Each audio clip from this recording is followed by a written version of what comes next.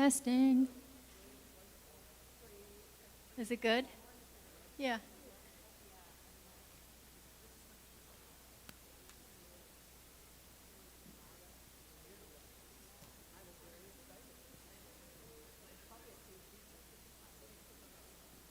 Okay, we're going to get started, everybody. So make your way this way. If I could have Lori Steckler. Where is she? Or Joanna? Dolores, could you go grab one of those? There's a brown gift bag back behind Natasha's desk. We forgot to draw our door prize last night, everybody. So I think we're going to do that right away to start. And then if whoever is not here today, we will get it for them. How about that? So we're going to wait for that to come up, and then we will get started. So, good morning. Welcome back to day 2. For you that made it your second day, we are so excited you're here. Thank you for coming to the 2026 CHI Health Domestic Abuse Summit. So we're going to draw that door prize. Dillers, do you want to pick a different drawer? Maybe Hal wants to draw for us. He's tall and, yeah. Hal, you're tall so we can put it up high so you can't see. Okay, so our first door prize. Josh Gow. Pick again. Okay.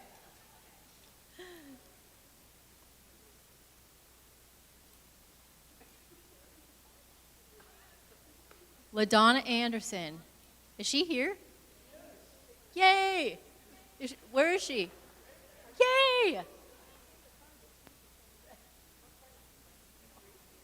Awesome. Congratulations, LaDonna.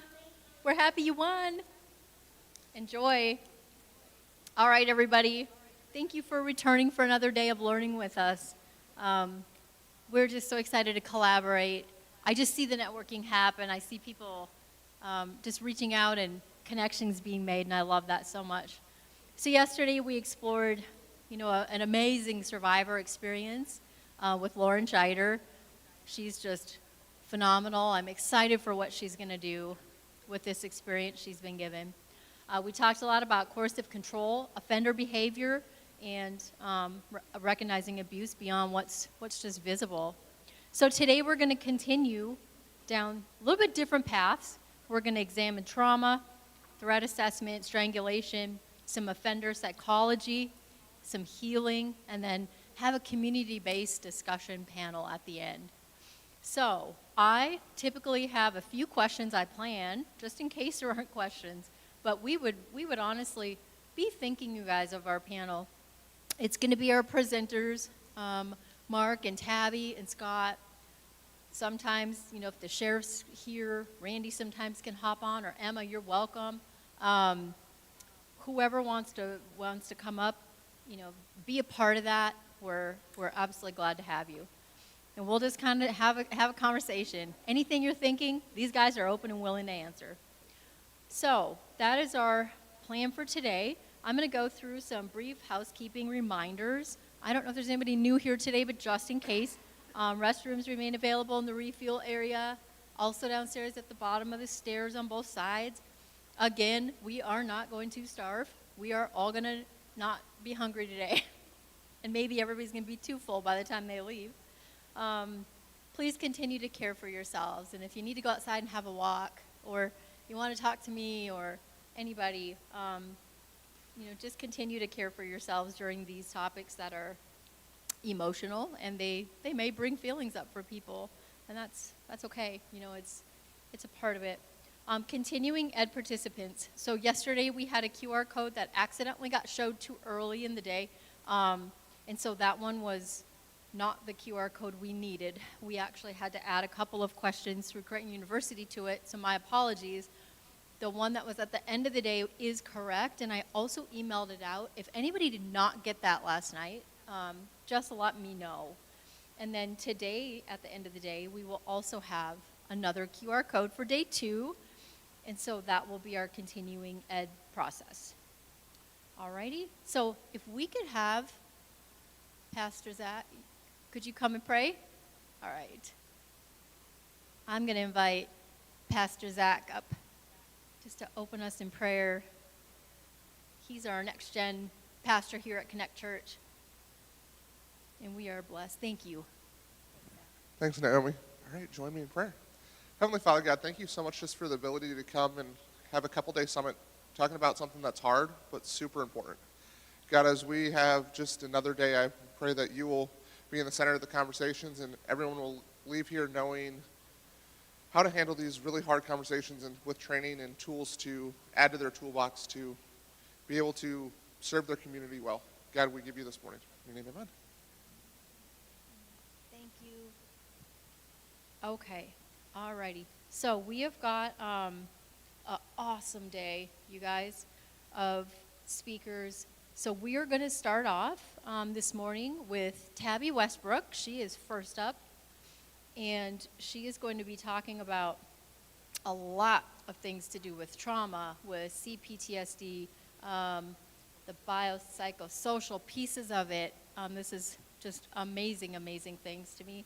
So we are going to welcome Tabby Westbrook to the stage, and she is going to take us from now through about 10:10 a.m., and then we'll have a break planned, okay? So here she is. Help me welcome Tabby.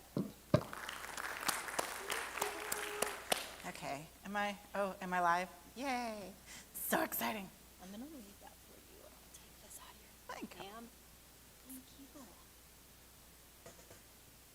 I'm gonna make sure the clicker's clicking. Yeah.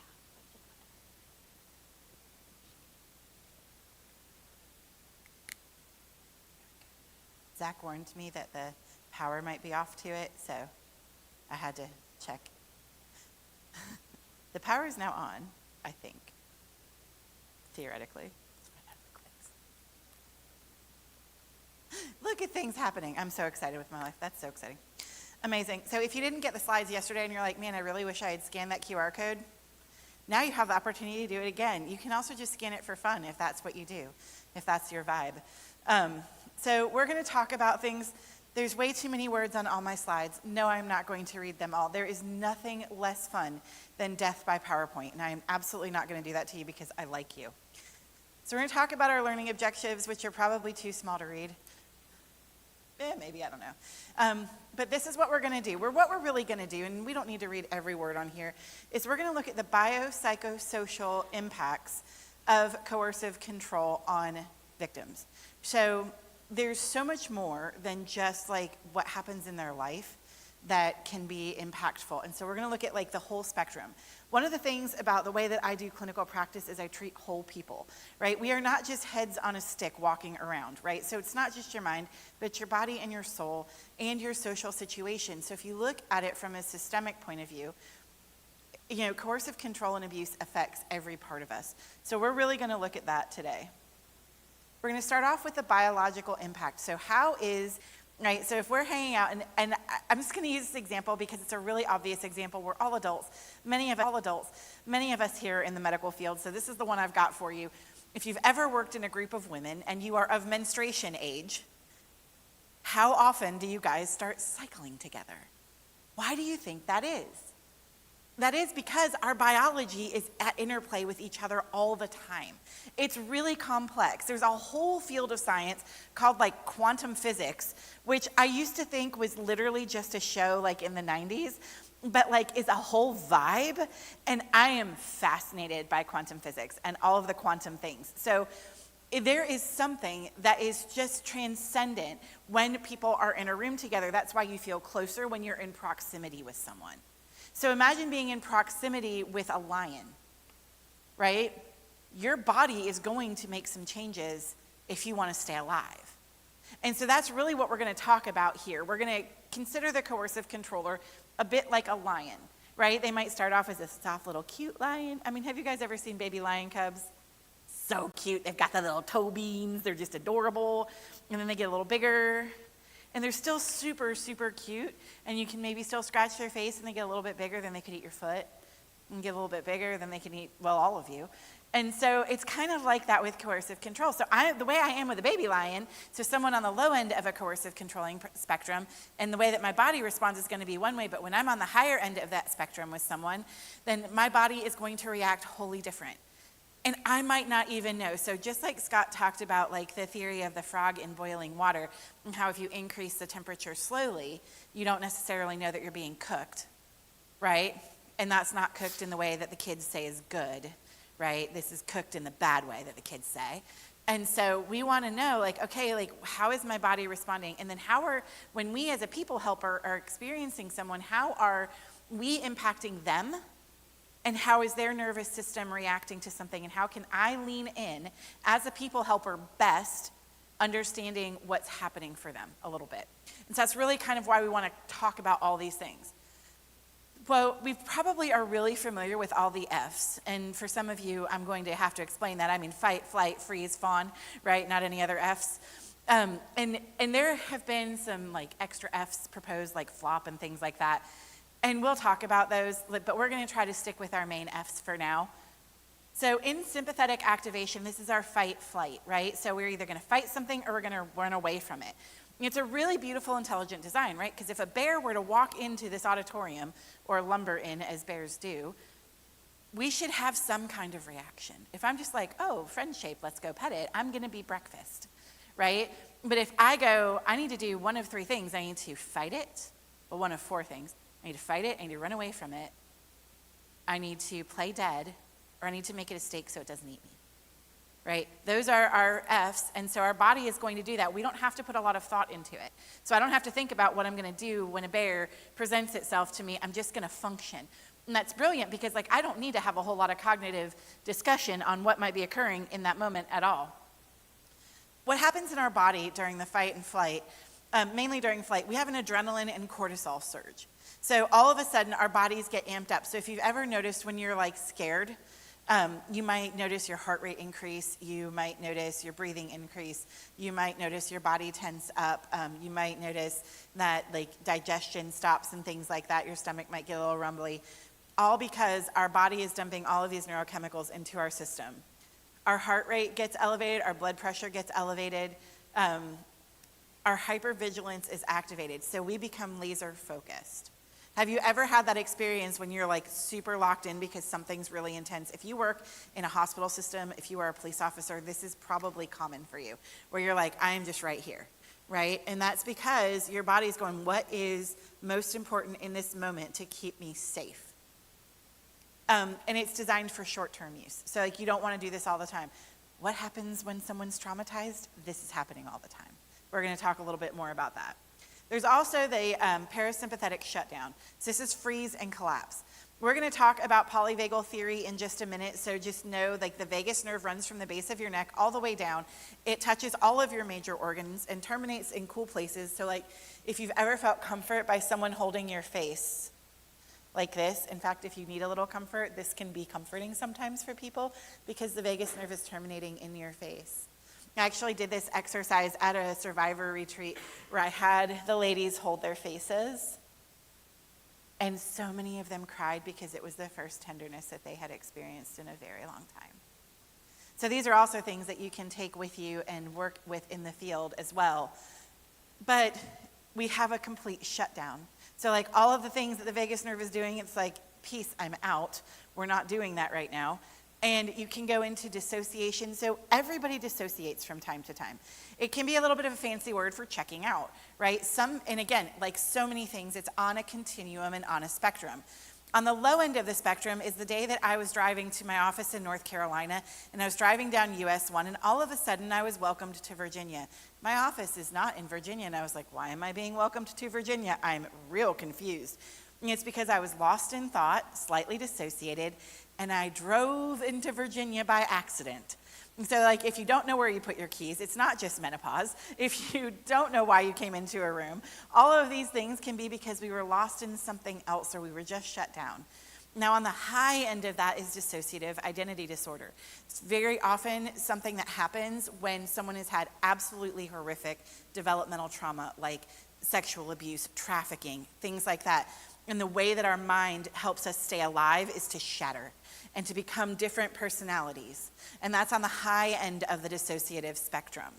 And you can also, if you've ever had a client come in, or if you've ever had someone answer a question of, what was your childhood like? And they're like, I don't remember my childhood. Like, anytime I get what I refer to as Swiss cheese memory, very often there is some harm in there somewhere, because our brains can shut it down so that, again, we can survive. We lock it up behind a closed door. So when people are like, why are you reporting this rape, this assault way down here? And it's like, well, I went to therapy and finally started to come to grips with the things that were wrong and to actually remember that. And it's not a manufactured memory at all. It's, hey, I'm now safe enough to actually experience this and talk about it and heal it. And so that's a really interesting thing, but that can get really tricky for survivors when they go to court, right? And that makes it hard to prosecute. Well, why did you wait 12 years, right? I think about the recent case of Cindy Clemshire in Dallas. She had been sexually abused at age 12 by a pastor. He finally went to jail for it literally last year. And, and there are things like, it's like, well, there are these pieces that were confusing. And it's like, why did it take so long to report? Well, there's a lot of reasons for that, right? And so it's some combination of these. There can be a functional freeze. Have you ever been working with someone and you're like, the lights are on, I am not sure someone is home, right? Where it's just like they're going through the motions, they're going through all of the things that they normally would in life, but they're not really there. They're not really fully present, right? That might be some of you right now when you're like, I'm really thinking about the fact I forgot to take the chicken out of the freezer for dinner. Oh, dang, what am I going to do? Right? And so you're functional, you're here with me, you're looking at me, but you might not really be with me. And that is the symptom of a functional freeze. And so imagine someone who comes to the door after, a domestic abuse call, and the police are talking to them, and they're like, well, she doesn't seem really upset. It doesn't seem super bad right now. And it could be like, I can talk to you, but I'm not really present in my body at all. Physiological immobility. I've had clients do this, where we will be talking through their trauma, we're working on something, or we're doing EMDR, we're brain spotting, something like that, and they literally collapse. It's called a dorsal vagal collapse. And I have several clients that are in this space, and I can kind of see it coming, because you're like, oh, we're going down. Here we go, right? So you're making sure they're sitting down and things like that. And there are ways that you can kind of keep it from happening, but these are things that, our bodies just do, because they're like, deuces, I'm out, I can't do this right now. And then fawn or appease responses. This is making that bear a steak. So if you are living with someone who is a coercive controller, and you're like, yeah, I don't want to make them mad. I don't know what the standard's going to be today. I'm going to walk on eggshells. I don't know which eggshells they even are, which is often how it is inside the home. Then it's like, I'm going to do whatever is going to make them happy to stay safe. And so you wonder, like, why are people doing things like making breakfast and acting as if things are normal and all of that, and it's to keep themselves safe. So it's a fawn response. Very often women will do this because we're a little bit habituated to it. One of my favorite podcast titles that I've ever done for my podcast is Nice Girls End Up in Trunks. And why is that? Is there anything wrong with being nice? Yes and no. There's a difference between nice and kind, right? And as women, we are very often habituated through society to be sweet. Right? Well, it's not, do you need help to your car? Right? Like, you're coming out of the store, you're by yourself, you've got all these groceries, and some dude comes up to me and he's like, can I help you? I don't really need help, but thank you so much. Oh, no, I've got this. There's a story about a woman where a man had come up to her. She was trying to get into her apartment complex in the city, and he was like, hey, let me help you. And she was like, no, I'm good. Oh, no, come on, let me help you. Don't you want help? No, I'm okay. Just to the door. She's already moved a boundary, right? Because she doesn't want to be mean. And I see this so many times in the counseling space where it's like, if I set this boundary, I don't want to hurt his feelings. I'm like, how's he feeling about your feelings? I have questions, right? But I don't want to be mean. And for women of faith, that's really hard, because anger has been, eradicated from some faith spaces if you're a woman. And so they are like, but I'm not even allowed to be mad. I don't know what to do with all of this stuff. And so it really becomes a difficult place. So instead of doing anything else, it's going to be like, let me just try to keep the peace. Let me just try to make it okay. And then once you're in that chronic state of coercive control and all of these things are happening, you're like living in the toxic soup, your autonomic nervous system never goes back to baseline. So we're meant to come up to meet the challenge and then to go back down and go into rest and digest. When you're in a coercively controlling environment, that doesn't happen. You're always in that heightened state, even if you cannot feel it.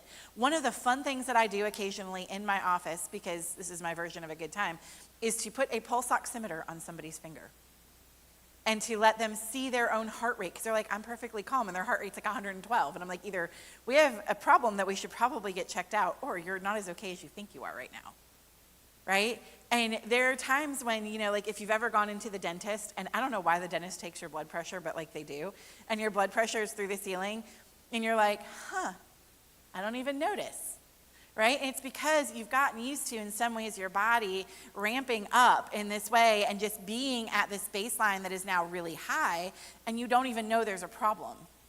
Your allostatic load accumulates, so like all of the layers and all of the stress on your system goes higher and higher and higher. And we know what inflammation does to a body, and it is not good things, right? I don't know if you listen to like modern medicine things these days, but we're talking a lot about the risks and problems with inflammation in our cells and in our bodies and how it damages our organs. And so as that load, you know, accumulates and our bodies are staying in that survival space, our organs can only do so much. You know, they're just going to be like, hey, like, this is not a good time. We don't love this. We're going to start telling you how much we don't love this. You also start to have problems with sleep. One of the most interesting things I ever did was at a survivor retreat, I did a group resource spot. So a resource spot is an area that you look at. We use your field of vision. We're going to talk a lot about treatment and stuff this afternoon, but it's a brain spotting method. And you use a place in your field of vision that is comforting to you, right? So we could all do that right now. We could do all kinds of different things. I might do it with you this afternoon. I'm probably going to do it with you this afternoon. Let's have some fun. But you do this and you find a pleasant place. I did this in a room of 119 women, standing room only. People were sitting on the floor. And women who had had fibromyalgia and had never had relief at all were able to find one resource spot on their body that felt pleasant or neutral. One woman fell asleep in the session, which I thought was fantastic. She was a little embarrassed. I was like, no, this is good. And she said to me the next day, I slept through the night for the first time in 25 years. What would it be like to never sleep well? What would it be like to not know if you're going to be woken up in the middle of the night, either being raped or being yelled at or being told you need to do something, or with gunshots going off because your partner went outside and killed your pets? I mean, I've heard all of these stories, right? So when your body is in there, like, how are you going to sleep well? And then when we don't sleep, what happens to our bodies? When we have high levels of inflammation, what happens to our bodies? Autoimmune disorders start to come up. The number of times I have had women come and sit across from me and have massively complex medical histories is super high. Some of them get better when they get through treatment, they get out of that relationship and that sort of thing. You know, it can help for sure not to be living in toxicity, but you know, their bodies are telling them something is wrong, right? Because we're able to shut our minds off and to say, it's not that bad, I just need to work harder, and your identity is being chipped away. But our bodies are truth tellers. Our bodies are always going to tell us the truth. And so when our bodies are like wilding out and stuff like that, it's good to go, hey, I wonder what's going on. But we don't know that, and there can be long-term organ damage in this space. So let's talk a little bit about polyvagal theory. Look, if you read medical journals, I do, you know, there's been some, polyvagal's been debunked. And it's like, no, it hasn't. Like, actually read through the article and not just the headlines. You know, really in polyvagal theory, like, I can tell you what I see in practice. I can tell you what other clinicians see in practice. And even if the words aren't exactly right, because it was developed by a dude named Stephen Porges. Stephen is brilliant. Dr. Porges is brilliant. He is about as dry as unbuttered toast if you listen to him present. Deb Dana, on the other hand, who has taken it and operationalized it for clinical use, she's buttered toast, and I appreciate that about her. So like looking at both of these things and how they play out is excellent, but if you look at how these things are presented, it's like, oh yeah, this makes a lot of sense. in how the system works. So we're going to talk about this in terms of a ladder, right? And so in here, we're going to say the safe and social is ventral vagal, and that's the top of your ladder, right? That's like, hey, we're doing good. We're able to connect with other people. We are curious. We're calm. And it is only accessible to us when the brain perceives safety. So if you have a history of church harm, and you walked into this church for this, you might already be feeling like, I might need to slide down that ladder a little bit. And it's not because you've been harmed in here. It's because a church somewhere has harmed you. And so you have not got perceived safety because of the building that we are sitting in, right?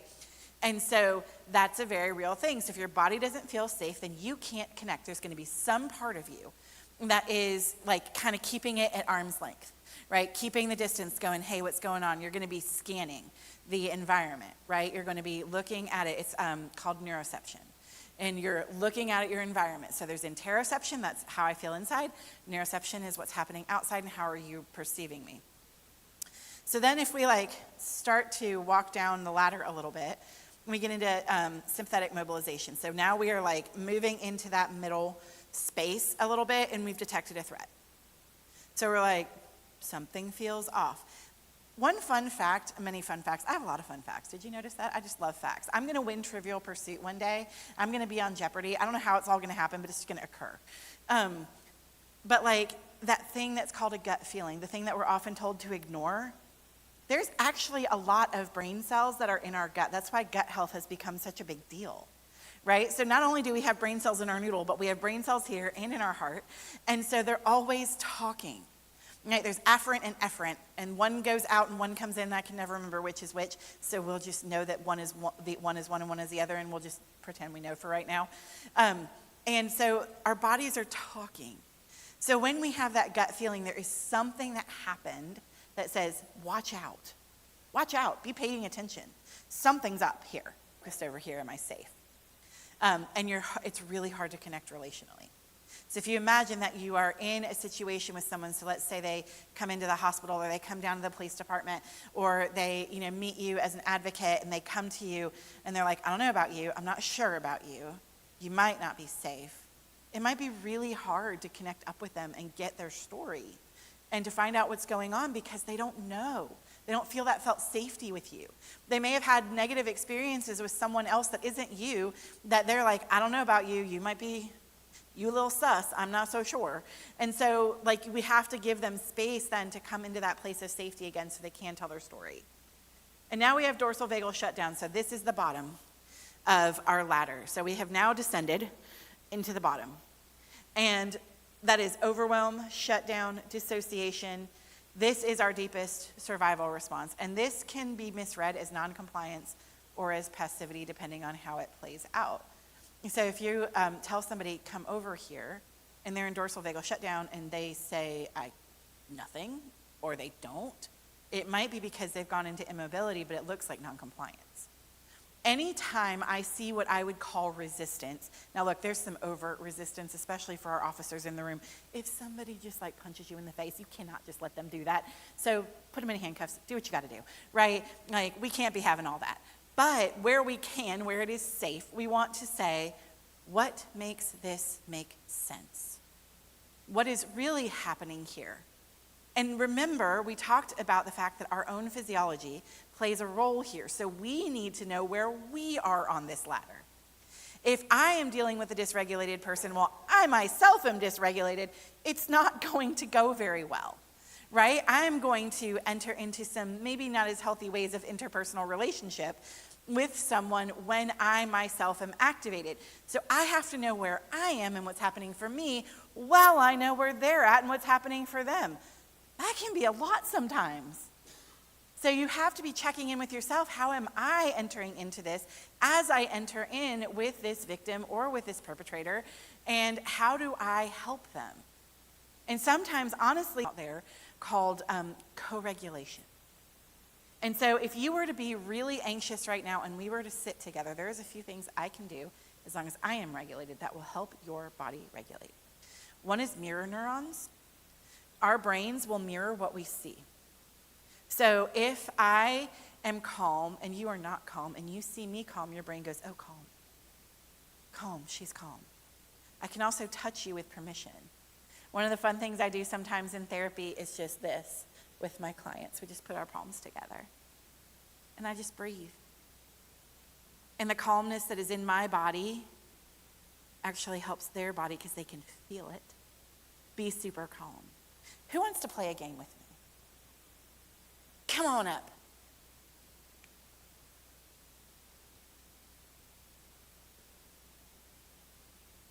I appreciate your willingness. Thank you very much.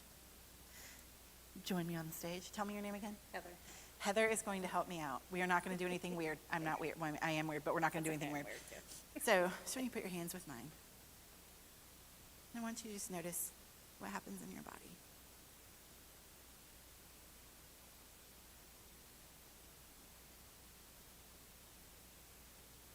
What are you noticing?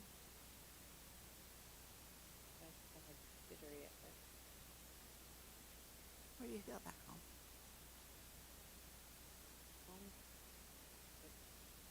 Mm-hmm.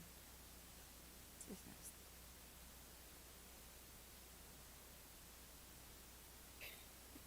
What just happened? Zap in your hand and mine. Uh-huh. When you're ready, you can let go. How do you feel? Good. Yeah, thank you.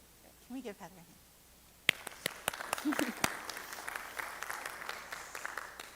That was a super short intervention. And I don't know if you could hear her, but she said she felt a little anxious and when we started, and then she started to feel more calm. And she was able to tell which parts of her body felt more anxious and which parts felt more calm. And so all I did was just notice my own physiology, make sure that I felt grounded. That was it. And she noticed a little energy pass between us, which is really fun. And so that is something that you can do. You didn't need any special equipment for that. I didn't need any extra tools. I just used my hands, right? And you can do this with kids.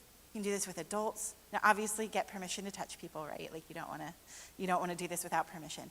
But if you're regulated, then you can help someone else regulate, and you can help them come back up that ladder toward the top so that they can enter into that social place. And if you don't have our system online, we aren't going to get very far in being able to help the survivor, right? And depending on your role, you're going to have a limited amount of time to get someone's system into a safe place with you. So it may take repeated contacts. It may take, referring them to appropriate services, things like that to help folks kind of come into themselves. This is where, particularly for law enforcement, I've seen an increase in sending out social workers and mental health professionals and stuff like that. And that is because they can help and they're seen as safer sometimes than maybe an officer coming into your home. And so they can help regulate the situation, which then gives our officers the opportunity to get more information, to get the information that they need from the legal perspective to take action on a case. And so that can be really helpful. And I'm seeing more and more of that. I'm seeing there's in our area where our North Carolina office is, there's CIT officers who are trained in mental health, and so they can do some of those things. So there's just some really cool things out there that can help you when you're in the moment with someone.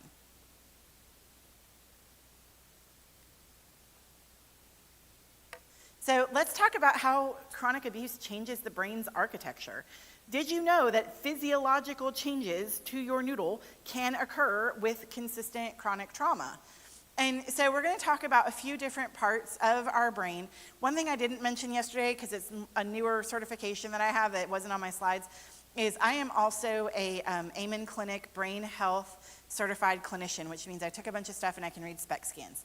It's really cool. Learned a lot about the brain and how it functions. But our amygdala, which is kind of in the back, so we're going to just kind of bifurcate our brain into two parts. Thinky part, feely part. Okay? So we have our prefrontal cortex where all of our cognition and thinking and executive function, all of that's up here. And then all of our feelies is kind of back and underneath back here, and then our brainstem does its whole own thing. Our cerebellum's got a lot going on. But our amygdala becomes hyperactive and enlarged. This is your threat detection system. So if you're always feeling like you're under threat, it is getting a workout. What do muscles do when they work out? They get bigger. And so think about it that way. So even in safety, they just stay on high alert. One of the things that's really interesting, if you've ever seen anyone habituated to chaos, have you seen Chaos Gremlins? Where they're just like, you're like, you are bringing some of this on yourself. Oh my goodness.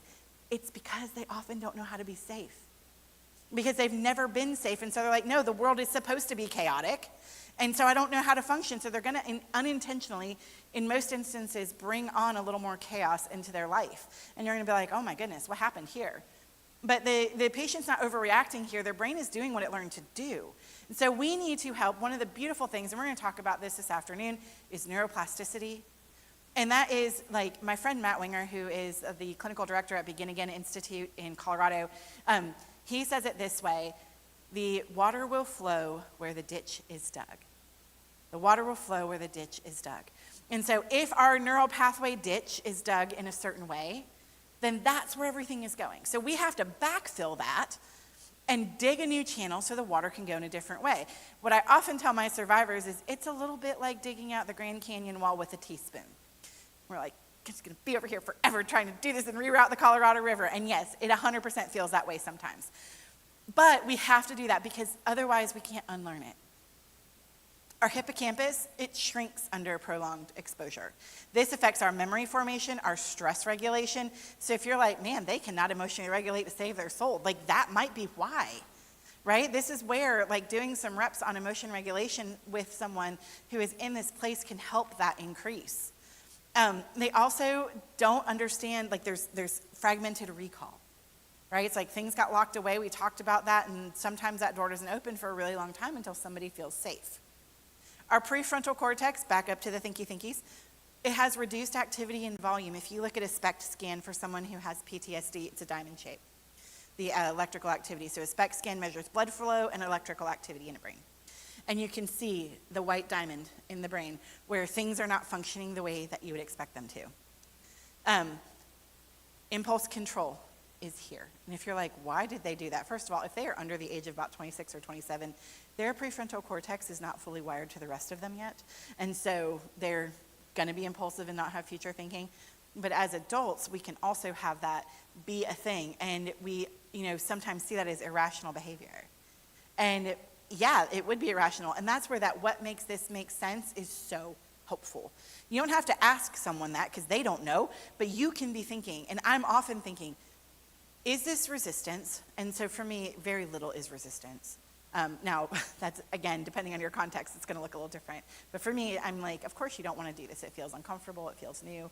It feels confusing. I'm activating all of your stuff as we kind of work through some things, so it makes sense to me. So I'm always looking at what makes this make sense. And so when you're working with a survivor, you want to really kind of dive into that and go, I wonder what I don't know here. How can I be curious? And I am a big fan of curiosity in working with people.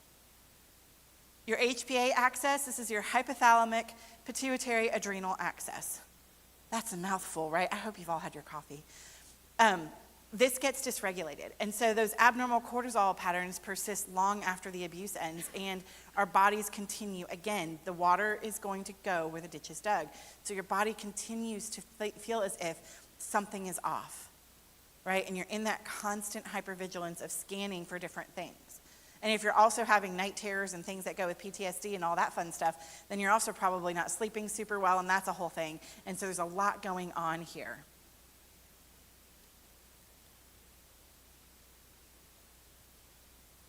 Sometimes it likes to change the slide, sometimes it doesn't. Oh, wrong way. There we go. So let's look at some of our other systems. Cardiovascular. We already talked about increased blood pressure. We talked about heart disease risk, tachycardia, chronic inflammation. Again, we know chronic inflammation is terrible for all of our body systems. They're just really rough. Our immune system, we are susceptible to increased infection. So also, if someone gets a wound, then it can impact wound care and wound healing and things like that. Autoimmune disorders, elevated inflammatory markers. So you're going to see inflammation problems kind of across the board here. Your endocrine system, we already talked about the HPA axis dysregulation, it not working the way that it should. Thyroid disruption, cortisol abnormalities, and reproductive hormone impacts. So we can see a lot of problems with carrying pregnancies to term. We can see a lot of things. I am a survivor myself, and I had, I just had the word and then it went away. preeclampsia. I think it's called something else now. I don't remember. But like, you know, it was a bad scene. My son ended up being born early because of it. And I was actively in a coercively controlling relationship at the time. You want to know what I thought about that? It wasn't, oh gosh, I believe my coercively controlling relationship is impacting my pregnancy. It was, I'm broken. I'm a terrible mother. I'm going to kill my child. Whew. So that's what's happening in your brain and how you're trying to make sense of what your body is doing. See things present across systems.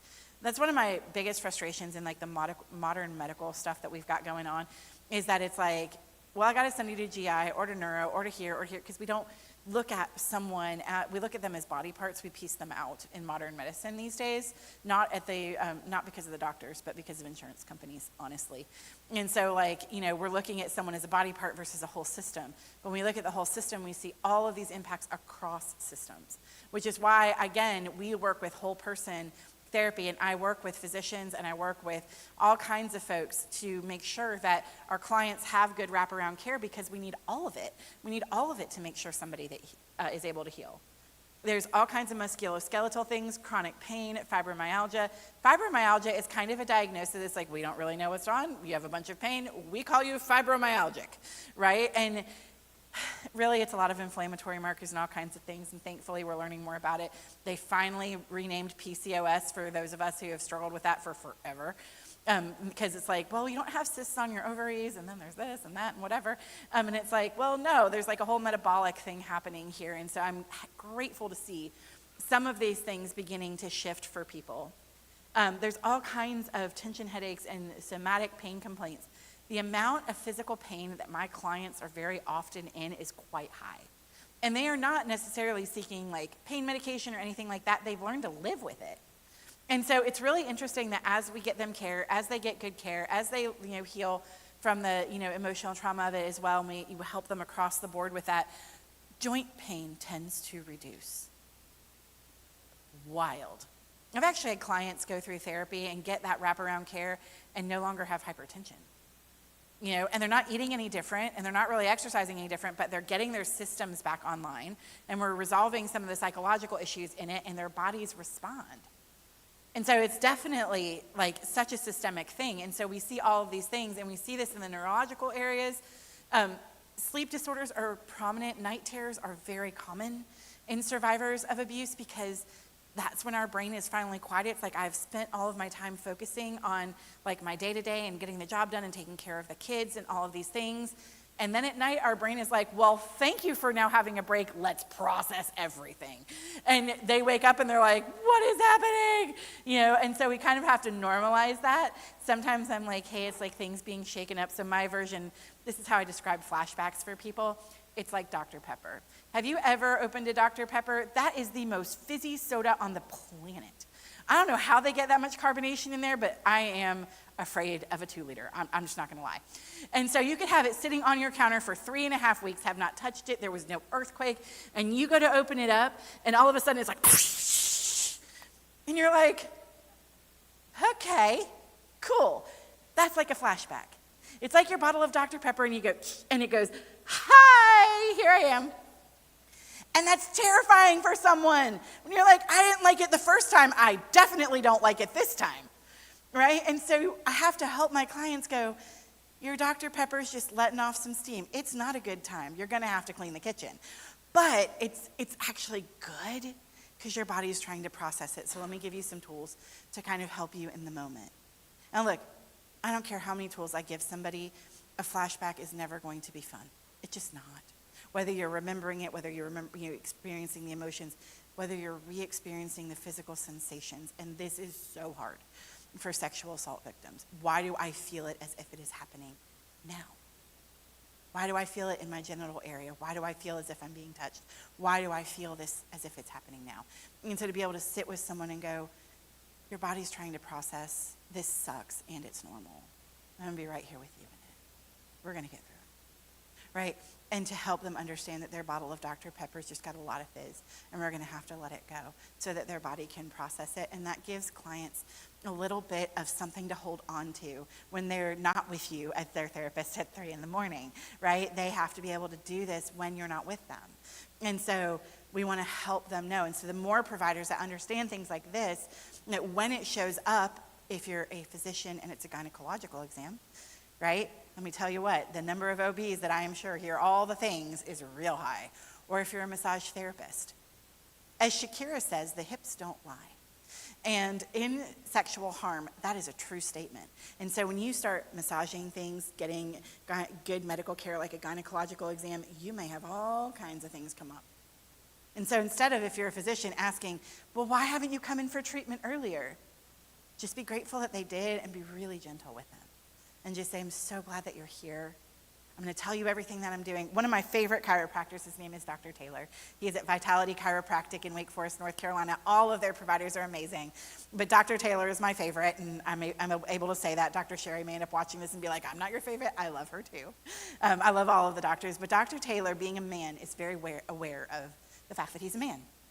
And so every time I go in for an adjustment, which I do often when I'm in North Carolina, he tells me exactly what he's going to do. Not in a domineering way, not in an ugly way, not in anything like that, but he says, hey, we're going to adjust your hips. I'm going to put my hand right here and I'm going to put pressure. I'm going to have you lay your leg down. Gives me every step of the way. And that makes my body feel safe. You know what it doesn't do during an adjustment? Tense up, right? It's able to relax. So it serves the purpose of him being able to adjust me, and it serves the purpose of me being able to feel safe. And little things like that, and it's always interesting to me when people say, well, I don't have time to say that. I actually went to a presentation where they did not the bang-up job on addressing sex in the church, and I was told by the presenter when I questioned, like, hey, you didn't talk about sexual harm. Well, I didn't really have time to say that. It is an hour-long presentation. So I went and did a podcast on it, and it took me exactly 3 seconds to make some caveats. You've got 3 seconds. You've got 10 seconds. You might even have a whole 60 seconds. It is okay to lean in, and it won't take you that much longer. And you're going to end up with so much better outcomes when we can do that with each other. You know, and think about it. It's always very helpful. If it were me in this position, how would I feel? How would I feel if it was my daughter, if it was my son? How would I feel? How would I want them to be approached? And that helps me make sure that I approach people in that way. We're going to talk very briefly here about non-fatal strangulation. You're going to get more than you may have ever wanted on strangulation later today. But I always want to take this from the clinical perspective, from the therapy perspective. Non-fatal strangulation is one of the highest risk predictors of homicide. As we talked about, it is the number one lethality indicator. And up to 50% of survivors show no visible external injuries, and if you are a person of color, that is even more likely because bruises don't show up if they're there as easily. Like, honestly, I could think about getting bruised and I'm going to be black and blue because I am just Casper here. I'm like super pale, but there are so many other people who it would not be as noticeable on. Also, crafty abusers know how to hurt you without leaving marks. Like, that's a whole thing. Neurological consequences, you can have a really big increase in stroke. You can have a traumatic brain injury without, because oxygen is necessary, and so you don't necessarily have to even have like a whack to the head, although that often happens in strangulation. There can be all kinds of problems with memory and cognition and being impaired, and I've seen this a lot in my clients. There are certain therapies that are better for people with a traumatic brain injury, but if you're not asking the question, then you don't know. And so there are things that like hyperbaric oxygen that you can pair up with different things, all kinds of different things. Even like when someone's been traumatized, playing Tetris can help your brain. Did you know that? If you're like, I'm an avid Tetris player, well, thank God, right? Like that can actually keep people from getting PTSD if you play it soon enough after a traumatic experience. And then you can have seizures. And again, all of this can be delayed onset. And I know that Scott and Mark are going to talk way more about this stuff. I believe Scott's going to cover it quite extensively, so I don't want to go too deep. Obviously, there's going to be vascular issues. We saw the strangulation diagram, which is one of my favorites, in Mark's presentation yesterday, where you can see like what happens with the petechiae and all of those things, internal hemorrhages, swallowing, changes to the voice, all of that stuff. And some of it might be imperceptible, right, to someone who doesn't know this person well. I'm going to camp for a little bit longer on the psychological impact of it. Acute PTSD from a near-death experience. If you know that your partner just tried to unalive you, that's going to feel traumatic, right? I don't know anybody that has gotten into a relationship and said, I would really love it if this went south and we had a domestic abuse and coercive control situation. I was thinking white picket fence, 2.5 kids, a dog, a cat, whatever it is. I really actually would love for it to explode. Nobody says that. Nobody ever goes into it saying that, right? You always hope for the happy ending, so this can be profoundly dysregulating. My partner just tried to kill me and then said, really, no, it was just for their own sexual gratification or whatever excuse. Or they say nothing at all, right? Like, how many of you have seen those families with everything swept under the rug so big, you're like, there's a mountain in your living room, right? And so it's just never spoken of again. And what are they supposed to do? They can't bring it up. Increased in suicidal ideation. If they're going to kill me, maybe I'll just take myself out first. I cannot tell you how many survivors have contemplated suicide, some of them attempting it, because they're like, I can't get out, and the only way is death. What a heavy burden. My kids really would be better off without me. I am terrible, right? Like, he even tried to kill me. Like, that is something that happens often. Once something like that happens, and I'm pretty sure it was said yesterday, I can't remember if it was Scott or Mark, that once that happens, they're like, and I better comply. I better not make another wave, right? And so they fold themselves into a human pretzel even more and push away any more of their identity, anything that makes them them, so that they're not upsetting to their partner. And then some of the questions that you can ask if you're just with somebody, and I feel like there'll probably be more on this later, but has anyone ever grabbed you and squeezed your neck? Has anybody ever put their body against you? And have you ever like had trouble breathing during, anything that's been happening? Those are things that that you can just kind of ask, because like most people aren't going to come. Like we talked yesterday, a lot of people call it choking. They're not going to come to you and be like, hi, my partner attempted to strangle me. Here's all the data. They're going to be like, holy crap, this is really scary, right? Like their whole fight-flight system, they may be all the way in the dorsal vagal shutdown, all of those things, right? So we have to help them get through all of these things.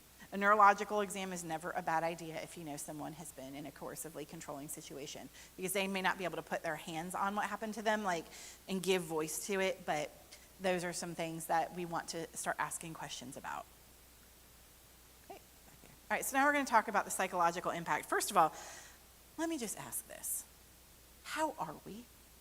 This is heavy. I'm just going to invite you real quick before we dive into some more of this depth to just, if you're comfortable, take a big deep breath in through your nose and out through your mouth.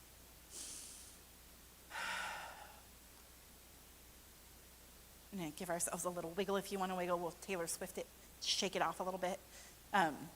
Anytime you need to do that, do that. Again, this is heavy stuff, right?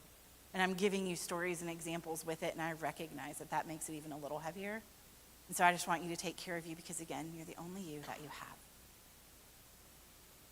All right, so if you distilled down the entire Diagnostic and Statistical Manual of Mental Disorders, version 5, text revised, so DSM-5 text, DSM-5-TR, this thing is this big. It's really great for using as a self-defense weapon and also for killing large bugs that you don't want to hear the crunch of. Not that I would know. But if we actually looked at it through the lens of trauma, it would be a pamphlet.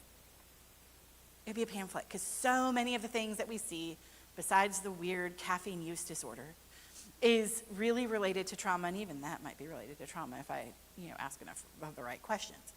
But the hallmarks of post-traumatic stress disorder: re-experiencing the trauma, intrusions, flashbacks, which we talked about, avoiding trauma reminders. So like if someone's like, I don't want to drive past that.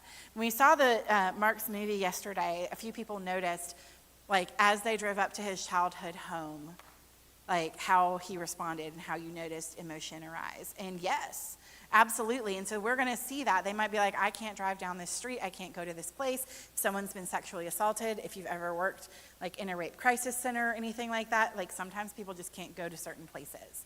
And that is because it is a trauma reminder and they don't want to go there. Negative cognitions is the stuff you believe about yourself. So you don't believe good things about yourself is what this is saying. and changes to your mood. So you might have been like a happy, bubbly person, and then after a traumatic set of experiences, you're not that person anymore. Lauren talked yesterday about her story, how her shoulders were slumped, and how she was no longer herself. She wasn't her joyous self anymore because of the abuse that she was experiencing. We're going to have that hyperarousal, right, both physiologically and emotionally. We're going to have hypervigilance, which means we're going to be looking around to make sure bad things aren't happening. I was asked this question recently, and I love it, so I'm just going to tell you what it was, and that is, what is the difference between hypervigilance and discernment? And I thought, that is such a good question. And it came from a survivor in a Zoom meeting that I was on. And I said, very little. It's context and whether or not you're actually safe. Physiologically speaking, they can feel the same. And hypervigilance, again, isn't a bad thing. It was an adaptive thing to keep you safe, right? So do we want to do it all the time? No. But do we understand how we got there? Yes. And so when we look at that and we go, something in me is getting kicked up, it might be because you are not safe or your body is picking up on something, and it's a good opportunity to get curious and ask a question, right? And sometimes we should be hypervigilant. If I am walking around in Central Park in New York City by myself at night, I should probably be a little noticeable. I shouldn't just be in my phone, right? I should be like paying attention. I might call that hypervigilant, right? Because I don't want to get mugged. So it's not a bad thing, right? And sometimes our bodies are telling us something. So the difference between being discerning and hypervigilant isn't a long path. We just want to ask some questions to know where we're at in it. We also can be triggered by specific identifiable events, right? So if I were to be standing here and I've got a little PTSD going on and somebody slams a door, I might jump. Right? I worked with a client, she was like, every time I hear a car pull up outside my house, I just come unglued. And it's because every time her estranged spouse would come home, it was unsafe. And so someone pulling up in her driveway became a trigger response for her, because she was just like, I gotta be safe, right? So you're gonna be able to find some of that. Now we're gonna look at complex PTSD. Should this be in the DSM? Yes. Is it? No. Why? I don't know. You'll have to ask the APA. It is in the ICD-11, though, which is what all of Earth uses except apparently the United States. And it has all of the PTSD symptoms plus profound disturbances in self-organization. That's your identity. Profound disturbances in who you are as a person, like you just don't know. Emotion dysregulation that can be intense and rapid. This is how survivors get misdiagnosed with borderline personality disorder. Because borderline personality disorder, if I had to distill it down to a single diagnostic criteria, is I love you, I hate you, right? One moment I love you, the next moment I hate you, right? And so when you are very emotionally dysregulated because of complex trauma, it can present as if you may have a personality disorder or a high-ticket mood disorder like bipolar, right?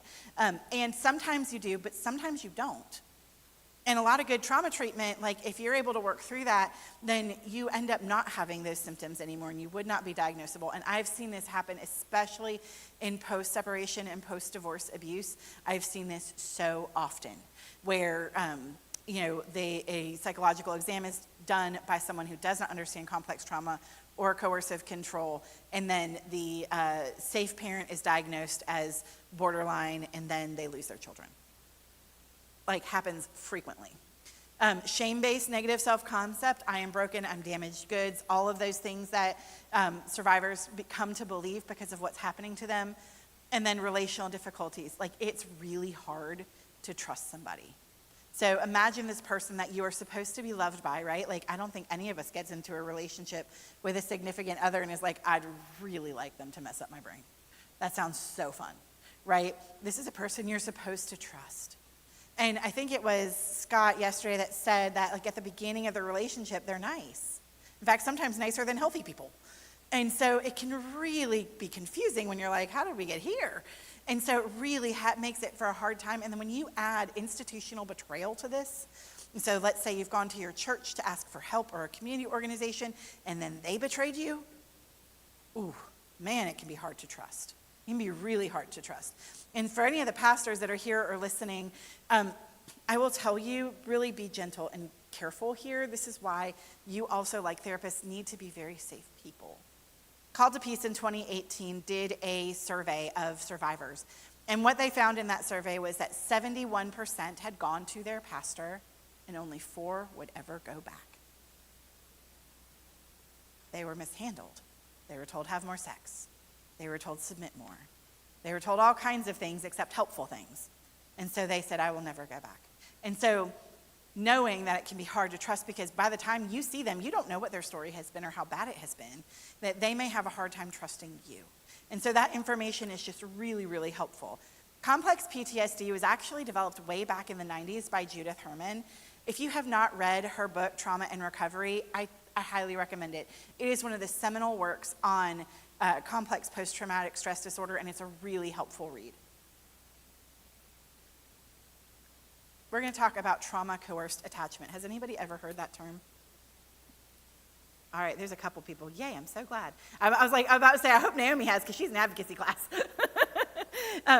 Trauma-coerced attachment develops through intermittent reinforcement. So we're going to talk a little bit about behavioral sciences here.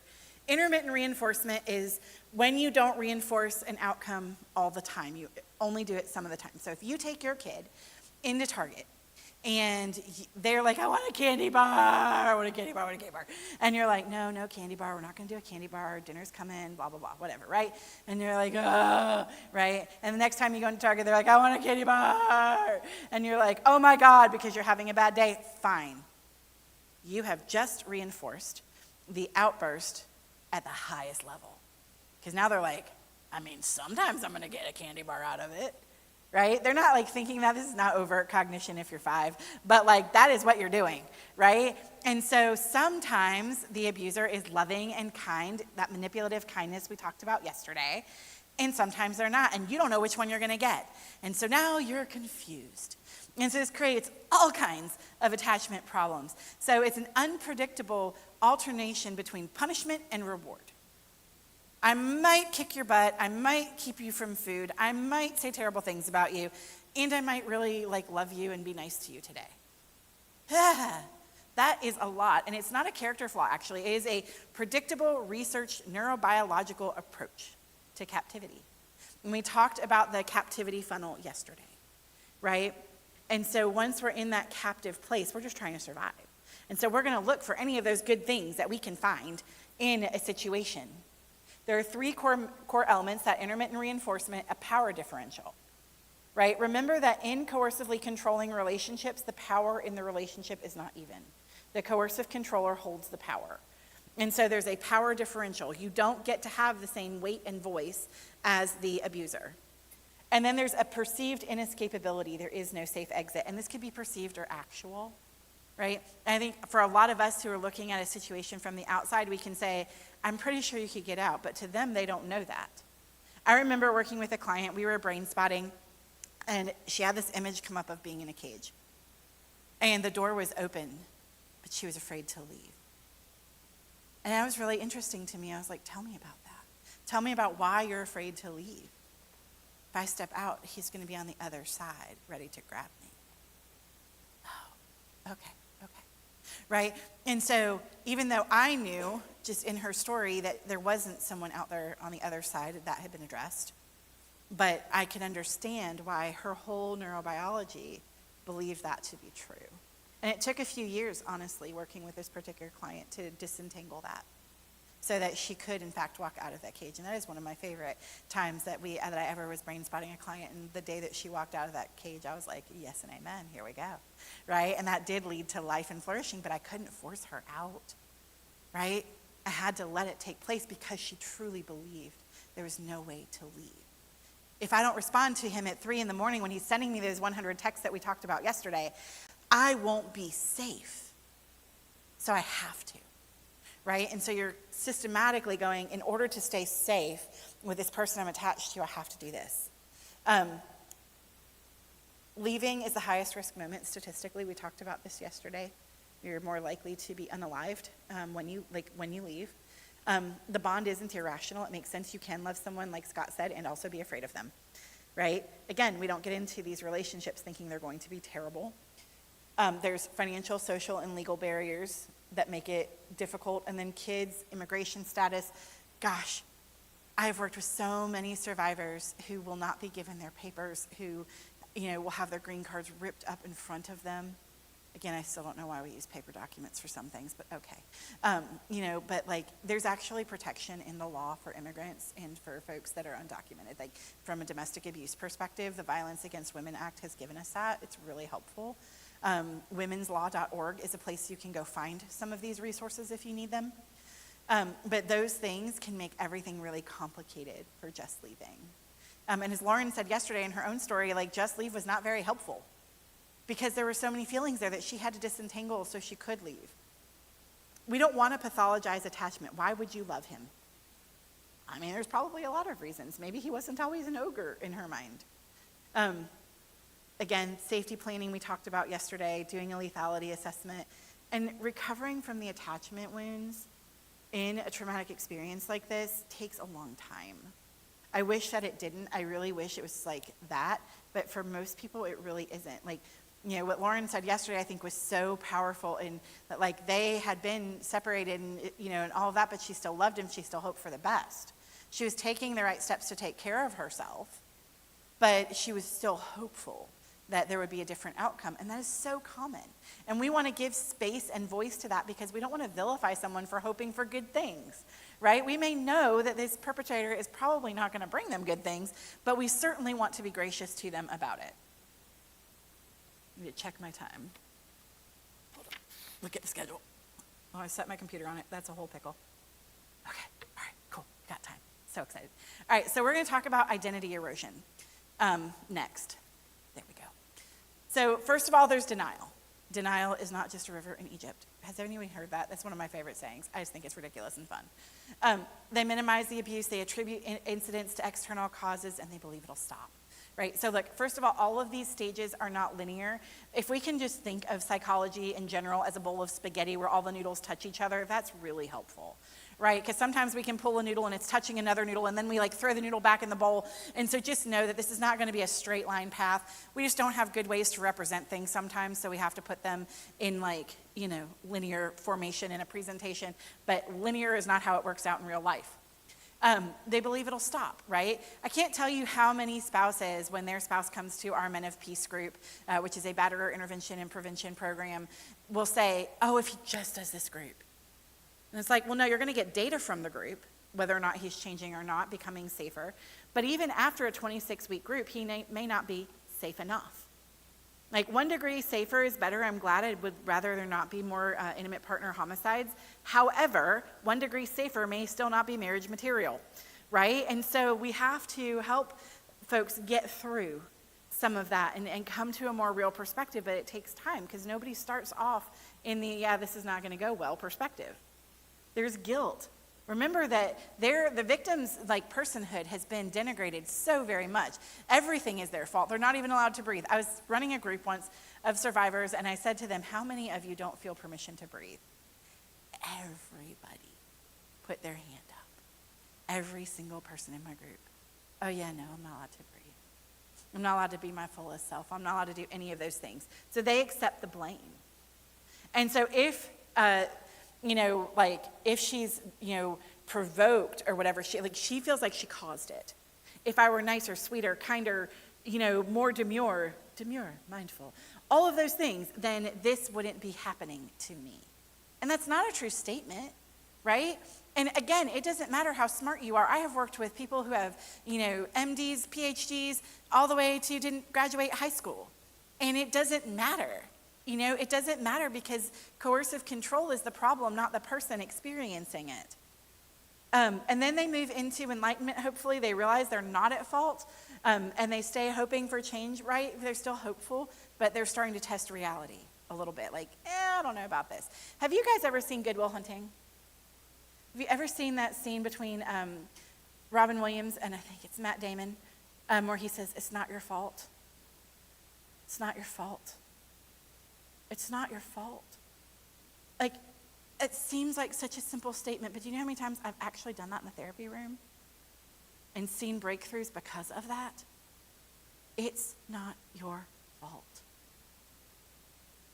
It's not your fault. And so when someone's able to get there and go, maybe it's not my fault, they're able to start shifting and expanding, right? Remember, captivity is a narrow funnel, and so we're bringing them back out this way, right? We're bringing them back up the polyvagal ladder, and we're giving them some expansion. And then responsibility. They accept that the abuse isn't going to stop because maybe this person's not changing, and they start to prioritize safety and self-reclamation. You know, and again, we can go in and out of this. You might start safety and reclamation, and then it doesn't go well, and then you like back up a couple steps because you're afraid, and all of that. So we have to be really open to the variability of change in that.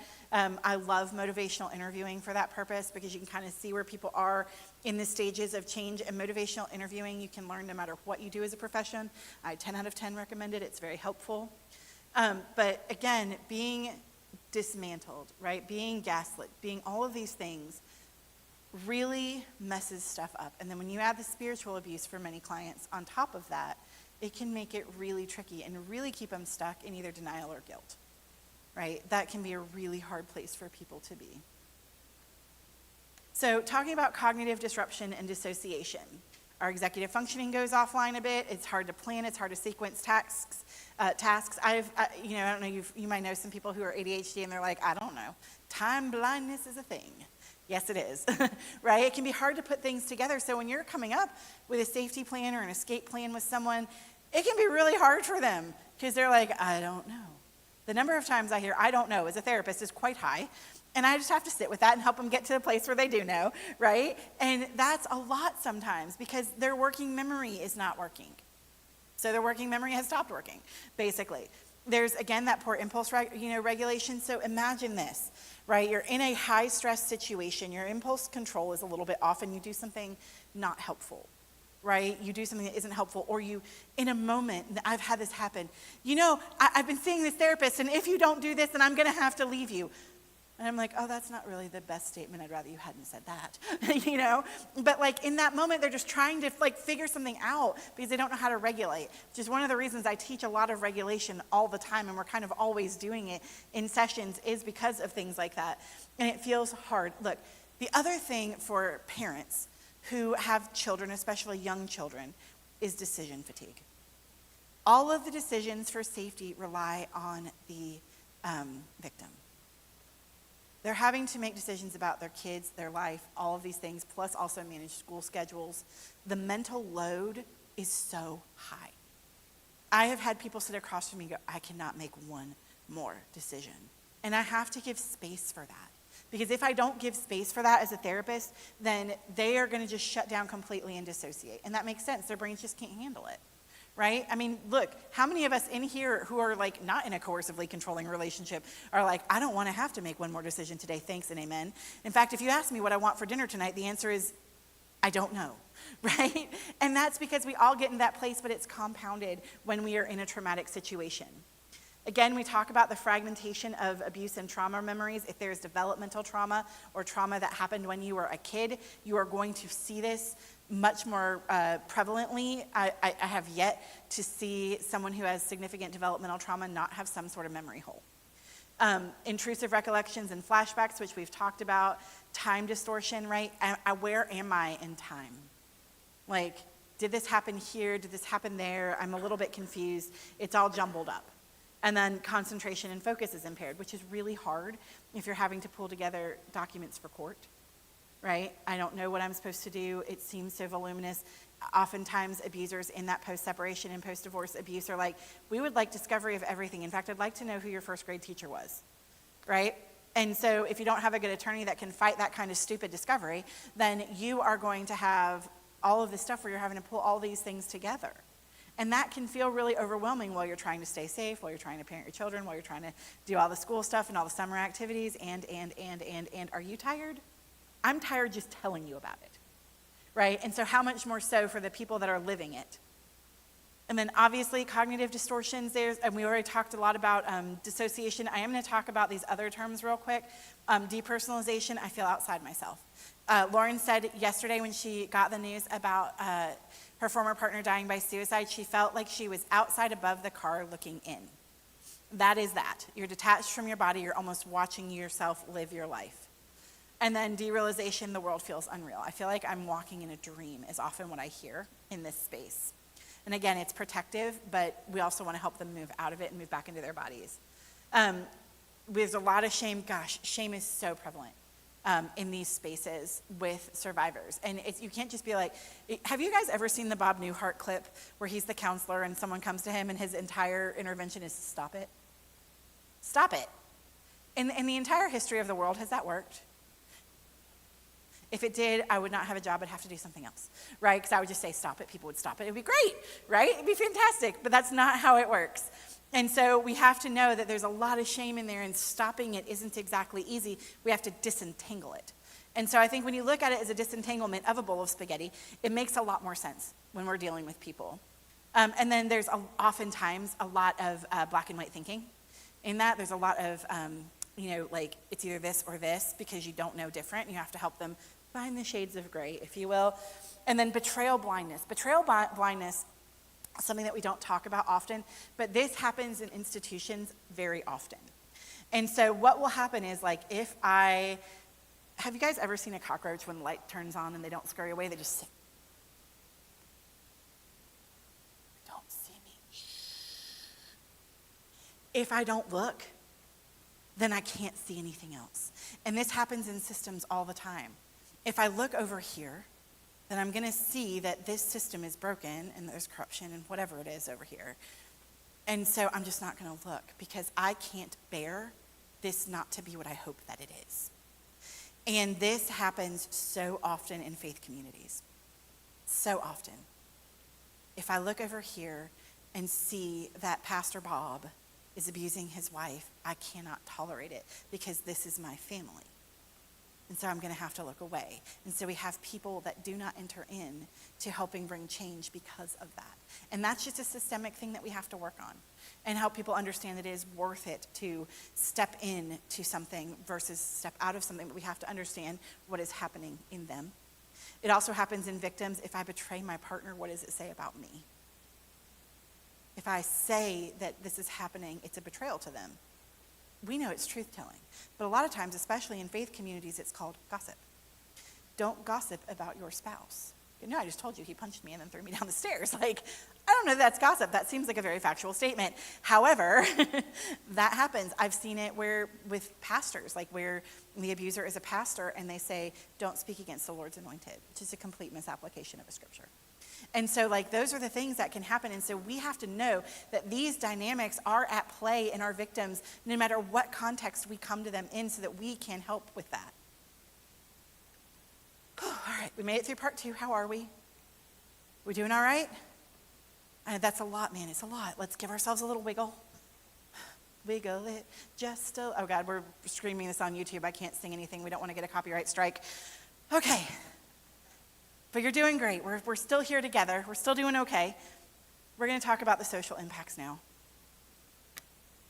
Isolation. Lauren talked about isolation yesterday in her own story. I've seen such extreme isolation.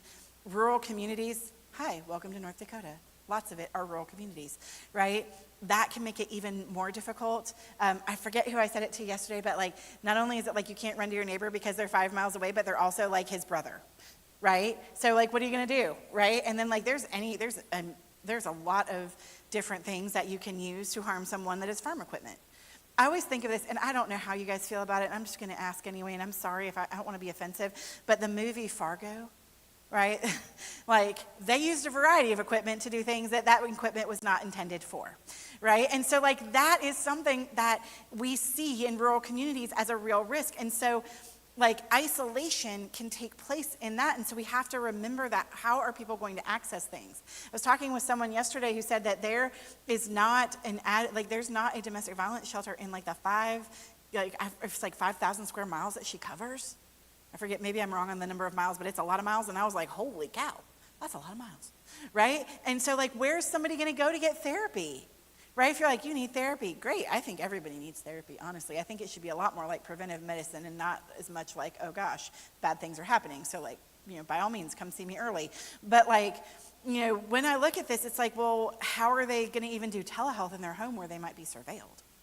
What are some alternatives that we can give somebody to help them out? And so we have to understand what happens with isolation, and also culturally, right? I work a lot with plain communities, so Anabaptist, German Baptist, Amish, Mennonite, and access can be really tough, especially for the Amish, because they don't have phones and electricity, so you have to kind of go to the central phone, in a location that might be on a telephone pole or at somebody's house or whatever.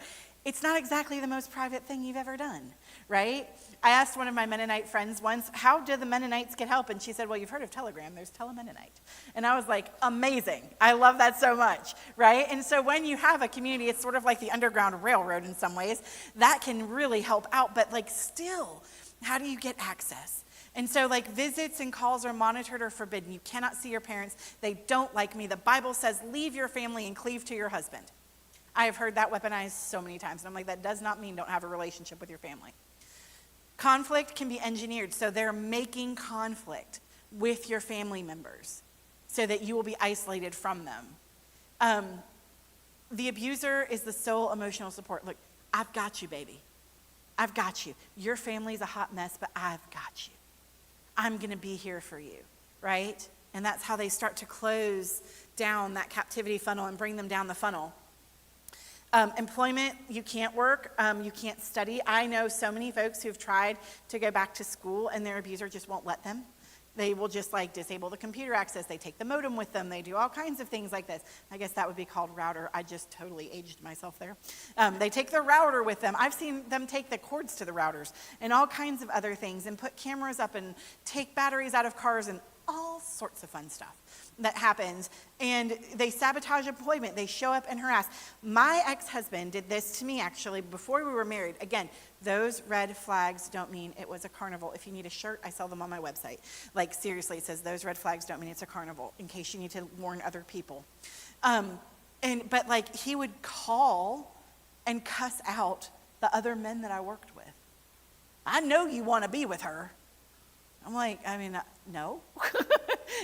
Right? But that would happen. I remember once I was on a business trip and I had dinner with a male colleague because free food, hey, and so we happened to be at a restaurant and we sat on the pier because we were on the ocean. It was pretty. And he was like, what do you mean you were sitting on a pier?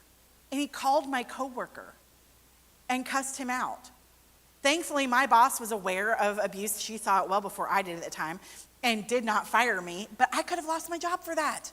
That would have been terrible. Credentials and advancement being blocked, deleting emails, all kinds of things, ripping up mail. Yes, that's a federal offense. No, that doesn't always stop people, right? If you're going to crime, you're not real worried about whether or not it's legal. You crime anyway. And so those are things, right? And is she going to go, he's ripping up my mail? She's probably not going to think she's allowed to. In the faith community, we've talked about this, spiritual abuse, misusing religious texts to mandate submission or subjugation. Just in case you were wondering, the Bible uses the word submission, not the word subjugation, and they are not the same thing. So if you ever come up to a survivor and you're like, there are a lot of scriptures and I don't know them, reach out to me. I do consultations around this stuff. I will walk you through it so that you can help the person. Shame, again, if this is your family, you feel like it's your fault, you don't want to let other people know what's happening for you. And then forgiveness. Well, you have to just forgive and forget. That is not forgiveness, first of all.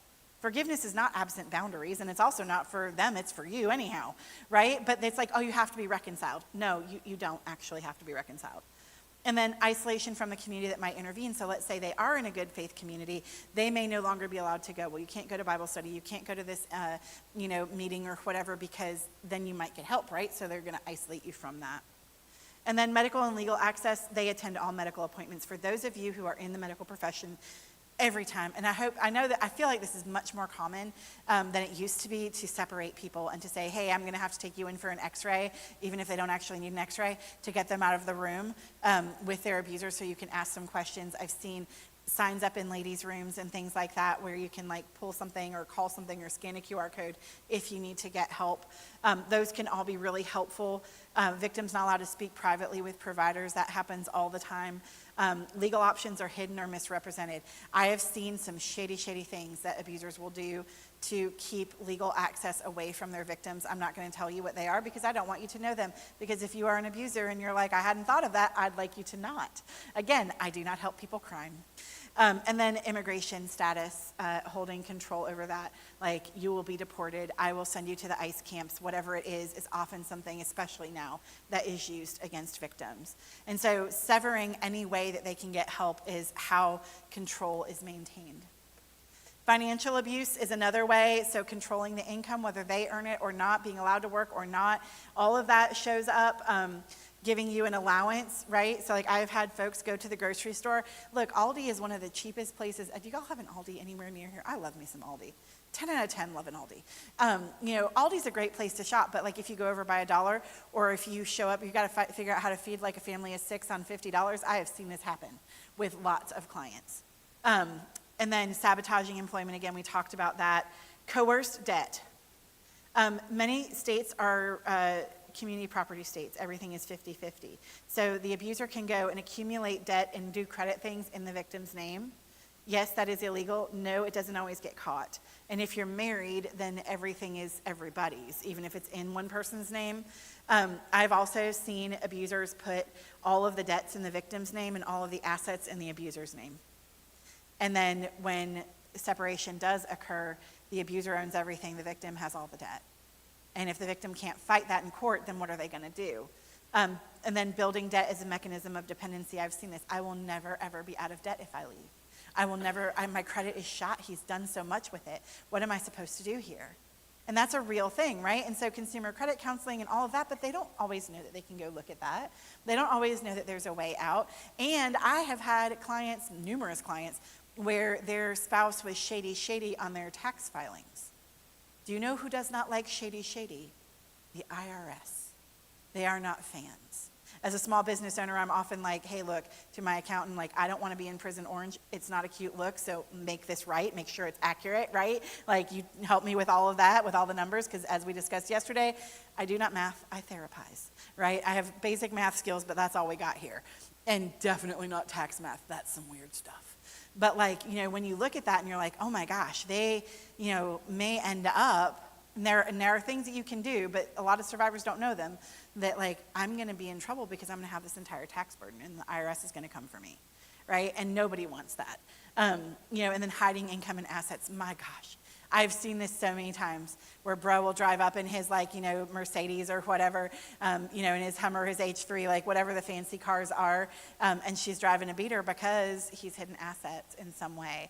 And so he's fine. But then he'll go into court and be like, as we talked about yesterday in the post-separation and post-divorce abuse, like, I ain't got no money. And nothing's in his name, so technically that's true. But maybe it's in his new wife's name or his mom's name or some other thing. And so there's, no access. And so it looks like that. And unless you can hire a forensic accountant, who are not cheap, then you may not be able to find hidden assets. So we need to know this stuff because we need to know what resources are out there for people so that we can help them find them. And we also want to understand that the economic stuff does make it a lot harder to leave, especially if you have kids. Right? This is why you'll hear a lot of people say, I got to stay till the kids are out of the house. Because if I leave any earlier, there's no way to do this. I might have to end up paying child support.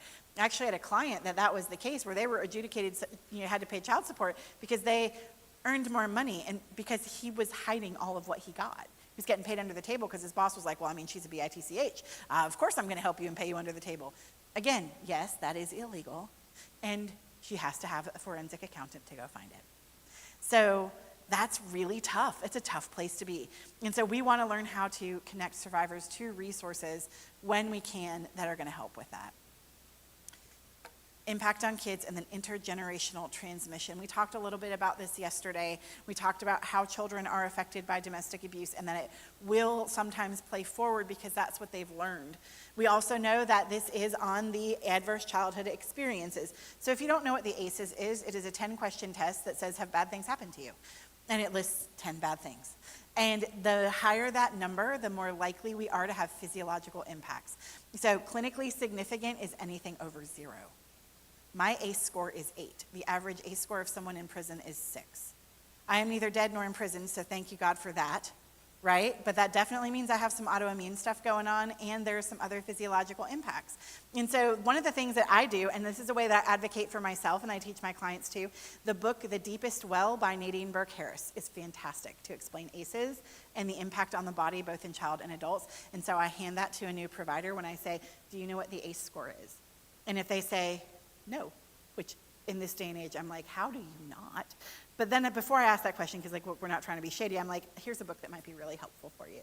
Because it's filled with research and it speaks that language that physicians will hear, and that can be really helpful. But I've had to learn to advocate for myself that way so that people understand my physiological presentation. And kids are in the middle of it, so they can't tell you what's going on. They don't know. But again, it disrupts their developmental impact, their language, their cognition, social delays, school performance. When you have a kid that is wilding out in school, again, a great question is, what makes this make sense? Right? Because there may be things happening at home that they don't know how to talk about or are afraid to talk about that are playing out in the classroom in the way that they're treating others or being treated or allowing things and that sort of stuff. Again, children, they don't have to explicitly know to implicitly know. Explicit is I can tell you chapter and verse. Implicit is I feel it in my body. And so they may not have to have words yet for it, but they're going to feel it, and we can help them walk through that. Children are often weaponized. I remember with my ex-husband, going to pick him up one day, and he was really mad at me. We had been divorced at this point 6 years. And he tried to kill me in front of our son because he didn't like my son's pants. And my son does not remember it, thankfully. But I remember my ex-husband going, go get in the car to my son. And I remember being able to stay calm, thank you, Jesus, for that, and just saying, no, buddy, it's time to go with me. But this man who had threatened and attempted to kill me was trying to take our son and put him in a car, using him as a weapon, knowing that I would intervene in that. And and that he could have continued access to me because of that, right? Thankfully, I was awarded a domestic violence protective order, and it did solve the problem for me. And a permanent one in North Carolina, by the way, is 3 years. Because we all know that after 3 years, no abuser ever wants to annoy anyone else again, right? So advocate for some change on that legislation. But that is something that can happen. I would get letters sent home with my son with so in North Carolina, you're issued a domestic violence protective order of a year first, and then if you have to extend it for the further permanent one of 2 more years for yourself, you have to go back to court. And when I did the re-up on it, my ex-husband showed the paper to my son and said, Mommy's trying to get me arrested. That's all he told him. So my son came home enraged, and I was like, what is happening? And then I had to sit down on the steps with my child and read through a DVPO with him so he could see the entire picture and say, nobody, I'm not trying to get Dad arrested. As long as Dad doesn't come to the house, it's not going to be a problem. What a horrible position for someone to have to be in. And that's a lightweight situation to the ones that I hear in my office, right? But he used my son as a weapon to get to me. This is a child. My kiddo had nothing to do with that. And yet he was weaponized. Horrible, absolutely horrible. Intergenerational transmission is not inevitable, right? So by doing things like this and by doing the jobs that we do, we can keep it from going forward. We can keep them from being the next victim or being the next perpetrator by helping them now when they're little. And look, if one person can afford therapy, it needs to be the parent. And I know parents are like, I will give anything for my kids, and that is beautiful, but if your oxygen mask isn't on, you're not going to be that helpful. I get your kid 1 hour a week. You get them all the other hours a week, and their abuser gets them some, right? So I need you to be okay because you're the greater influence on your child than I am. Now, do I think kids should go to therapy? Absolutely. I think it's really helpful. But I think if we're looking at we only have resources for one, it needs to be the safe parent.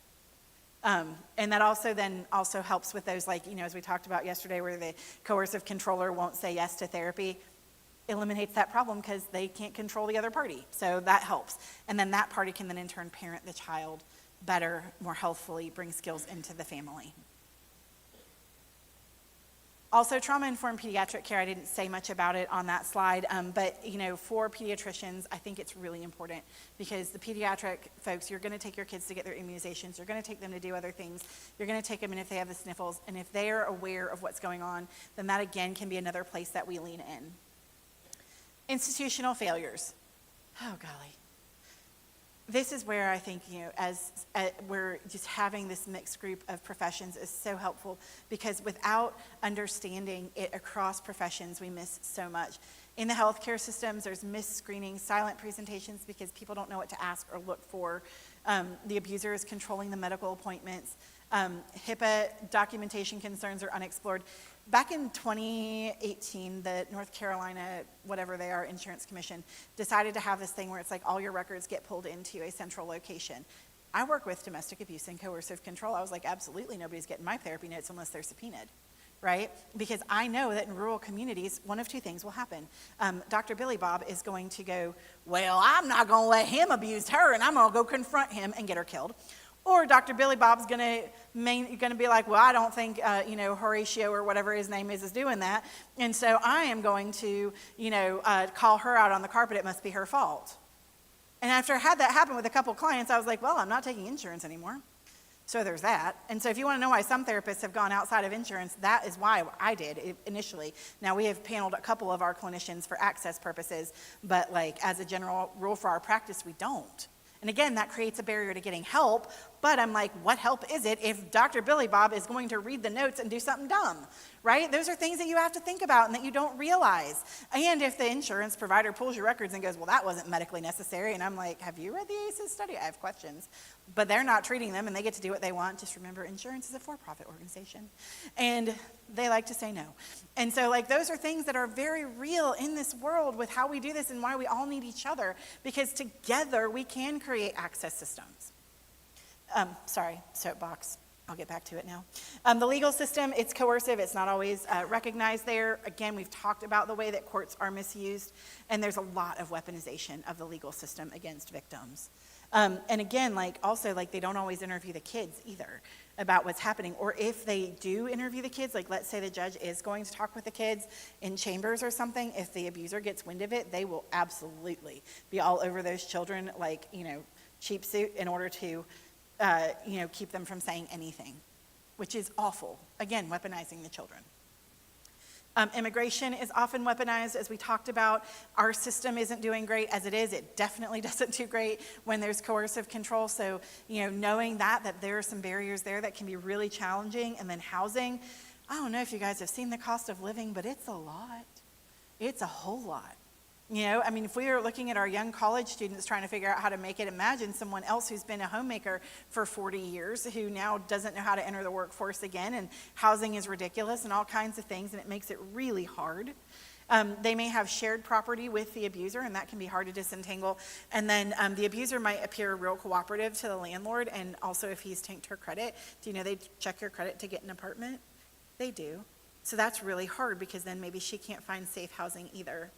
So we want to do trauma-informed screening, so we want to make sure that we're baking that into all of our systems, and we want to be able to do some brief interventions to help things happen. So no matter where you sit, there are things that you can learn that can be a brief intervention that starts to help that felt sense of safety that we talked about earlier, and help your system, your piece of the pie, do what it needs to do to help it be safe. And then if we're all doing that, we have a safe pie, and that's kind of fun. We want to do that. And then we want to document thoughtfully. Look, man, stuff gets subpoenaed. This is one of the things I do for fun in my practice, is I read my clinicians' notes out loud as if we were reading them in court.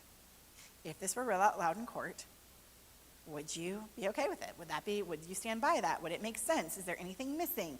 Is there anything that we want to do that? And I would love to say we don't have to do that, but our stuff gets subpoenaed all the time because coercive controllers will do that sort of thing, right? And do all sorts of stuff. I have an attorney on retainer because of these things, right? And so we want to make sure that our documentation, no matter where we sit in the system, is helpful. And that is law enforcement, to medical professionals, to advocates, to all of these places. We want to make sure that if our documentation is needed, that it's going to be helpful documentation. And that does sometimes take a little bit of a different lens as we're writing it. In certain systems, you have to, maybe talk to bosses and things about how you're allowed to document. I know that some therapists who are in certain medical models are like, I got one sentence. And I'm like, that is a really short note. Great on timing, and we probably need a little bit more there, right? And so things that we want to do is just thinking about that, and then even coming up together to talk about best practices. What could that look like for us? All right. you made it. Again, there's the QR code if you need the slides and didn't get them. We have a whopping 2 minutes for questions, if you have any. And for those folks who are on YouTube, if you put your questions in the chat, we will answer them. Just so you know, in case you're not in the room and you're like, now I have questions, what do? We will take a look at that and make sure they get answered. Tabby, what was the book on ACEs that you give to providers? It is Dr. Nadine Burke-Harris, The Deepest Well. The Deepest Well. Thank you. Yep, and it's a great read, whether it's on Audible or in paper format or on your Kindle, however you choose to consume literature. She does read it herself on the Audible. Highly recommend.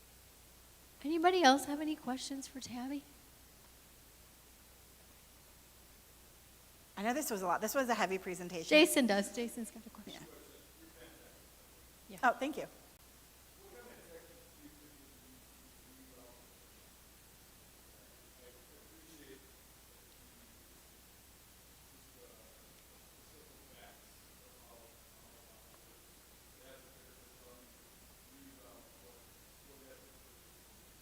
Okay, so the question is for those online, how do you reroute the neural pathways in the brain? And so there's a variety of ways. So the best thing is you have to experience yourself differently over time. And so we're going to start with some grounding and mindfulness. We're going to help people get back in their bodies because they're very often disconnected. And that's going to be faster or slower depending on the person, the amount of trauma. And so it's not uncommon for me to, after I get to hear somebody's story, to like start them with like, hey, here's something I'd love for you to try. And I'm helping them build their toolkit, right? So we're going to find the things because not everything works for everybody. Sometimes breathing exercises do not work. If anyone has ever told you just breathe and you're like, yeah, no, like that can actually be dysregulating for someone. So we're going to find what works for them and build out their toolkit for it. And then I give them what's called a 911 card, which is literally a physical card that they write down their top 5 on. Because what happens when you get activated is your thinky part goes bye-bye. So this is your brain, this is your prefrontal cortex, it goes, I'm out. And so then they can pull it out of their pocket or off of their mirror or out of their phone if they take a picture of it and have access to like their top 5 skills. So they can kind of walk through them because they're all going to go, Tabitha said something and I don't remember any of it. And that's totally fine. So we want to give them tools for that. And then we're going to practice them together over time. I'm going to invite them to practice them in their free time, and we're going to know that it's going to be slow.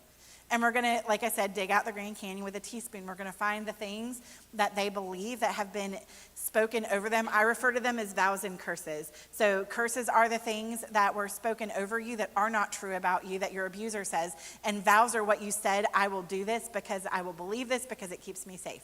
So I've chosen to drink in poison. And so we're going to look at those and we're going to see which ones can be broken. And we're going to work on that through things like brain spotting and EMDR and somatic experiencing and internal family systems over time. And we're going to disentangle that from their core identity. And then we're going to look at, well, who are you? Really? I always think about the Julia Roberts movie, Runaway Bride, where she's in the session and she's like, how do you like your eggs? And she's like, over easy. And the guy challenges her and she goes and makes eggs like every different way and comes back and goes, I don't like eggs. But she had become so beholden to whoever she was dating, she didn't even know. And so that is very similar to how a survivor is. And with survivors, I often say it's like standing on a hill naked and trying to figure out who you are. It's very vulnerable and very difficult, but we're going to try different things. So I might help them build community, give them ideas for that. And so over time, we're going to build something. We're going to take out what is broken and toxic, and we're going to build something new, and we're going to help them verbalize that to the best of our ability.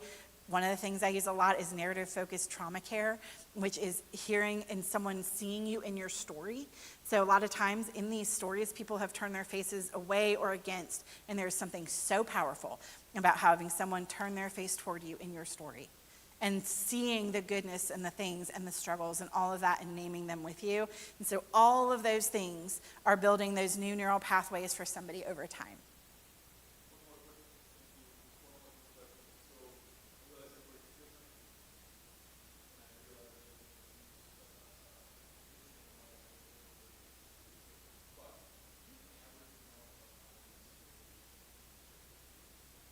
So the question is, what's the average amount of time basically for healing? Is that what I'm hearing? It depends. That is my therapist's answer for you. And I wish I knew. right? So I have clients that I've seen for a couple of years and clients I've seen as long as 12. And it really depends on the level of traumatization, the type of traumatization, how long it lasted. So someone who's had traumatization in childhood, they get out at 18, they have autonomy, we're still gonna have a while. It's gonna take some time to disentangle that because we're pushing up against what I call FOOBS, family of origin BS. And look, every family has BS, even good families, so we've all got a little bit of FOOBS. But we're gonna have to work on some of that, but there's less of it, right? Or if we get a little kid in our practice, then it's gonna take less time to do. But if I have someone who has developmental trauma, was in a coercively controlling marriage for 40 years, and then the church was weaponized against them, they're gonna be with me a while. Because it's just going to take a long time to disentangle. We've got a lot more water under that bridge. So it really depends on the person, what help they've already gotten by the time they come to you, and all kinds of different things. So it's really hard to put a timeline on it, but literally every client asks that question as well, is how long is this going to take? And I'm like, as long as it takes. And it is not uncommon for it to be a couple years. And I think as providers too, like that's something that we really want to get comfortable with, is it taking longer than we wish it did. And I think that that's where like some of the things like the medical model of psychotherapy really fails us, because we need to have that person-centered approach of who's the person in front of me. Those are great questions. Thank you for those. Yes.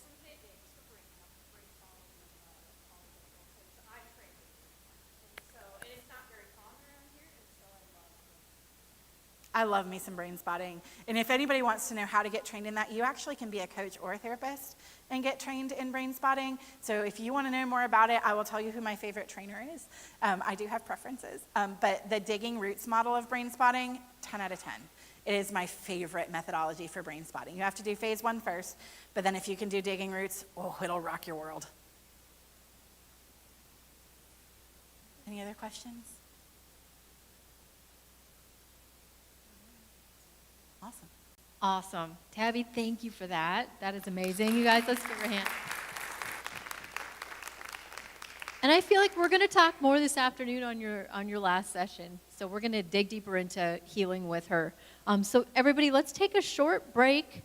We're a little off schedule, and that is okay by me. We're going to get going in just a little bit here. We'll take maybe 10 minutes and then get going with Mark Wynn. All right?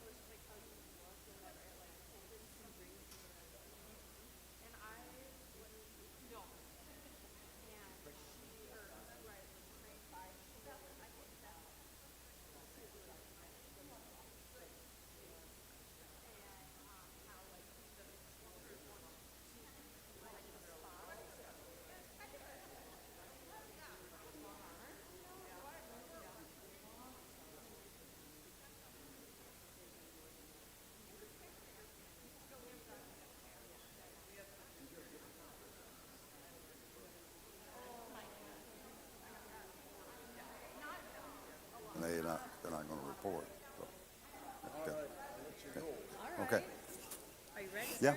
Okay. Okay, everybody, we're going to come back.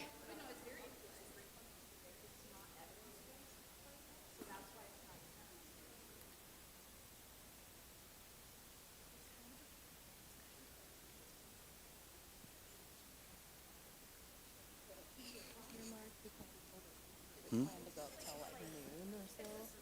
We're a little off schedule. Okay. All Are right. you good? Do you have everything? I'm good. All right, come on down, folks. Grab your seats. Let's get started back.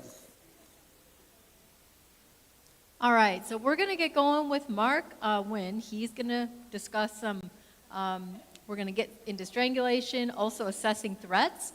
And we're going to plan to go pretty close up to noon. We're just a little behind schedule. And then our lunch will be here then, okay? So Thank take you, it ma'am. away, sir. Okay, thank you. So I'm going to show you some things. Well, welcome back, by the way. I'm going to show you a few things this morning. I don't know how to prepare you for this. These are disturbing images and cases that I'm going to talk about. When I do just strictly law enforcement training, I don't edit a lot of this. I give it to the officers and deputies pretty straight. But I've changed this a little bit for you because it's heavy, traumatic images you're going to see and hear about how potentially lethal these offenders are. And because I want to talk about lethality, I want to talk about strangulation, and Naomi asked me to connect the two, and I think there's obviously a connection here. And I don't know if I told you all this story yesterday, but my city had a real kind of a wake up. We've lost officers. I'm going to show you these officers that I lost. They're friends of mine. But I think one of the things that hit us pretty hard in Nashville was we just kept doing things over and over again and not changing our ways. And I had a young woman who was killed, a homicide detective, and boyfriend laid her body across one of our railroad tracks at a switching station downtown, tried to hide the murder. We figured it out and arrested him. And I had to go with my partner to deliver the death notice. When you work in law enforcement, you have to do this on occasion. And I did it a lot because I worked a lot of domestic murders. And the mother, after I told her daughter had been killed, and she just fell apart, and her and her husband, and they gathered themselves, and then the mother, during the conversation, said, she called you. She called you over and over, and you didn't do anything for her. And I think her mother said she might be alive had she not called you. And I know that's hard for it to hear in policing because you want to think, well, everybody should call us if they need our help. And I apologized to her, and I said, I don't know what or who she talked to before she was killed at my police department, but before this is over, we're going to put this man in prison, and you'll have an answer to that. And I gave her an answer. I didn't like the answer I had to give her, but I went back to work in my office, and my captain at the time was an older officer in my father's generation. He was a 50s police officer. And I walked in his office and told him we had a man in custody, and I said, I have to show you what I'm finding out about this woman. She actually had called us a lot. And she actually said in several of the reports, he's going to kill me. He is going to kill me. And he did. And I showed the reports to my captain, and he looked at it and he said, what's your point? Now, this is not a bad person. He was a kind, good man. He gave his life to public service. But we weren't on the same sheet of music or generation. And I said, Captain, when do we start doing preventative work? And he said, Mark, you're in homicide. We don't do preventative work here. He said, there's no saying when you work murders and policing, our day begins when your day ends. And that's what he quoted to me. He said, get back to work. And I did. And once I started thinking through it, I thought, we've got to do something better. And then that was part of my journey in my policing career, where I had to find people like-minded to me to change the culture inside my agency that said, why don't we look at this and look at the precursors to murder? They're there. This is not unpredictable. Well, let's take a look at those and see if we can't have some sort of early warning system inside our police department. So we started doing basic threat assessment, and it's been around for a while. I remember what happened in Dallas in '63. Some of you are old enough to remember Dallas, where President Kennedy was shot. I was in a classroom in Dallas in the 3rd grade. I'll never forget it. About a mile away from downtown after he was shot, and the whole world stopped. And we all watched it all on 3 black and white television stations. and we were glued to the TV, and shortly after Dallas police arrested Oswald, Jack Ruby murdered him live on television in front of all of us. We watched it all on TV. And that's when the Secret Service said, we are now going to be the world's experts in threat assessment, and they really are. So they started talking to us in policing and said, you know, basically when you're looking at this kind of a violent crime, if you are lucky enough to hear the word threat, you should slow everything down and carefully listen to what the victim is telling you, because they're the ones who know. And if you hear somebody says, I was threatened, then the question should normally be, do you believe it? And if they believe it, then you should ask why. And what you're doing, you're actually doing 2 things at one time. If you think about it, you're actually checking on the potential lethality of the offender and the risk to the victim. And you're also gathering information for yourself, because these are repeat calls. You may see this family again, and very likely you will see them again. So what better way to determine the possible lethality? And if they say yes, then you say, well, tell me why. Was it consistent with past behavior? Now you're walking into the context of, I call it of violence.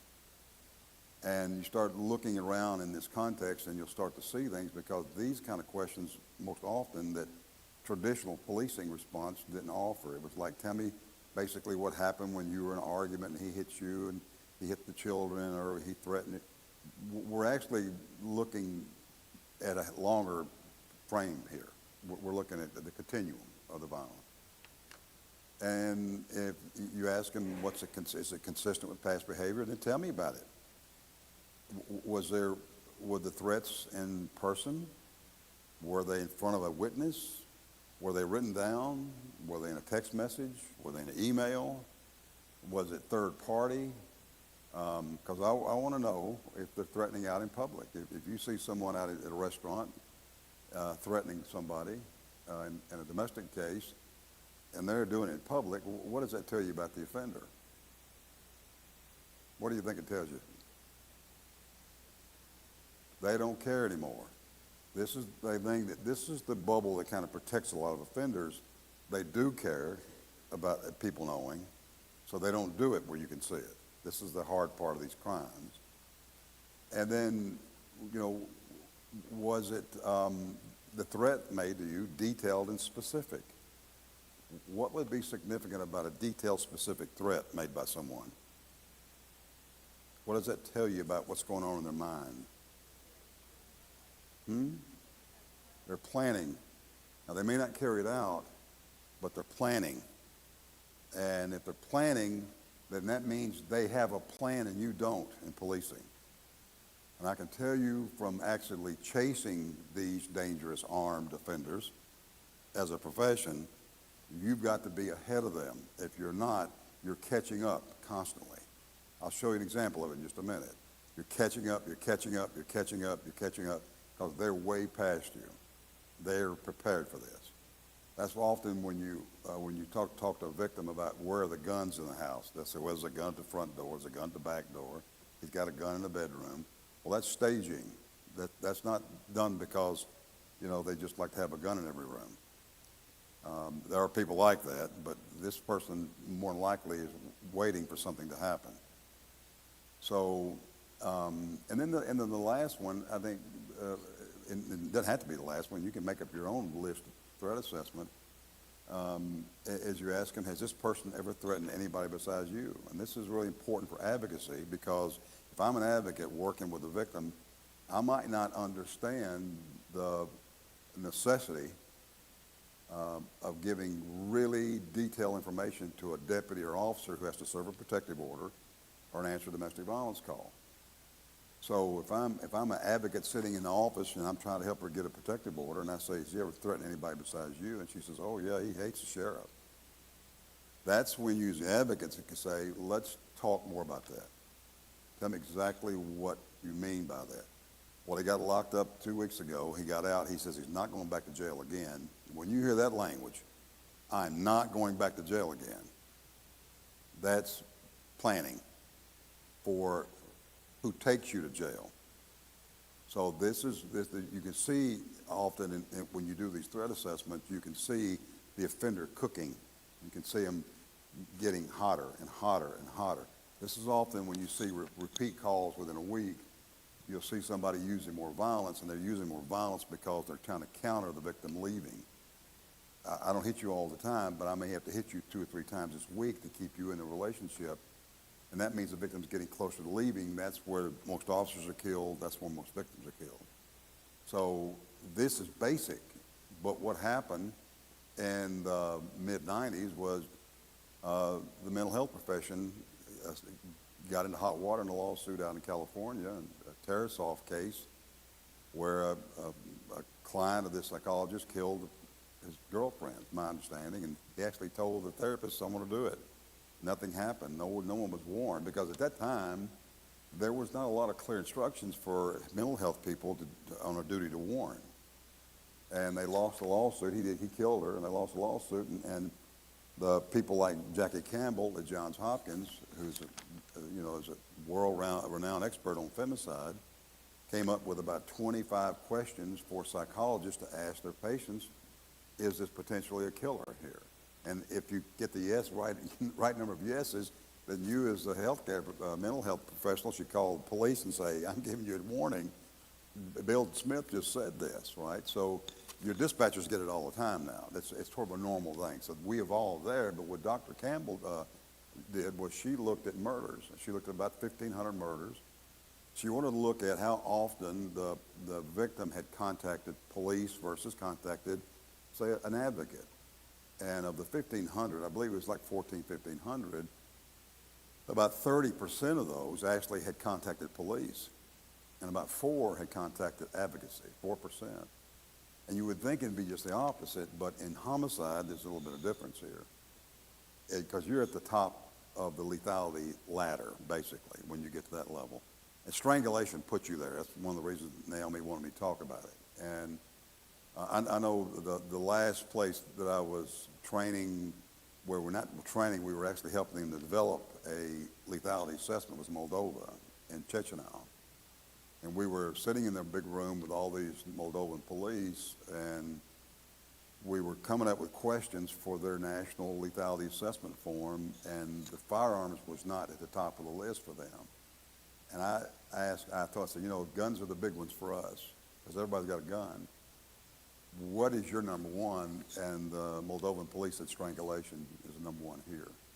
So they put that at the very top of their lethality list. Now, they had guns in the questionnaire, but strangulation was at the top of it. So, we're going to talk a little bit about strangulation.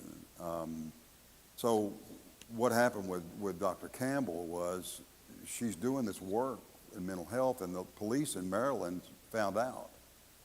And they approached her and said, can you tell us what you're doing? She said, well, I'm trying to come up with, precursors to domestic murder for mental health, basically, and to evaluate the lethality of an offender. And they said, well, we'd like to join you in that. We do the same kind of work you do. So they all sat down at a table, and they came up with what's called the LAP. Now, it's been changed a little over the years. More than 1,000 agencies, I think, use it nationwide. My agency uses it. I like it. But it's not the only one. The Canadians have on ODERA, which is the Ontario Domestic Abuse Risk Assessment, which was designed specifically for first responders that will give you an indication of the possibility of the next assault, not murder. And it's accurate. Every officer in Maine uses it. I'm seeing it in California, Minnesota, other places where officers are using it. I like it. Some agencies do more than one risk assessment. The LAP is one, the DOWL, and I'll show you this, Domestic Danger Assessment Law Enforcement. It's a different kind of version than LAP. So I'll show you these different versions. But the bottom line here is, I think it's an acknowledgement in policing that these offenders have been at center of officer deaths since we kept up with the records on officer deaths. We've lost 25,000 police officers since the beginning of the country. And what's pretty constant through time has been the number of officers that we've lost killed by DV offenders. It just seems to be pretty steady. And when you look at officer deaths in total, it's interesting. I think we lost maybe 100 officers to the Spanish flu, turn of the last century. And that's not a very good estimate. That's just what we can figure from obituaries from police. You move ahead to 9/11. We lost 72 on that day, and then I think around 700 have died from cancers from working in the recovery zone of the buildings in New York and D.C.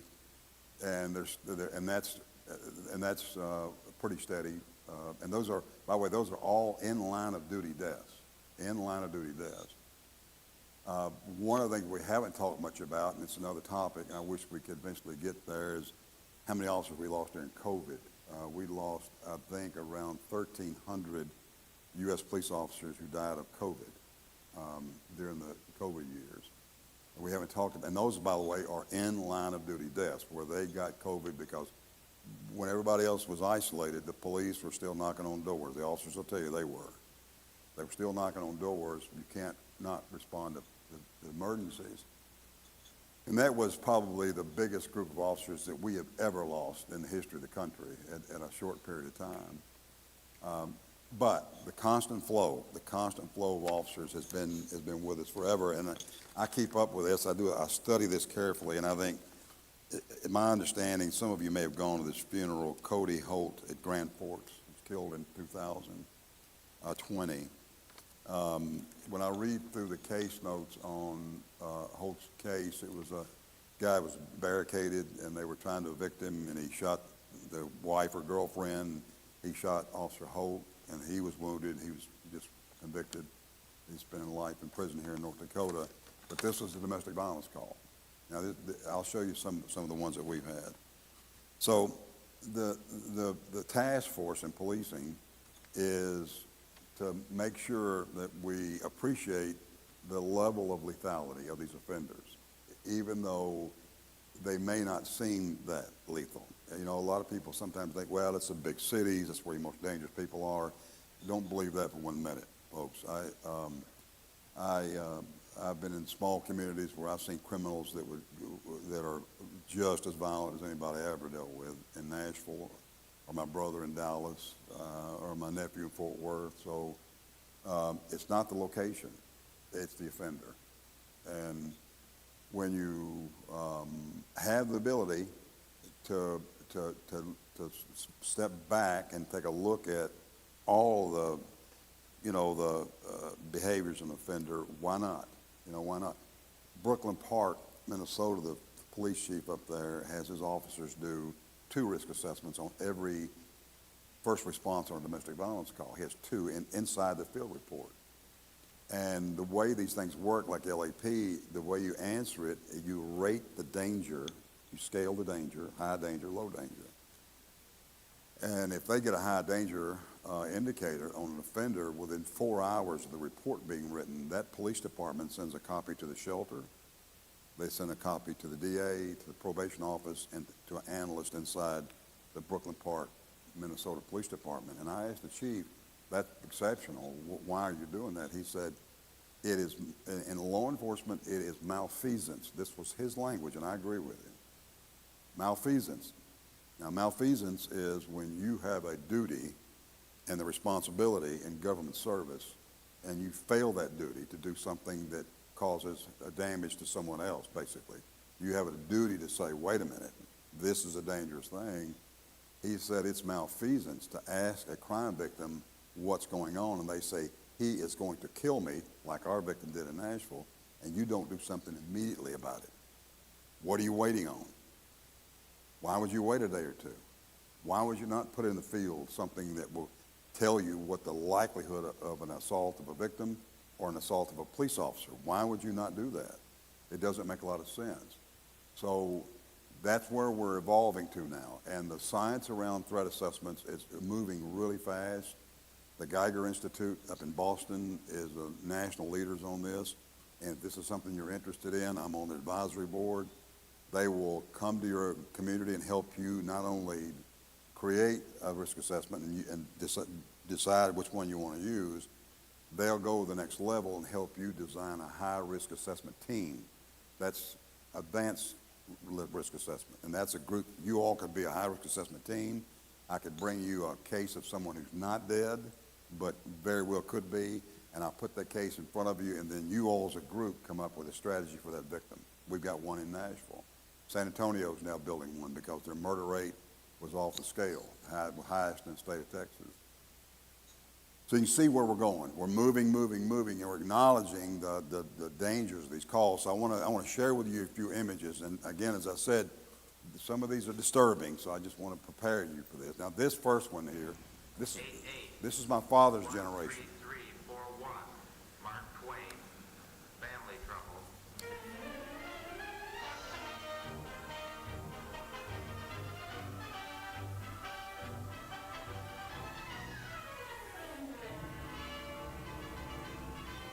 Family trouble. About 20% of the calls that come into the station are family trouble. And this was Joe's first call. Joe had visions of being a hero, of defending some frail little woman whose husband was mistreating her.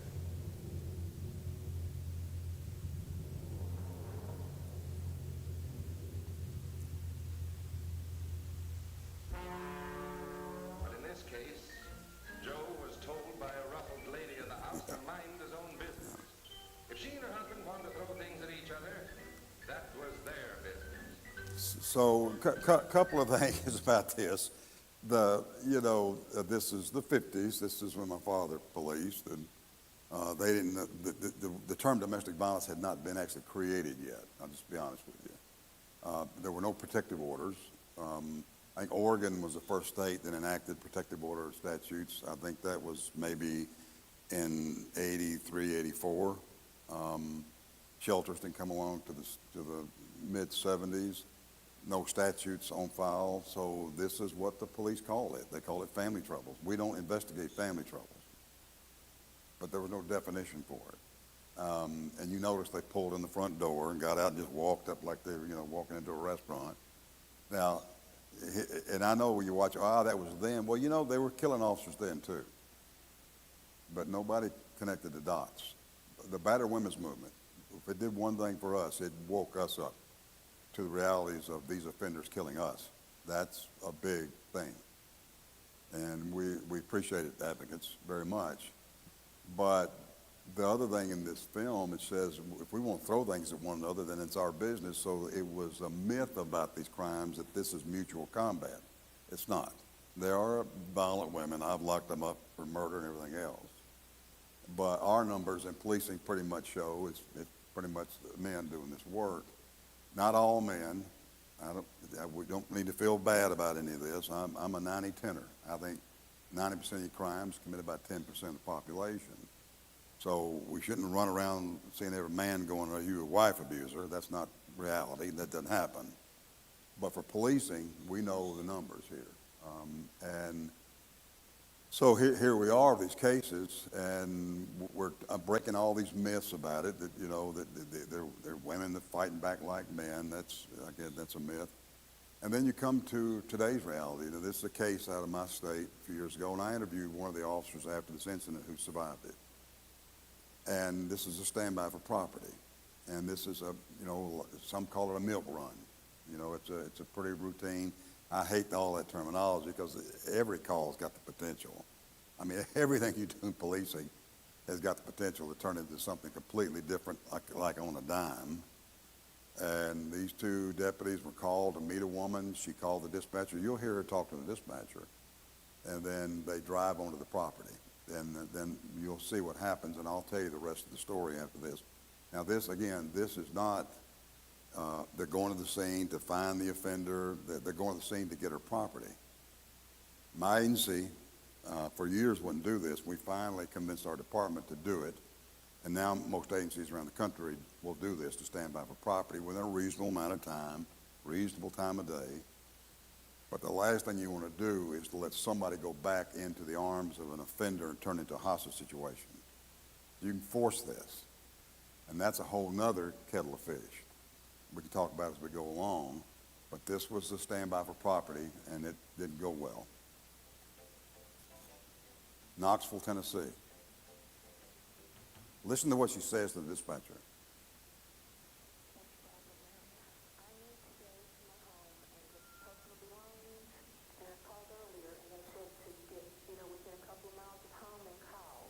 Okay, what's the address of the home? It's 13172 Love Light Road, And what's your name? Judy Hedrick. Are you gonna be in a car or Yes, I was parked out front in the car. what kind of car? It's an 81 Pontiac, Bonneville with runway.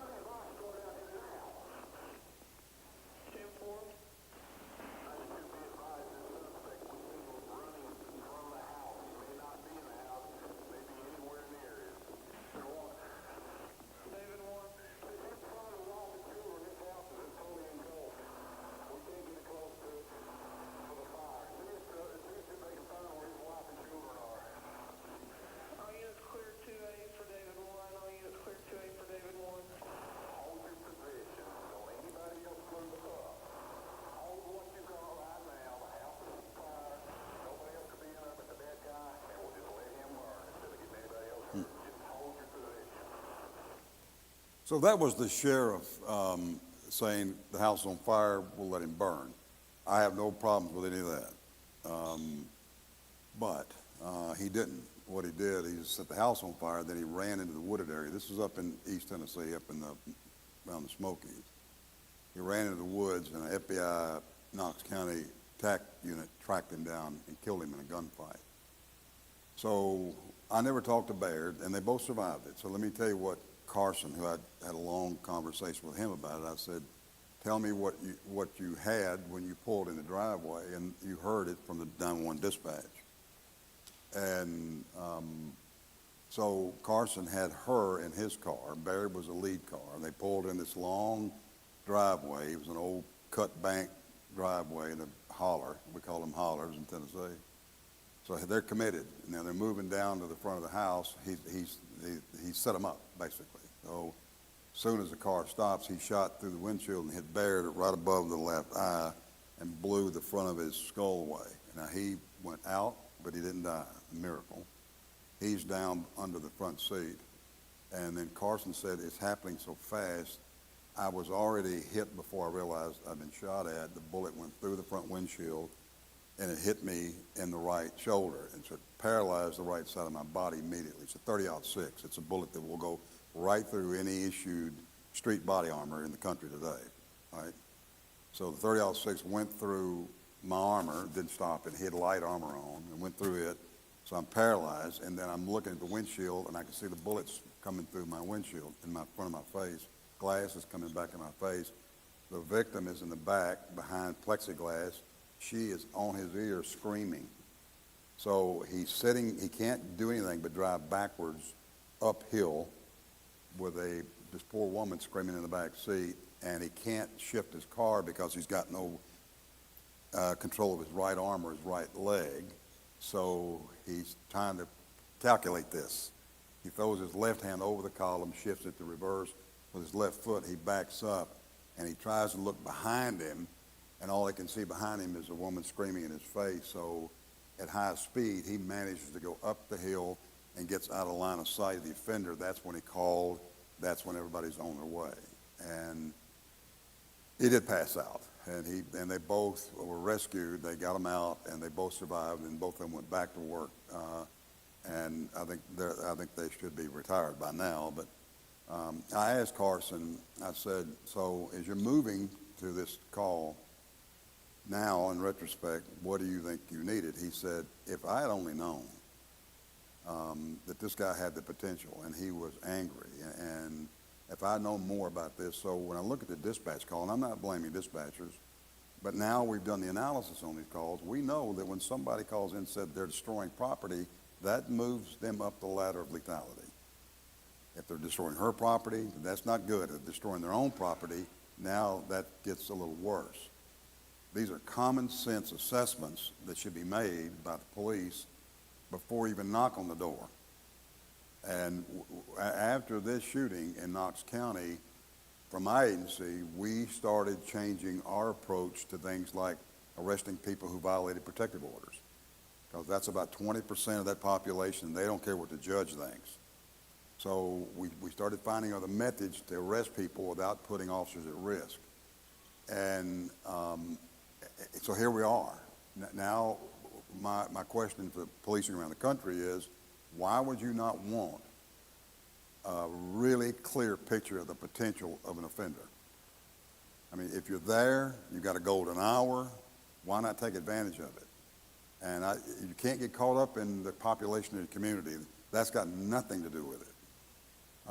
It's the offender. It's always the offender. It's always the offender. These are images of officers who, just a few, who have given the full measure of devotion, as they say, and several of them on this diagram are friends of mine. And if you're responsible and accountable, when you have something like this, there should be, a complete, absolute, top to bottom evaluation. How my officer was assaulted, who assaulted him, who tried to kill my officers. That's in addition to how you would look at anybody who's assaulted or killed who's not a police officer. But for law enforcement, this is the most dangerous call we respond to. So we've got to do a little better job here. We talked about this yesterday, so I'm not going to belabor this. We know the picture of this crime now. We know the common characteristics. We know we miss crimes. We know why we miss crimes. We know the impacts. And the impacts are the big one. That's when we see officers' safety is compromised. And I've always believed this. If you cannot separate the two, when you've got a victim in danger, you've got an officer in danger. You cannot separate the two. Police don't have an option. They've got to go. They've got to knock on the door. They've got to check on the welfare. They've got to do all the things that,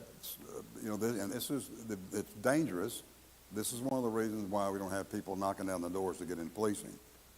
Because when you get into law enforcement, you know what you're into. You're not there for driving fast and free coffee. It's serious business. And the way to make sure that our young officers for the future are protected is obviously give them the training they need, give them the equipment they need, and give them the knowledge they need to confront these kind of offenders. Because if we don't, and we miss the crimes, and we don't take it serious, it always comes back on us. It never fails. It just comes right back to us. Offender's not going to go away. These are the three things we're responsible for: response, investigation, and prevention. So this is just a few. Robert Frazier, killed in my agency in Nashville in 1875. This was our first officer killed by a DV offender. So, and they've just been killing my officers in Nashville ever since, 4 during my time. That doesn't count the ones who survived, being shot, run over, stabbed, bludgeoned. I don't have those numbers. There are researchers that do it. I think there are 250,000 over from 80 to 90, from 80 to 90. So the FBI keeps up with a lot of these numbers. But these are the 4 friends of mine. Billy Boland, who was shot by an offender, who said he wasn't going back to jail. He slipped out of his house, the back door. Billy pulled a block down the street. The guy had watched our officers in the past, so he knew where our cars were going to be parked. And he walked behind in the backyards of these 4 houses, and in the shadows, when Billy got out, he shot him in the head with a .30-06. He was dead before he hit the ground.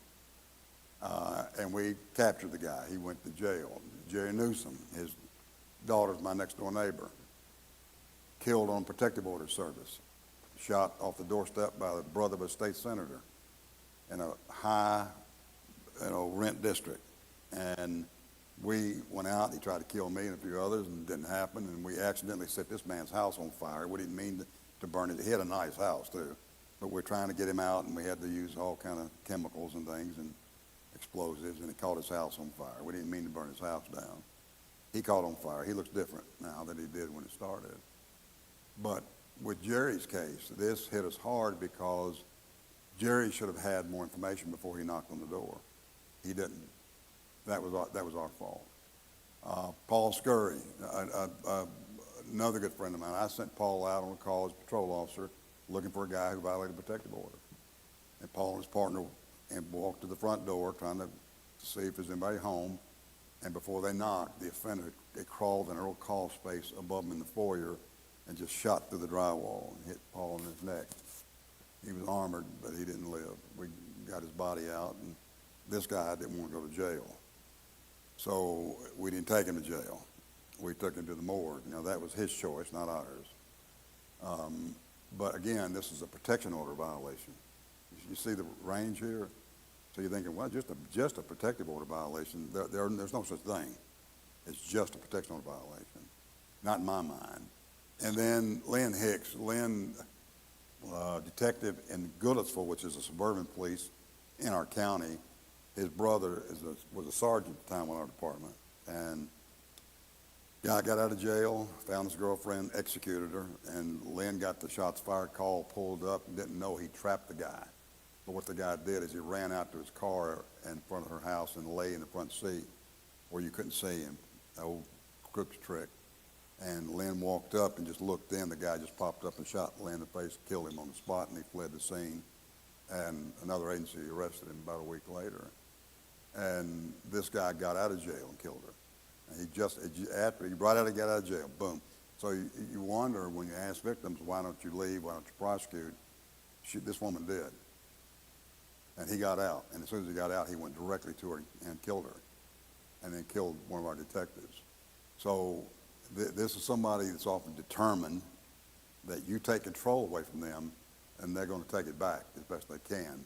This young officer in Virginia, right out of the academy, a Marine, Ashley Gwendon, in Virginia, went through the entire of the academy, went out on the street for her first day on patrol, and that's when she was killed by a DV offender, on her first day as an officer in Virginia. They were all bunched up at the door trying to get in and get this guy. He was behind the door with a rifle. He just started shooting through the door and killed this young officer. So we know who they are. We know what the motive is. We know what they think of police. In June of 2022, we had 8 killed in 1 month, and this wasn't even headlines across the country. 8 officers all across the United States. Prestonsburg, Kentucky lost 3, including a canine. And I went up and talked to them to do a training with the sheriff's department. This is way up in the Appalachia, up in the East Kentucky. And one of the officers had been shot. He'd survived it. He and I sat down for a long conversation. He said, Mark, he knew exactly where we're going to park our cars. He knew how we're going to drive in his driveway. He had everything ready for us, and he made a false call.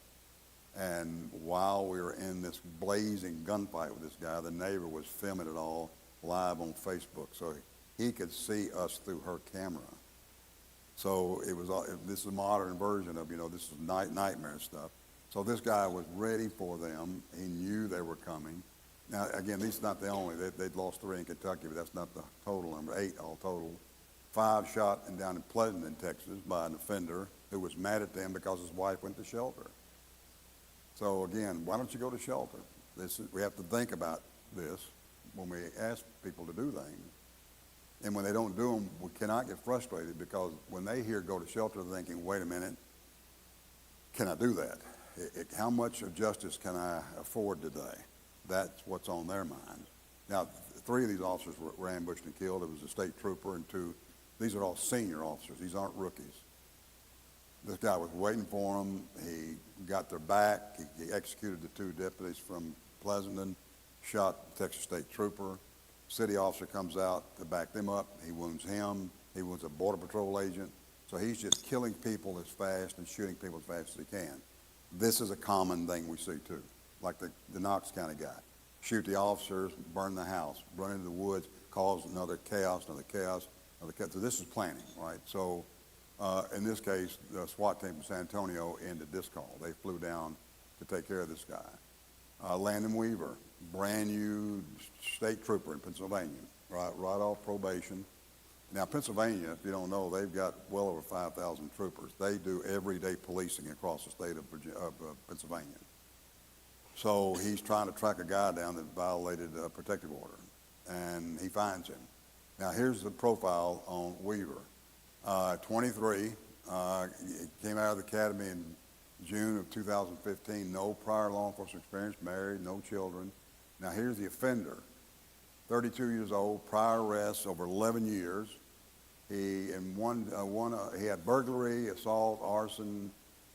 He on social media, only a good cop is a bad cop. Now let me stop at that point and let me just tell you what my agency's finally doing now, and I'm glad to see them do it. They got the money to do it. It's well worth it. Inside our police headquarters in Nashville is not a dispatch center, but it's a nerve center where you've got civilians and sworn officers at a bank of computers listening to the calls going out for patrol response. And when they hear the name and address, they are going to the social media postings and the internet to find every single thing they can before that officer arrives on the scene. Because people are talking to us through social media now. You look at any of these mass shootings now today, and the first thing the FBI, the Secret Service is doing, they're going to postings to see. Everybody does it now. What's the name? Everybody's going to the Facebook to see what he said. This is language. This is like, I used to tell my patrol officers all the time, people are talking to you, but are you listening? It's like pulling somebody over a traffic stop that's got 85 bumper stickers on the truck. That's them talking to you. That's language. Or do you read it? Are you reading the bumper stickers, right? So are we reading this information? He was telling everybody. Now, they didn't see it, but Pennsylvania State Police has changed their methods since then. So this guy watched his mother kill his father in Galveston, Texas in '87. So there's your childhood exposure piece to it. And the young woman who had a protective order against him, he'd strangled her. And when Weaver found him, he was nice and calm, and this is per the mother of the suspect. They got in a conversation in the house, and Weaver was by himself, as they normally are when they pull police in Pennsylvania. And he said, "You're under arrest for violating the order." He said, "Let me get my shoes." He walked out of sight for a minute, came back, and boom, he killed Weaver on the spot. And fled the scene, and the TAC unit from Pennsylvania State Police tracked him down and killed him. So, in a gunfight. So, this is a protective order violation. So, again, we see who these offenders are.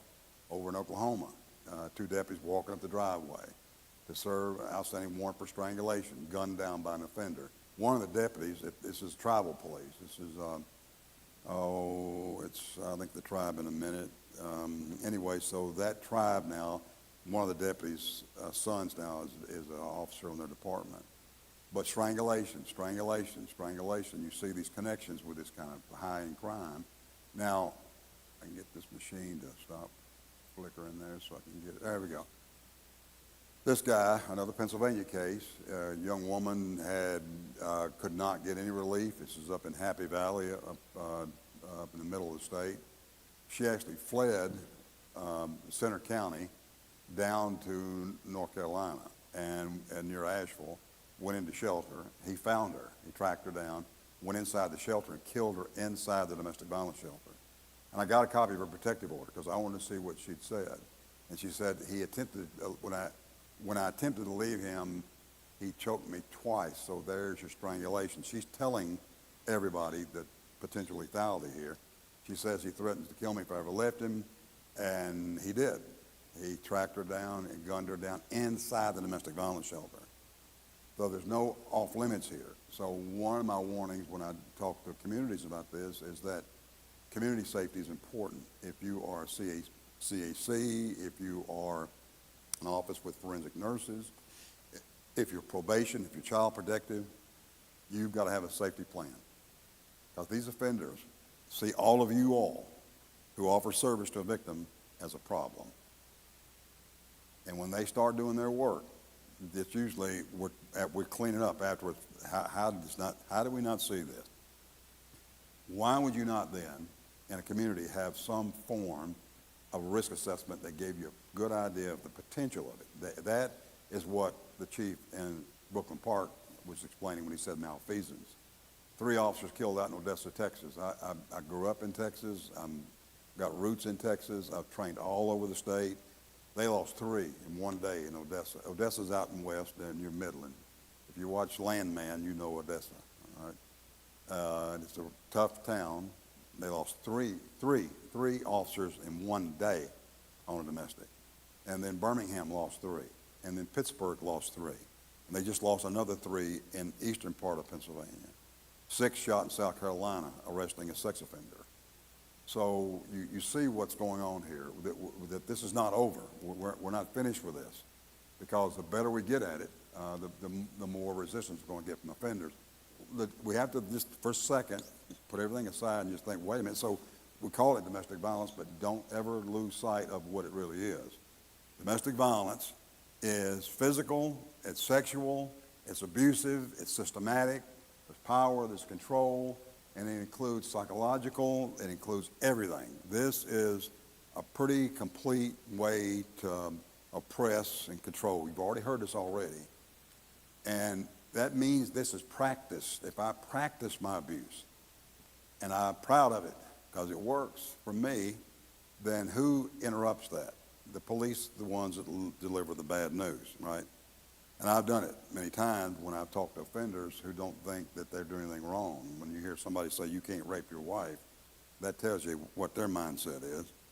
And when you explain, thank you very much for your admission, you're under arrest, that's when you have to be ready for the physical resistance, right? And this is what sometimes for advocates it looks different because when you're policed, I recommend you get to know who your police are and to ride along with them. When they're on the scene of a call like this, they don't present themselves like advocates. They're, before the first 20, 30 minutes, sometimes longer, they're sorting it out to figure out when they can safely interview people. That means searching, that means separating, that means handcuffing, that means putting in a patrol car. Those are all not, over-policing methods. Those are safety methods police have to use just to get down to the information. That's got to happen. We cannot take the defense mechanisms away from police. You won't find anybody do the policing anymore. But we have to focus on what this is. 1 in 3 women, 1 in 4 men. These are the numbers we've seen for years. We are a victim in their lifetime. We also know that power and control tactics are used by the perpetrator, and they're used against police. I talked about this yesterday. They may start off soft and they get hard. And it's really funny when you see the offender walk out and want to shake hands with you, like a real estate agent. How you doing, officer?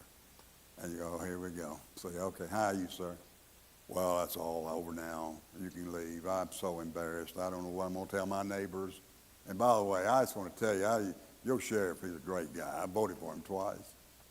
I really thought about being a deputy myself years ago. That's all. So that's sauce for the goose, because what they see in front of them is a jackass. And we know this because that's what they've told us, right? So this is not your buddy. This is somebody that's trying to twist you up. And they do it really well. So they've got a different attitude about the police. They like to manipulate the police. And they'll try you, and the officers know this. And by the way, I talked about this a little bit yesterday. We know what this is. This is power and control wheel. And when it first came out, when Ellen Pence designed it, and I knew her, and she's a very smart woman, she did a lot of work with the Duluth police to design this. And when it came out, we all looked at it and said, it's got not a damn thing to do with me. I don't need to know all this. But then we looked again. And those of us who, did serious policing around domestic said, well, look, this is what they do to the police. They isolate the police. They isolate the victim. They intimidate the police. They intimidate the victim. They threaten the police. They kill the police. They kill the victim. It's the same, right? So once we got this right, we thought, wait a minute, so I've got to pay attention to this. If I'm an officer and I start asking questions and I hear these things clicking off the list, I know I'm on the right track. So one of the things we did, we took everything you can do in policing to put somebody in jail for these kind of interpersonal violence crimes, kidnapping, child abuse, all these crimes, and we took the power and control wheel and just sort of put it right where it belongs, so all these spokes of the power and control wheel equate to criminal offenses. This is just another way of looking at the power. Does that make sense to you? Yeah, so this is just a cop way of understanding what we're potentially looking at here. Now, we've been handing this thing out for years, and now it's coming back to us, and I know in Wisconsin, that's small, you can't see that very well, but the police in Wisconsin have actually taken the statute numbers and put them inside the power and control wheel, and officers now carry this with them on patrol. For judges in Ohio, they're using it now for the same reason. So a judge on the bench, this is a bench card for judges in Ohio, Virginia. And when they hear these things in their courtroom, they know what the potential is. So we got a pretty good view of this is not an unknown anymore. We know who these offenders are. We also know now from our studies about the mass killings. And when you look at mass murders, about a third of them, are related to domestic violence. So we know that now. And by the way, we've known it for a long time. Because not only was I in a classroom in Dallas in '63, I was in a classroom in Dallas in '66 as a little boy. When I got home that evening, we turned on the news and we watched this live on television. This guy named Whitman, and he got to the top of the tower at University of Texas in Austin and just started killing people. And he shot over a dozen people, killed them in Austin. But before he started killing people there, he killed his wife and his mother. So this is a domestic killer, and then he went on to I'm going to kill other people as well. When you have the Montreal Massacre, where the guy walked into the university up there and separated all the women from the men, and I think he killed 14 women. Or the guy who separated the little girls from the boys at the Amish school in Lancaster. and killed the little girls there. So we got a pretty good view of who these people are, like this guy who killed these people in Southern Springs. He just gunned them all down in the church. And one of the members of the church is a cop, retired now from San Antonio, Bill Grayson. And Bill, who was not in service that morning, told me, he said, everybody in that church carries a gun to church. But when he walked in with a rifle and started shooting, nobody had a chance to fire it back. So he killed, I think, was it 26 were killed and 22 were wounded in church. So you can see the anger of somebody to walk into a sacred place like this and just start killing people. If you're interested in this on another level, here's a book I recommend you read, Why Do They Kill? David Adams out of Boston wrote it several years ago after he interviewed a ton of these people in prison in his state. They got the profiles of all of them. It's really a fascinating read. Again, if this is what you're interested in. So we know it's progressive. We know it gets worse. We know we have to hold the offender accountable. We know we have to protect the victim. We know we have to focus on intervention. We know now you cannot police. This is my opinion, and I'll go with the Canadian Police Chiefs Association, who about 10 years ago said, you're fooling yourself if you think you effectively work a domestic violence call without some form of risk, danger, or lethality assessment. Just like the chief in Minneapolis, right outside the suburbs of Minneapolis. Why would we not? So, of what we know. And we also, by the way, know firearms are the big ones, 60%. And certainly when you get into places like North Dakota, Montana, Wyoming, Texas, my state, there's always a gun there. There is always and by the way, the old saying in policing is, there is really, and there always has been a gun. If you go to the scene of a crime, there's always going to be a gun there, and you brought it. So the question is the offender smart enough to disarm you? And they were for years, until we started training officers on how to keep their gun in their holster and how not to lose their gun during a confrontation. But there's always going to be a gun there if the police are there. But with these kind of offenders, the gun is the big one. And when you look at the numbers of officers shot and killed and assaulted, these are FBI numbers. It's just pretty amazing. This is the most dangerous call police respond to. I'm not going to read all this for you. I want you to see this, and this is the profile of the cop killer. It's usually older, middle-class, white, male, rifle, shotgun, alcohol, shooting at distances further than 50 feet, officers out of the car, day shift's more danger than night shift. Body armor really has helped us out a lot in policing, but it's not a cure. Nowadays, the weaponry that people can buy in any gun store really just causes a lot of trouble for any kind of body armor. But you cannot wear a bomb suit. You get hit by these high velocity bullets in your leg or your arm, and you may still die. And this is reality policing, right? So we have to accept that people want tons of guns, right? Here we go, tons of guns for everybody. So who faces those guns? Your officers in this room do. And when you got domestic violence added to that, then that elevates the risk for everybody, especially them. I'm not a gun grabber. I've got a safe at home full of guns. But the FBI has told us this is it. This is it. This is the most dangerous call for service for police. I wanted to add that before we move on. And also, I wanted to say, for victims, they may not want to comply with officers.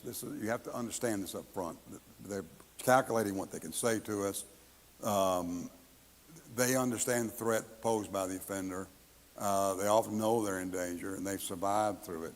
And I've had victims tell me, I knew how to survive without you. I didn't know how to survive with you. And that's a completely understandable statement made by a victim, that by their wits, they've stayed alive. What they don't know is the unknown, which is police. What do you bring to this situation? What happens when you get involved? Well, you all know what we do. Well, not me, I don't do anymore. You put people in jail. Police are there to put somebody in jail. That's what it's about. Catching criminals, that's what they do. Is that what the victim can survive? Because it doesn't stop with the arrest. It just gets worse. for a lot of victims. So that we have to consider that, right, when we do this work. The dispatchers, we can talk about that later, but I want to mention this real quick. Risk, danger, lethality assessment, there's a lot of models out there, and what it's basically doing is helping you reduce the likelihood of future harm. It's making the victim safer, the community safer. It shares information with other parts of the community. It's just a smart policing method. It's just all around. Now we got the information. You can look at the LAP out of Maryland. This is in your handouts if you want a copy of it. This is the one my agency uses. It's not the only one. This is the screening form that you fill out when you're interviewing a victim. The better you get at this, and this is the beauty of any of these risk assessments, you start doing it a lot as a police officer. And what happens is you learn to add your own questions. So you start to really can draw and define something a little more accurately, right? So I like innovation, and we're starting to see it more and more in risk assessment. This is the danger assessment for law enforcement. It's another version of the LAP, a little more specific, different kind of questions. But this is police science. This is the SHARP. Now, SHARP is the stalking and harassment assessment risk profile. That you can do this. You can go online if you follow this QR code. If you're an advocate, you got a victim being stalked, you can do a risk of lethality of any kind of stalker. What it does, by the way, it's 43 questions, internet-based. As you answer the questions, sitting with a victim, it will give you a profile of the offender, the stalker, and there are different kinds of stalkers. And then it will give you a safety plan, if you're an advocate for that victim. And then it will give you a PDF form of that offender to print out to take to the local police department. Now, police departments are using this now. So this came out of the Behavioral Science Unit, University of Kentucky. And because we know that with stalking, it's the next phase of a violent relationship, and it's a pathway to murder very often. So this is a way to stop that homicide. Now, it's okay, I'm watching my time here, so let me spend a little time on this. And if you got questions, this afternoon we're going to talk more. We'll give you a chance to answer some of the questions. But strangulation. So Naomi wanted me to talk about this. And I don't know the level of experience you've had with this and trainings or what your procedure is, but let me give you a couple of things that sort of, for me, who worked originally where this was not on the radar screen unless you were killed. Now, traditional police response to strangulation, we saw three, basically. We saw suicide, that you know you're doing it. There's a variation of that with autoerotic asphyxiation. You all know what autoerotic asphyxiation is? Okay. So nothing is new under the sun, okay? Let me just say this. This is a sexual perversion brought on by the sensation of strangling yourself in a way that you can stop the strangulation to recover from that moment. And it's very dangerous. You usually see it in prisons. But the first time I worked one as a detective, I got on the scene as brand new in homicide, and I'd not been trained in it yet. And it was a nice neighborhood, and the man had hung himself in his backyard. And the neighbors saw him in the morning. And his pants were around his ankles because he was masturbating while he was doing it. That's part of the, don't ask me how. I mean, it's just what happens, okay? So I got there, and I'm trying to figure out, did someone lynch this man in his backyard with his pants around his ankles? I didn't know what to do, and I didn't know who to call. I was not, as a new detective, I was not going to call my boss. I was going to figure it out. So I called the pathologist. The medical examiner came to the scene. I waited on him. He got there. Dr. Simpkins, he looked like Mr. Geppetto, you know, that Mr. Pinocchio guy. He got his glasses on. He's an old-time coroner. He's taking notes. And I said, Doc, what in the world is this? And he said, son, that's what we call autoerotic asphyxiation. And I said, well, no cars involved in this. And I swear to God, I said that he looked at me and said, "Are you the new guy?" And I said, "Yes, sir." So I don't know what I'm doing. So he explained to me how this happens, and it was an accident. People, they believe this Keith Carradine, the one that did the TV character did Kung Fu, that he actually killed himself in Thailand, of all places. It does happen, but this self-inflicted, either accidentally or on purpose. Now, the others are manual and ligature. Skin on skin, you may not see anything. Ligature, more likely, you'll see some immediate damage to the neck and throat. But we were only focused on the murders, and all of a sudden, we started understanding that we were making big mistakes because the advocates were telling us this is a serious crime. We were writing choke in the reports. That's not strangulation. You actually want to write down what the victim says. But we were smart enough to call for help. So we reached out to California, to San Diego, and we said, how do you do this? And they had a Dr. George McLean who had been training the patrol officers. So we called Dr. McLean and said, can you help us? And he gave us our guidelines. Then we went to the legislature in our state and got a law passed. Now, every state has a felony statute on strangulation. So the history matters because the other part of this was we missed these crimes, but we knew what they were because police at this time were actually using this method as a force on suspects. So we were using the carotid artery restraint, the headlock, the chokehold, whatever you want to call it. We used it. I used it. But when I first learned it was in the academy. And I remember that we were doing it to one another. Half of us passed out. Thank God we didn't kill each other. And, we went out on the street and we used it. And I did, legally used it, until we started seeing things like Malice Green and George Floyd and cases that should not have happened. So now it's banned in most police departments. But we knew what it was, and we missed it. So now we are asking police departments to consider how easy is it, how often do they get away with it. We don't have video cameras on every one of these calls, but this one we did. I didn't. This was a Seattle case. He had his girlfriend in the parking lot in a casino. And he took her outside so nobody could see it. And he walked her across the parking lot. In about 8 seconds, she was on the pavement.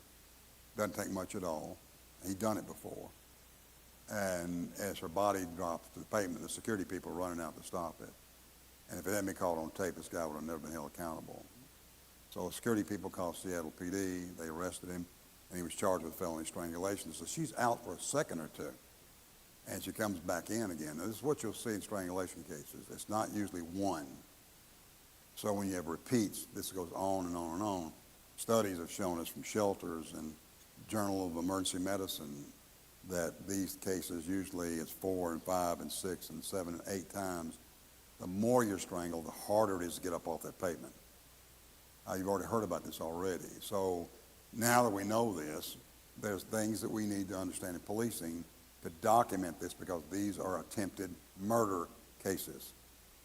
Because I worked murders that were just like a millimeter from, the misdemeanor, what we used to call misdemeanor assaults. This is not misdemeanor assaults. So we learned this from the military, the chokehold, and we applied it in American policing all over the country. And it worked, but now we don't. And when you look at what it looks like, I think I've got a film on this. This is consensual, but these are a bunch of young men in Iraq initiating one another as they come into their military unit, and part of their initiation was to strangle one another. I think this will play. Let me show you what this looks like. Watch this guy's body. It's pretty interesting. Pittsburgh getting choked out right here. Yes. What's going on? Watch this. Watch this. I see this for a while. And he goes to sleep. Pittsburgh, you're going to die. And he's asleep right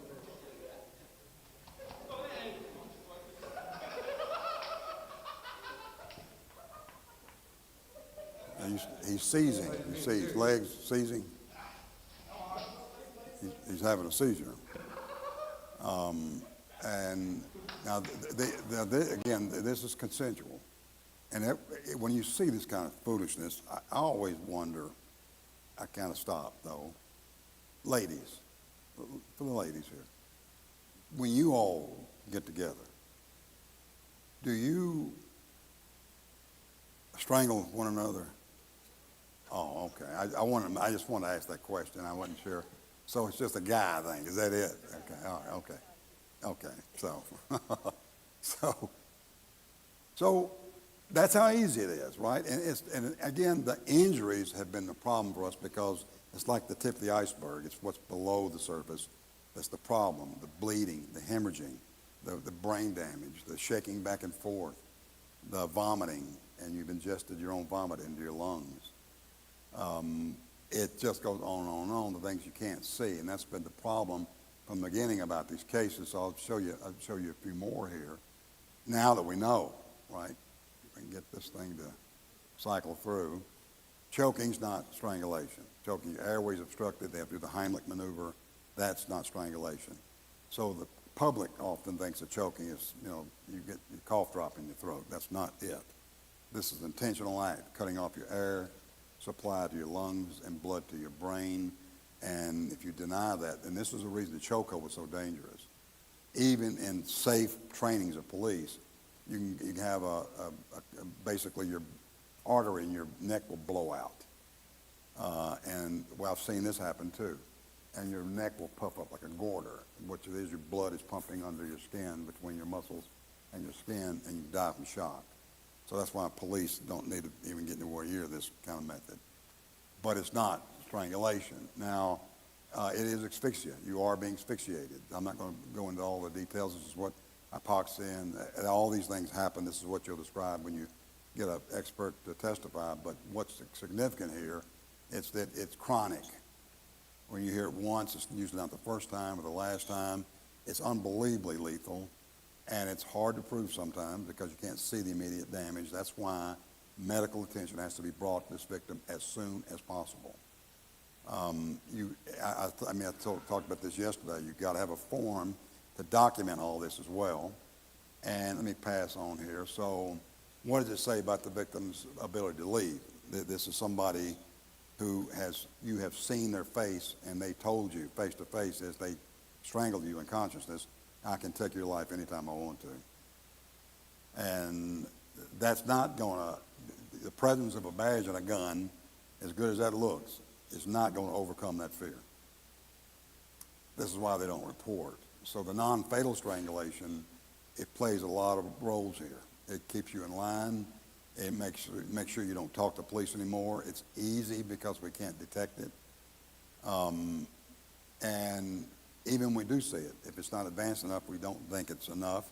So we've had to retrain our investigators to do the very, very, very best you can do when you work strangulation cases. We have to consider context. What does it mean? What does this mean? What does it mean to the victim? What does it mean to the offender? What are they getting out of it? How does it change anything? How often does it happen? These are all questions we should be asking. When you look at the numbers, they're pretty amazing. Voice change, about 50% of your victims. Hyperventilation sometimes is misinterpreted as strangulation. Dispatchers have to understand victims who've been strangled may have damage to their throat. So you should ask victims. Any of you should do this. She says, I've been choked. Is this your normal speaking voice? If it's not, that's part of your evidence for your case, right? So I'm standing in the emergency room with one of my detectives in Nashville. A young woman had been strangled. She survived it. This was early on when we're trying to get our minds straight. And Vanderbilt University is a level 1 trauma center. So there's probably a dozen of the best surgeons in the state in one room at any time. That's why our homicide rate is so low. Not the police. It's emergency room doctors and nurses who kept our murder rate low. And we played our part, but they play a bigger part. We're standing in the emergency room, the doctor comes out, and I said, after examining her, I said, what have you got? He said, well, she's aspirated into her lungs. And I said, break that down for me. He said, well, he said, if you don't know, I'll tell you, when you're strangled, what happens to you inside your body is, let's say you ate a Big Mac, right? And you've eaten it, it's on your stomach. Now, once that Big Mac goes to your stomach, it's covered in gastric acid. And gastric acid will eat the bumper off a Ford pickup truck. This stuff is powerful. But all your plumbing in your body, south of your stomach, is designed for that heavy-duty acid, but not north. If you ever had acid reflux, you know what I'm talking about. So he said, when you're eating, the food's there, and now when you're being strangled, the reflex to it sometimes is vomiting. Now, some of y'all went to college, so you know all about vomiting. So, that midterm vomiting, you know. So now you're vomiting, but you're being strangled. That gastric acid covered food is trying to get out of your throat, but it can't. So it sits in your airway, and your lungs are telling your brain, let's pump up the air. So your lungs, these big engines, start pulling away at your airway, and it sucks that undigested Big Mac into your lungs. Now, that sets up pneumonia, which will kill you. And this doctor, standing in this emergency room, he said, my advice to anybody is not to put hamburgers in your lungs. And I said, I may put that in the police report, Doc. Because what this guy did, actually, was he forced, now think about this, by strangling this woman, he forced food into her lungs. If somebody forces food into your lungs, what do you want the police to charge them with? Thank you. So this was a big moment for us. It was like, wait a minute, we're walking past that when we spend so much time on the misdemeanors, and we got the ready-made felony right in front of us, and we've got an expert witness to talk about that hamburger in your lungs. Why would we not go further with this? So this was a major wake-up for us in policing. And as I said, you know, one-handed, two-handed from the back, from the front, shaking back and forth, what they say, what was the look in their eyes, all these things are really critical. That's why you have to have the EMS to come to the scene. Again, that includes people in advocacy as well. I don't think it changes. If they walk into your shelter, they'll come to you. Sometimes they'll come to the police. There's nothing wrong with you. And when you're doing your intake and she says, I was strangled, and you start asking, when did this happen? She says, well, it happened last night. That's when the paramedic should be in your parking lot. Because Dr. McLean, who trained us, said it's progressive injury. I put in the same categories as your head in the windshield of a traffic accident. Now, y'all know what happens when this happens. Usually you're not belted. You hit something at 50 miles an hour. So that means you're stopping immediately, but your body's still moving and it's not restrained.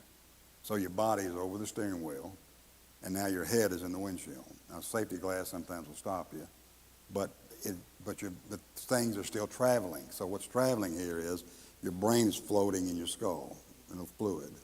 So now your skull is experiencing rapid deceleration, and now your brain is catching up. So it slams into your skull. This is shaking baby. It slams into your skull. Now you've hemorrhaged your brain.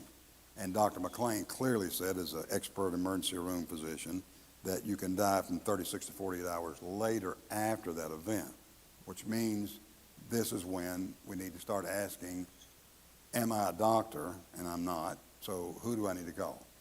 I need to call paramedics. Let's get you to the health clinic. And if you do that in policing, especially, it gives you a secondary witness for testimony that's acceptable hearsay. Because you can interview any kind of nurse or doctor in a case like this. There's no, they aren't there to lock people up. They're there to protect people health-wise. So we can get them on the stand as well. So that gives you more witnesses for your case. This is what the folks in California figured out after study. About 11 pounds of pressure for 10 seconds on your carotid artery, not much at all. 4 pounds on your jugular vein will put you out. And the other part of this, another level of lethality, your trachea in your airway, in your throat, they're rings, almost like the cartilage in your nose. And what they do is they keep your airway open so you can breathe, but they will break. And the breaking point is around 33 foot-pounds of pressure. So to give you an idea what that looks like, today when you go home from this, if you got a bathroom scale in your bathroom, walk into your bathroom, put the tip of your shoe on the scale, and start leaning, and just watch the scale, and watch how fast you can get to 33 foot-pounds of pressure. For those of the officers in the room who shoot firearms, I've had trigger pull on handguns that was more than that. So it takes about 8 pounds of pressure to open a soda can. So if you get to 33 foot-pounds of pressure, that's when the pathologists have told us that's when the airway will collapse.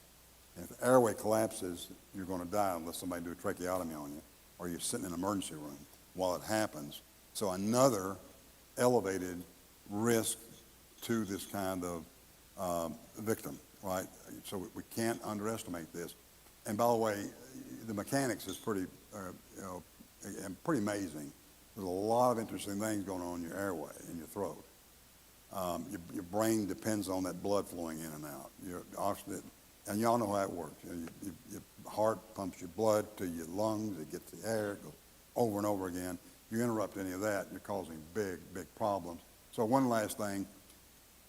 East Tennessee case, I'm training deputies. This sheriff said I had a deputy on a call and by himself, which is normal. And he's a pretty good guy. So and this is a sheriff's evaluation. He gave me these pictures. He said, he got a call. It took about 45 minutes to get there. That's about average for us over in West Tennessee, over near the river. And he said he got there, and the girlfriend had slapped his boyfriend. And he grabbed her and assaulted her. Well, the relative stopped it. Well, the relative left, and the deputy arrives on the scene, separates them, does an okay job, does the interview, and she automatically said, I slapped him. And the boyfriend says, I didn't do anything, right? So he arrested her for the slap. So he's taking her down to this county jail and puts her in a holding cell for 10 hours while the parents are getting the bond money. And as the mother's there to get her clothes, her civilian clothes back on, they see this on her neck. Now, this wasn't there when the deputy originally made the arrest, but you know what that is under a jawline there, right? So now this not always. This is not.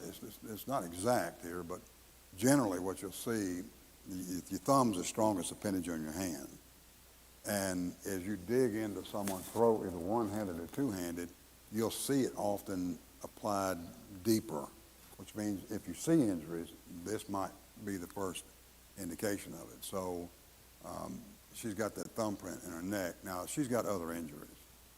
Now, these are controlling injuries. You see these on elder abuse cases. You see them on child abuse cases. He's moving her all around. Everywhere you look on this woman's body. By the way, she's in the holding cell laboring, and she's trying to breathe. And the sheriff, the jailers weren't trained. They are now. But they didn't understand what was happening with this woman. That's why they didn't call paramedics to the jail. And so the mom is asking the sheriff, why is my daughter under arrest for slapping someone and this is on her body? Well, the sheriff gets involved. He calls a deputy, and they do a briefing on it. They immediately call the prosecutor, and they drop these charges immediately, and they get her to the hospital, and she's got broken ribs. And her hyoid bone, if in autopsy you see all this often, there's a bone that sits under your tongue, basically. It's at the base of your airway. It's called a hyoid bone. Looks like a wishbone in a chicken. It's bigger than that. And what he'd done, he raised his hand so high on her neck when he strangled her, he snapped it. And they rolled over. This is a hyoid bone. They rolled over on one another. Now, she could breathe, but you could tell she was wheezing, having a hard time. So you can see through all these examples, it's what we didn't know. It's like we couldn't identify that. What was that? And then we reached out and found people and said, oh, I'll tell you what that is, right? It's kind of like trauma with police. We struggled with police trauma for years, and finally the Canadians figured it out. And the brain science in Canada said, why haven't you called us earlier?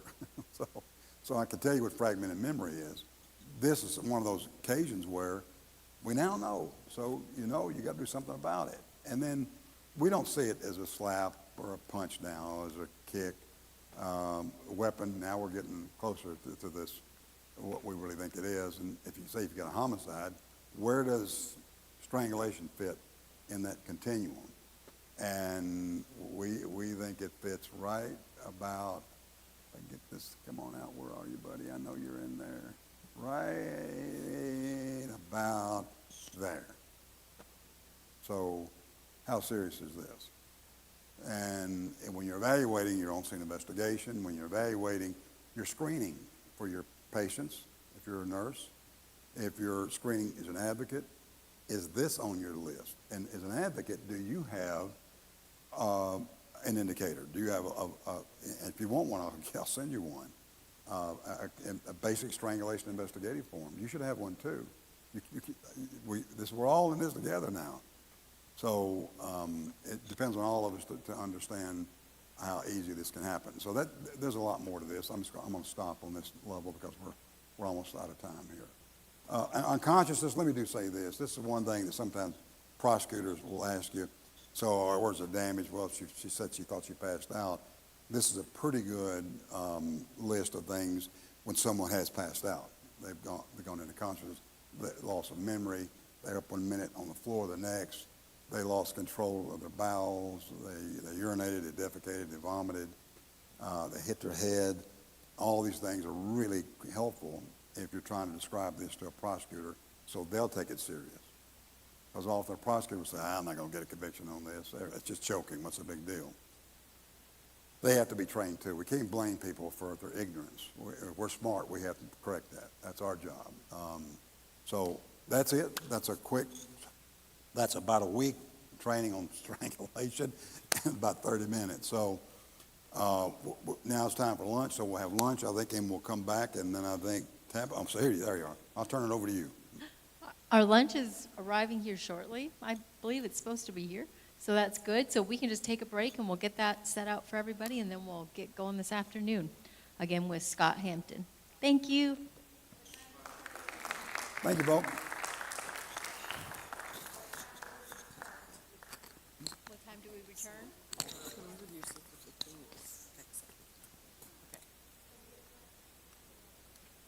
We had planned for 12:50 to return back to start with Scott Hampton. So we'll try to hit that timeline. Thanks, guys.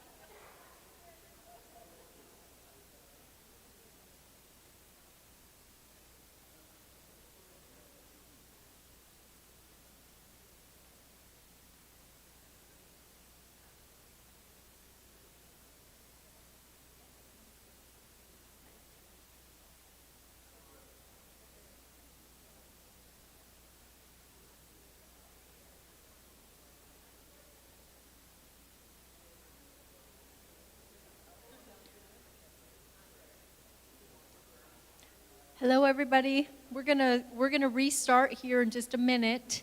If you guys wanted to make your way back.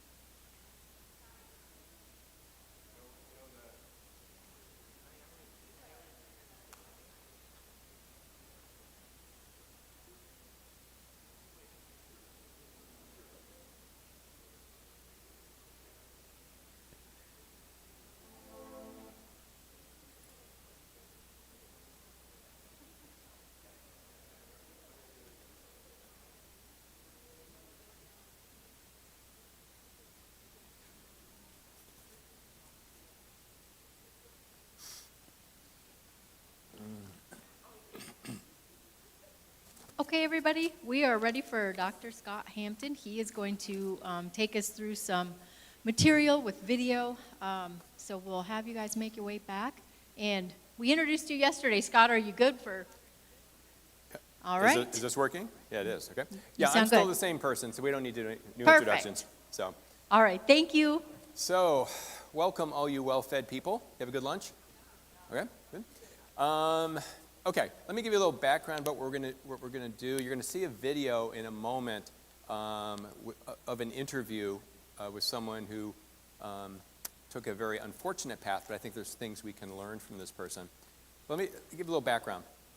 So 1993, I'm finishing up my pre-doc internship. So you go through a clinical psych program and you do a bunch of coursework and they torture you a lot in the program and then you have to do like a 1-year paid internship.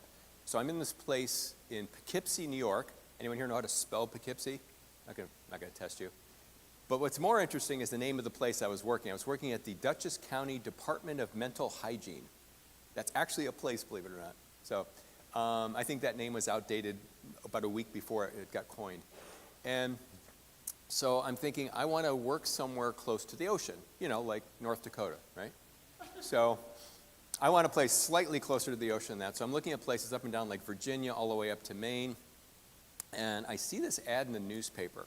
And the ad, what caught my eye was in block letters. It says, immediate opening. Possibly it was in bold letters too. Immediate opening.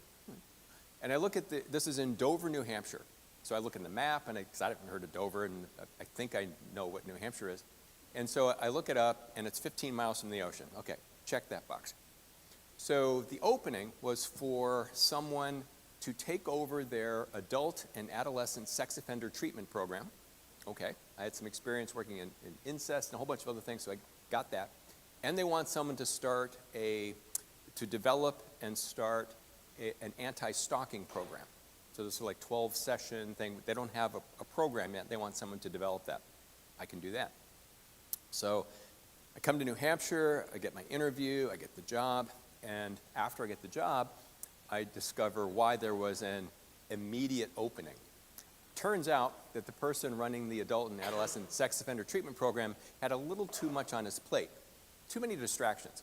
I don't know if you know this, but it's really hard to run a sex offender treatment program when you have all these annoying phone calls from your defense attorney who's representing you in a sexual assault case.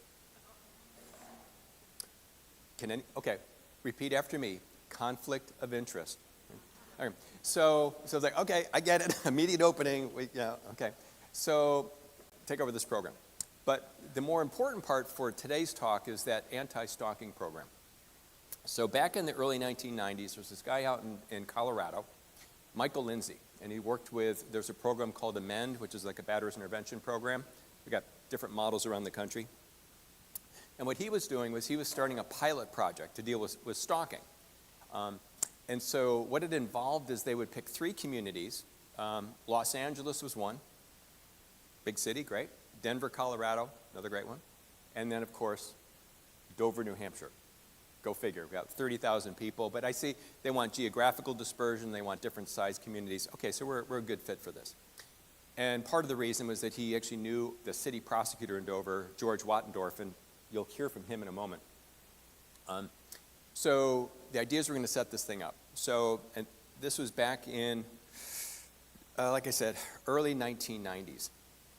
So I come to New Hampshire, and what they did for this program, and this is part of what leads to the video you're going to see. In the part of the program was they were going to interview people over at New Hampshire State Prison. They interviewed 3 people, all of whom had engaged in stalking behavior, but they went the full trip. So they're stalking somewhere along their path, and eventually they end up killing family members, 1 or more family members. So you're going to hear from one of those guys today. And what they wanted to do was they would do these interviews that were, the full length was probably maybe 45 minutes. The one that I'm going to show you is about 17 minutes long. And they would show even smaller clips, like 5 or 10 minutes. And the purpose was they would arrest someone on a stalking charge. And then they're like, while they're booking this person, they'd send them off to this little tiny room and say, here, we want you to watch this. And it was kind of like that sort of scared straight thing. You know, this could be you, right? You're here for monitoring surveillance, freaking someone out. Well, if you don't change your ways, you're going to end up over here. So that was the purpose. But I hijacked the video because I use it both in my offender groups, the longer version of it, and I also use it in trainings like today. Because what they do, what each of the people that are interviewed, what each of them does is they describe their experience along the way. This is what we need to learn about. You know, what we've been hearing about is all the great work that's being done by law enforcement. We're doing better risk assessments. We're screening people. We see, you know, things like strangulation. It shows up right before homicide. Yeah, we got to pay attention to that and all the other risk factors. What I'm really curious about is, in addition to what do we do when we spot these high risk factors, is there a way to intervene before those high risk factors show up? Is there some clue about what's going on? What's the psychology underneath their need to do whatever it is that they're attempting to do? And so we're going to take a look at that. Okay. Anything else I need to do to set this up? So the way I'm going to show it is we're going to play the video, and then it's broken down into sections. And in your folders, you have a handout. It's not this, but you have a handout. And what it looks like, of course, those of you playing at home probably don't have access to this, but we're going to be walking you through the whole thing. What this does is there are a few things to pay attention to in each of the segments. And one of the questions I'm going to be asking us to address is, as we go through the video, for each section, I want you to ask yourself, I want you to be curious. Remember how Mark was talking about law enforcement has to be perpetually curious? Yeah, we need to do that too. Actually, all of us, no matter what our position is, what seat we have at the table. And I want you to be curious about what he says, how he says it, how he presents things, what he focuses on, and ask yourself, is this giving us any clues? Is there anything, because the whole video series is called On the Path to Murder. And so the earlier on that path to murder that we can spot something, then maybe we can intervene at a point so we're not getting to some horrible tragedies. Okay. Oh, one more thing. As you watch the video, he has a tell. We all have them. We all have tells. And he has a very specific, this is how I detected his tell. When he was interviewed, he was actually interviewed, Mark talked about Secret Service and how they do threat assessment. You know, it doesn't get much better than what they do, right? So they brought in a guy, I think his name was Michael Fine, I believe, who did the interviews with the three men, one of whom you see today. Really good with the threat assessment. The only additional piece is that threat assessment, when you're trying to protect the president or politicians or celebrities, is quite different in terms of risk factors and threat from intimate partner, where you feel like you own the person, you're in a relationship. So the risk factors and some of the underlying psychology is a little bit different. So what happened was, we did these interviews, did the whole interviews, you'll see the video. After I watched the video, I realized there were some follow-ups. There were some things I went, that's kind of interesting. I wonder how he would explain that. So I went back into the prison and re-interviewed both him and Joseph Glover, who's another one you won't be seeing today, and did some follow-up questions.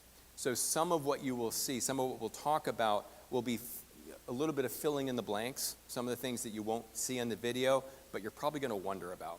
Okay. So here's his tell.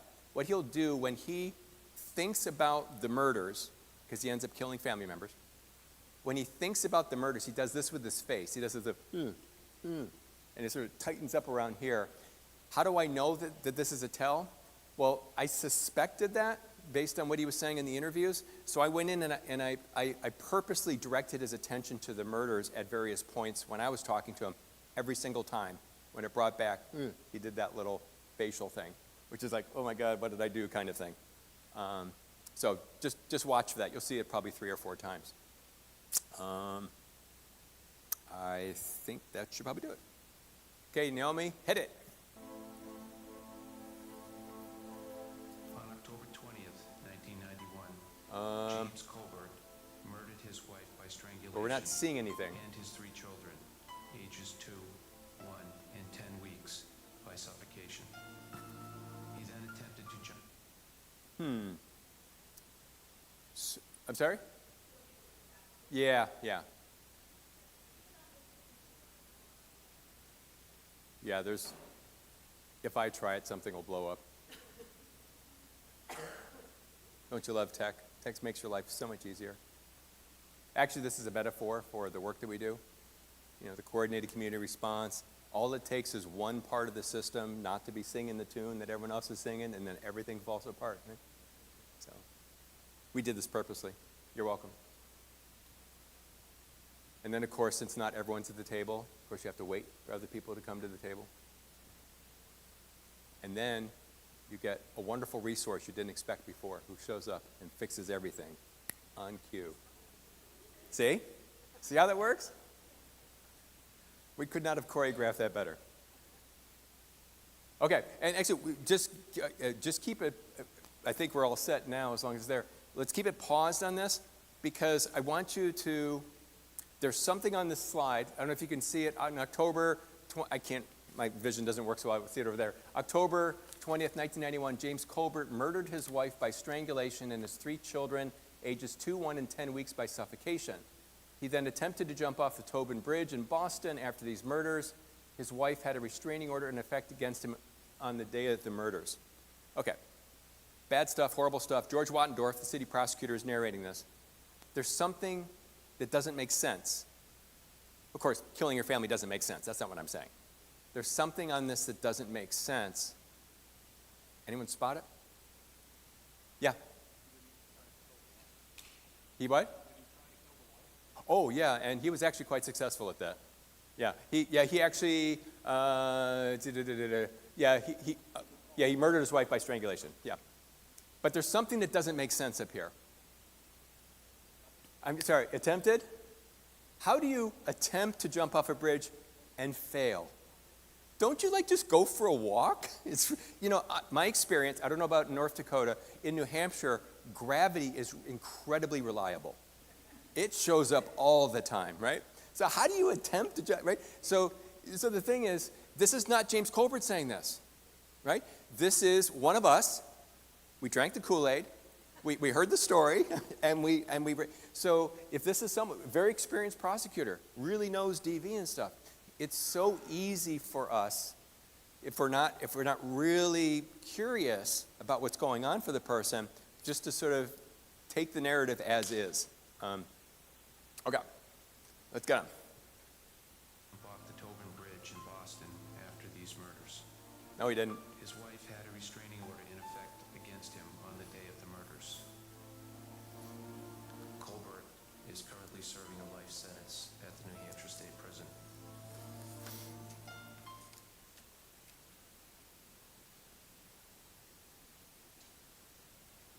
Asking to get back together and, try to work it out. Just telling her I loved her, constantly telling her I loved her, constantly saying I was sorry.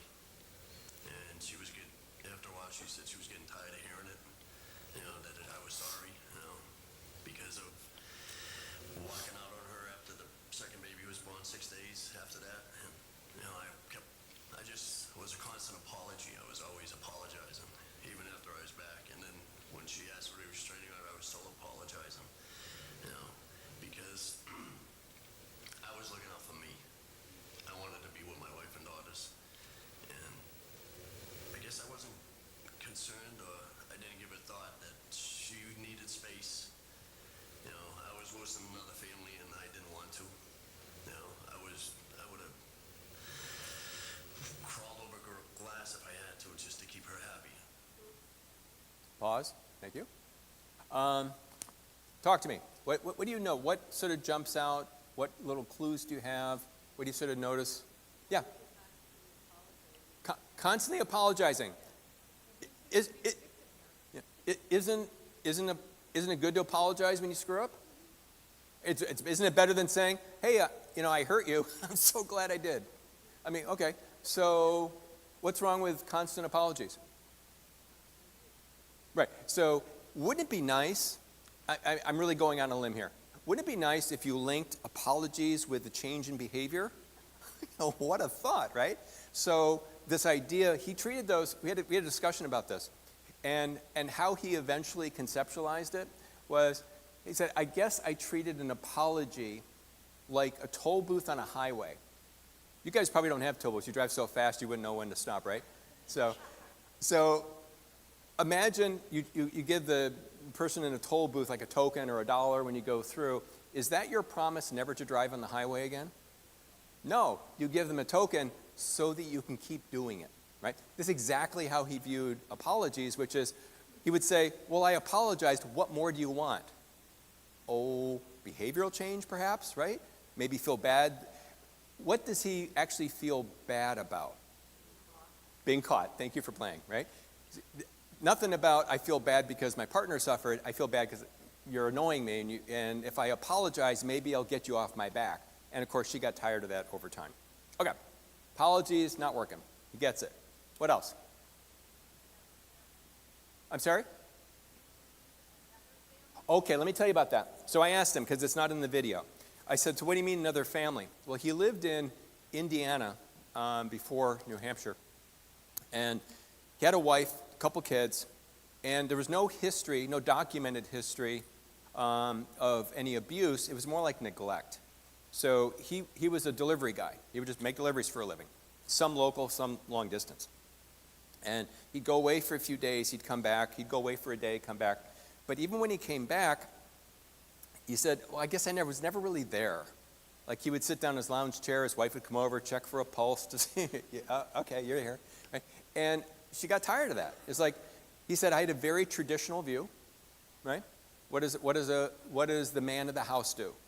You provide for your family, you protect them if you need be, and then I'm pretty much off duty.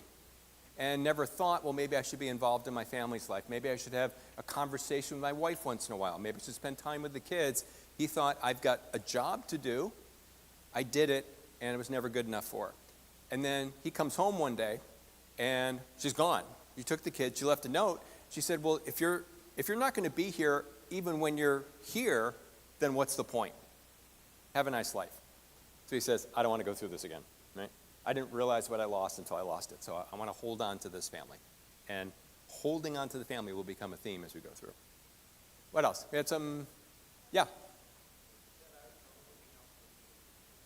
He was looking. So do you think that's a fair assessment on his part, looking back? Yeah. Yeah, so he's starting to get it, right? He's like, okay, I think I know what the issue is that my vision was never out, it didn't include, my sphere of concern didn't include other people. It included, well, what does it do for me? So he gets that. Yeah. What else? Looking out for myself, right? And the flip of that is, I guess I didn't realize that she needed space. You know, I didn't take into account actually anything that she needed. He also, it's not in your sheet, but the other thing he pointed out, he says, I guess she wasn't happy with me walking out 6 days after the second baby. So what do you say, moms? You've just had a kid, 6 days later, he goes, good luck. Have fun raising it, right? Yeah. All right. Anything else? Yeah.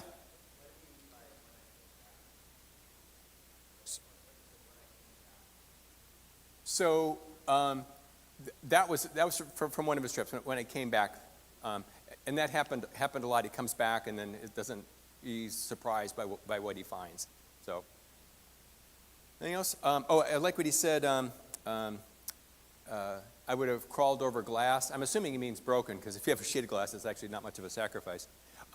Is that a good thing if you are so devoted to your family, so much care about your family, that you're willing to sustain tissue injury to be able to make them happy? Let's assume he did, right? He probably didn't, right? Let's assume he did. That it means so much to him, he wants to do anything he can to please her, including destroying himself. Is perpetual sacrificing part of a healthy relationship? No. What happens if you sacrifice over and over, feel like you're giving but not getting? You get a little resentful, right? So this is not a healthy thing. Do we parents at times sacrifice for our kids? Yeah. Yes and no. So we sacrifice, but do we always experience it as a sacrifice? You know, I sacrifice for my daughter, but I experience that as investing in my daughter or doing something for someone I care about, and I get a whole lot in return just by who she is and the fact that we're in a relationship together, and she's not in prison or whatever. So, anything else?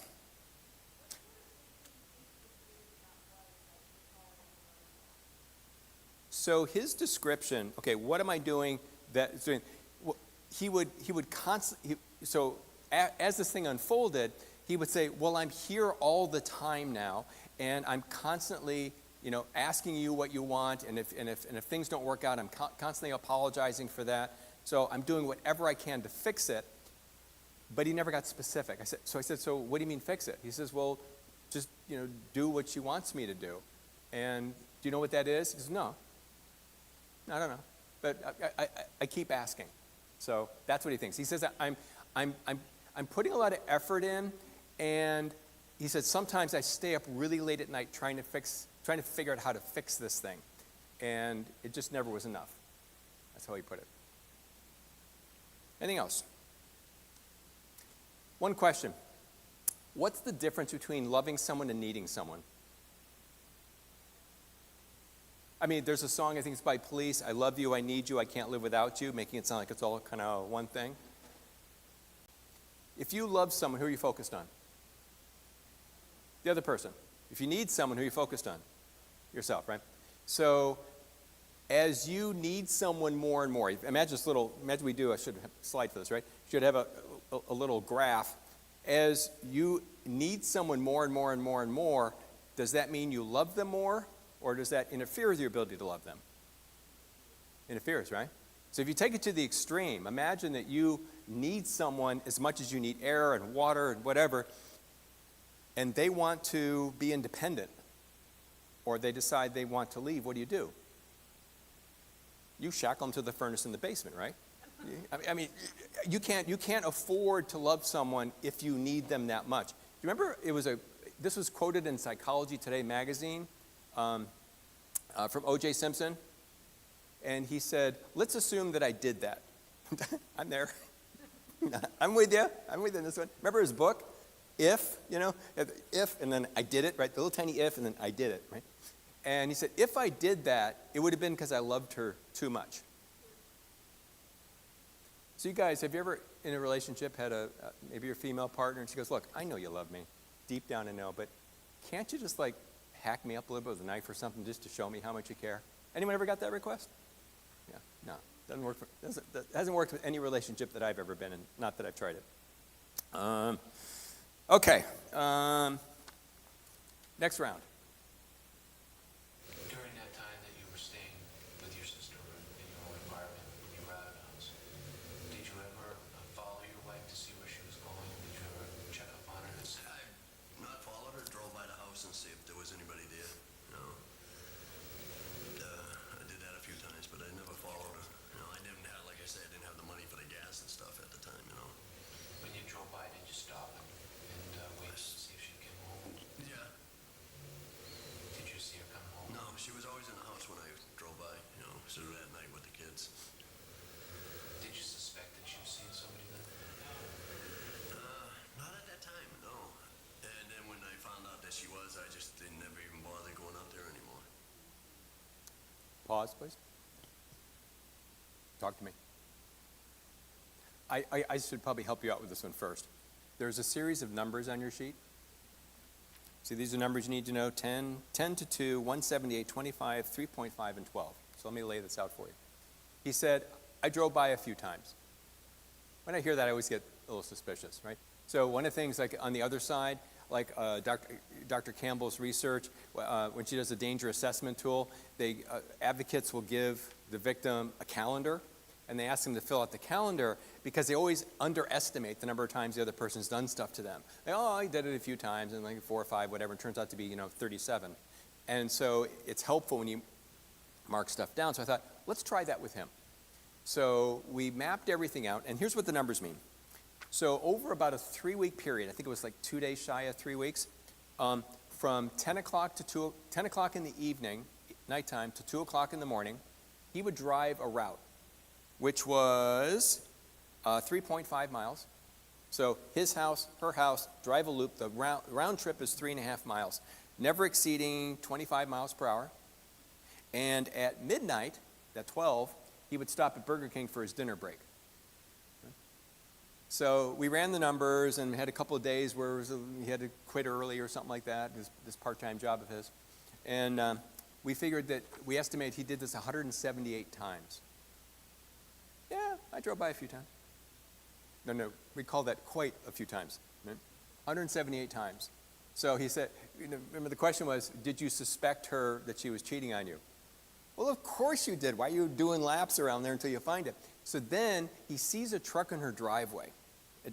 I got my confirmation, some guy, yeah, she's with someone else. And that's his proof.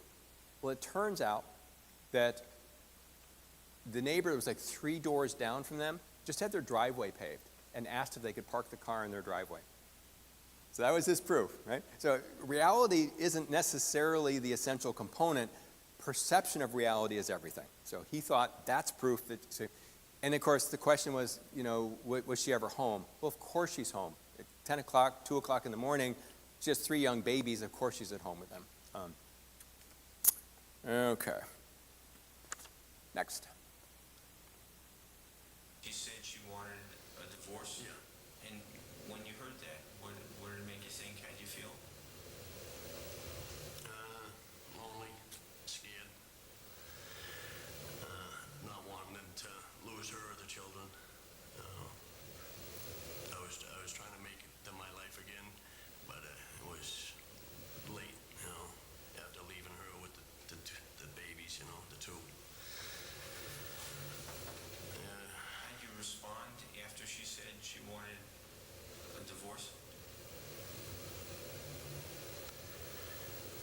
There it is. I didn't see why we needed to, that we could work it out, but she said she couldn't trust me anymore. And we were just, going on. And then this time, we had both picked up drinking again. I was drinking and driving my truck again, which, I never did before, but I was doing this time. Done. I'm sorry, what was that? I'm drinking and driving in my truck again, which I never did before. Yeah, there was a follow-up question there, right? So I was like, how does that work? Is there like time reversal or something? I guess if you go faster than 186,000 miles a second, you can reverse time. But so he said, oh, yeah, that was kind of dumb. He says, what I meant was it's never caused me a problem before. Never had a DWI, never got in an accident. Now it's causing me a problem. So that's what he meant by that. So what else comes out of that statement? He says something. He gives you a sentence that's missing a word or two. So I'm trying to make them my life. What words might you insert in this sentence for it to make a little more sense? Part of my life, an important part of my life, the most important part of my life, a really fun part of my life? No, I want to make them my life. This is important to pay attention to, because if you listen to how he's saying this, there's no separation between him and his family. In other words, so they are not part of my life, because if it's part of your life, it's something external that potentially could be replaced, or you can compensate with something else. But this is like, no, if they're not here, you might as well take my left arm, because they're part of me, right? And it's not the last time you're going to hear him say something like that. One of the things that offenders do, and actually we all do this in some way, we leak all over the place. We give you little hints about how we see the world based on our use of language and our facial expressions and our body language. And so he's giving us a little clue here about how important the life is for him. What else?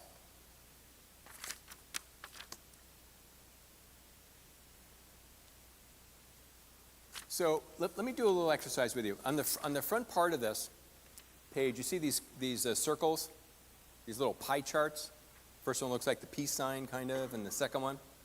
So what these represent are two different ways of dividing up time, attention, and energy and activities in your life. The one on the left, we call this person A, has basically three things going on in his life.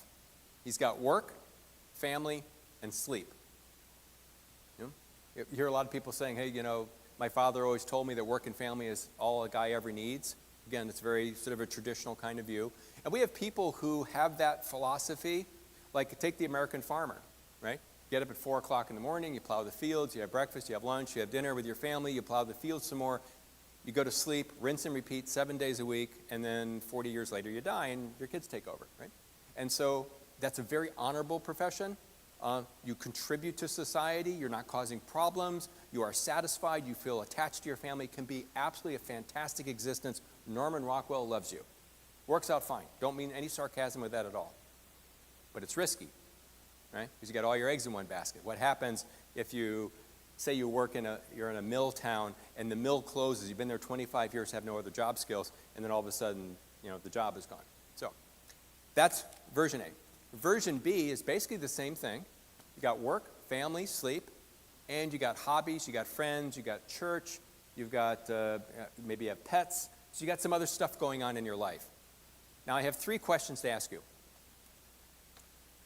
Based on these 2 models, the 3 slices of the pie versus 7, 8, 9, whatever slices, in which one of those, take a close look at the pie charts, in which one of those does this guy love his family more? A or B? Which one loves his family more? B. And why B?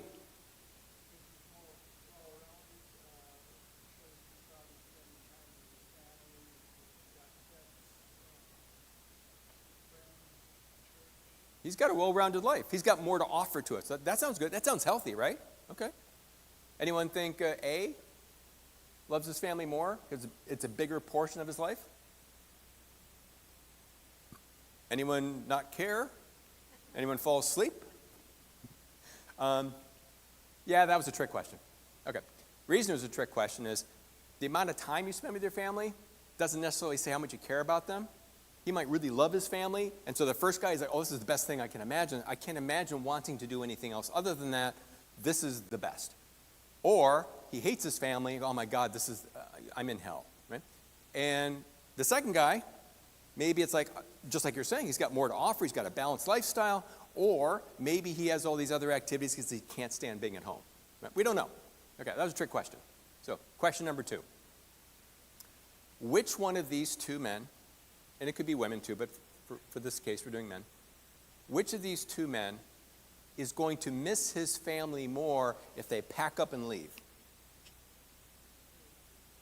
I'm sorry? A, right? A's going to miss him more? Yeah, that was a trick question. Sorry. If the guy hates his family, it's like, thank God I don't have to waste money on a defense attorney, right? So, good riddance, right? Or he loves them and it's devastating, right? Okay. We're done with the trick questions. I got question number 3.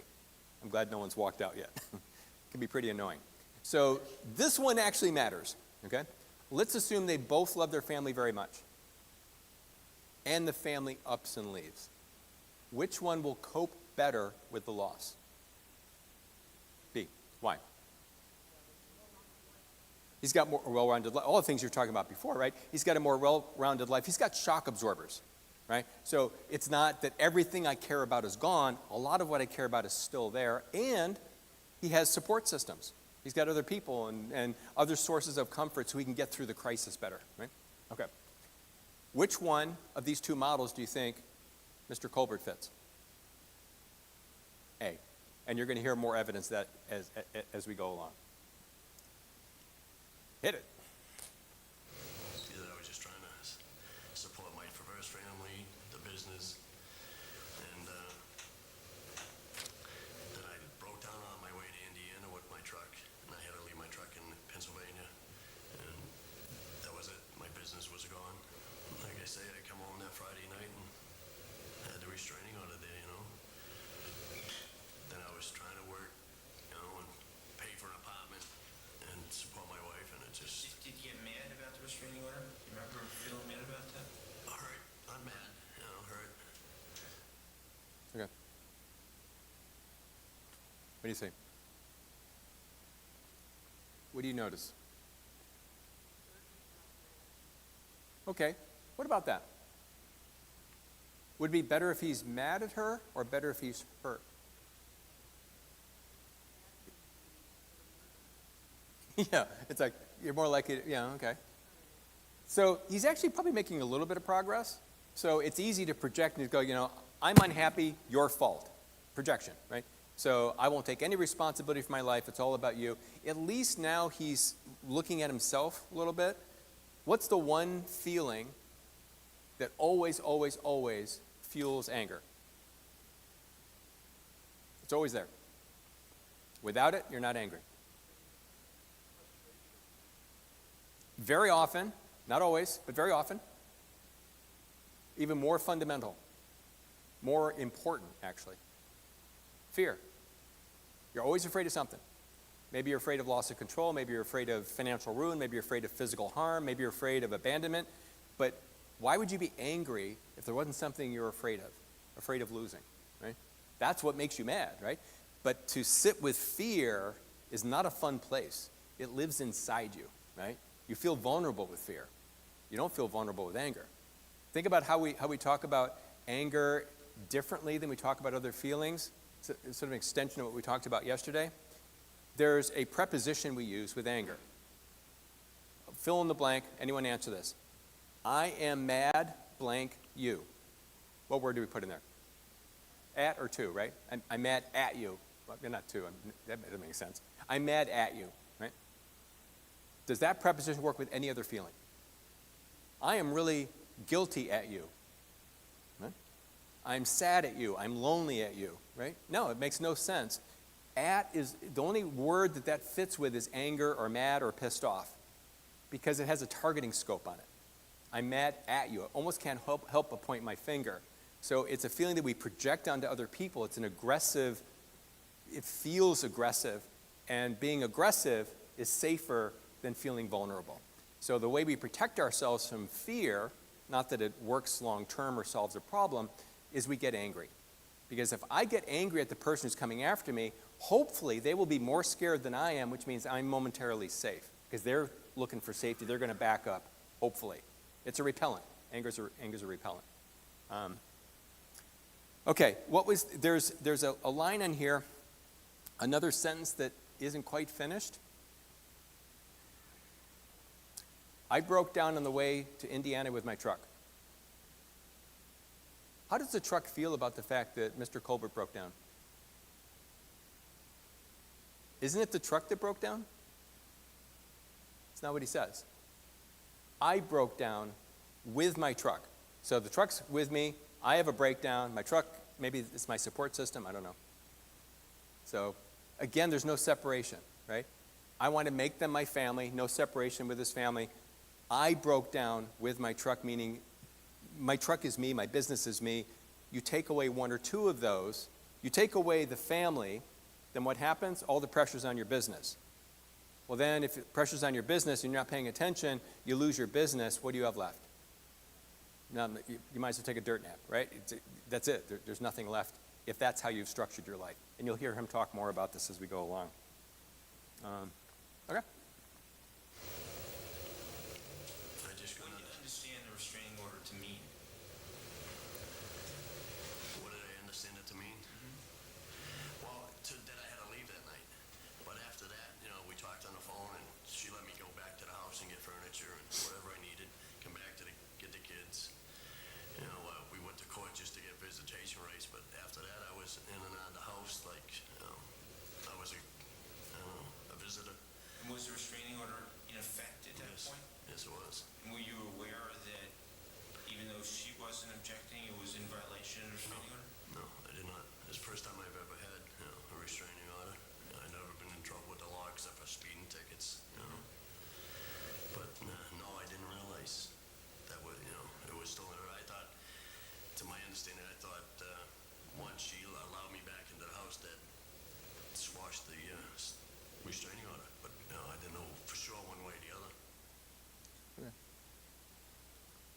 So what does a restraining order mean? He answers it, right? I have to leave. What else does a restraining order mean? Right. So, right, you can go through this list, like you have to be 300 yards away, and someone gets the house, and the kids, and blah, blah, all that kind of stuff, right? So you have a whole list of restrictions. Right? And judges can modify these, right? You can't have contact except for a phone call Sunday nights to talk about the kids' schoolwork or something, right? So they can modify it. Right? What else does a restraining order mean, other than the restrictions on Mr. Colbert? To keep her safe from what? So doesn't a restraining order mean I must have done something hurtful or scary to my partner so that she felt compelled to go talk to total strangers downtown about really personal, humiliating facts in order to feel safe? Right? Do you hear any discussion at all from him about what it means in terms of his behavior and the impact on someone else? No. Right? The other thing, he said, well, I figured as soon as she invited me back that kind of squashed it. Now, on the surface, let's play this out. She feels scared. She goes down to court, gets a restraining order. It gets granted. He gets served. Okay. Then after that, the very person who asked for protection invites him over. On the surface, doesn't it kind of make sense that he would think, well, I guess if you're the one who wanted it and now you're asking to have contact, it must go away. Doesn't it make some sense? It does to me. If I don't really think it through and realize that it's not her signature on the bottom of the page, it's actually a judge that tells me if I'm not thinking about that, and I got this whole idea of I really hope we get back together again, I'm going to be interpreting things in my favor, not consciously but unconsciously. So that actually makes some sense. So one of the challenges with protective orders is that let me give you this situation. So I've done something hurtful to my wife, my girlfriend, whoever, and she goes down to court and she says, Your Honor, this Scott Hampton guy, every once in a while he does something that really scares the crap out of me, and I need him to stop. Can you help me? And here she is right now. Okay, I'm sorry, let me turn this off. I told you not to call me during the middle of this. It's my dog. Voicemail. There we go. Okay. So he says, judge says, oh, I got this. Here's what we can do. I can keep him away from you. I said, well, that's not what I'm asking for. So it's not that I want the relationship to end. I want the abuse to end. Can you just do a surgical procedure and And the judge's like, I don't go home with you. I can't monitor what he does, but I can keep him away from you.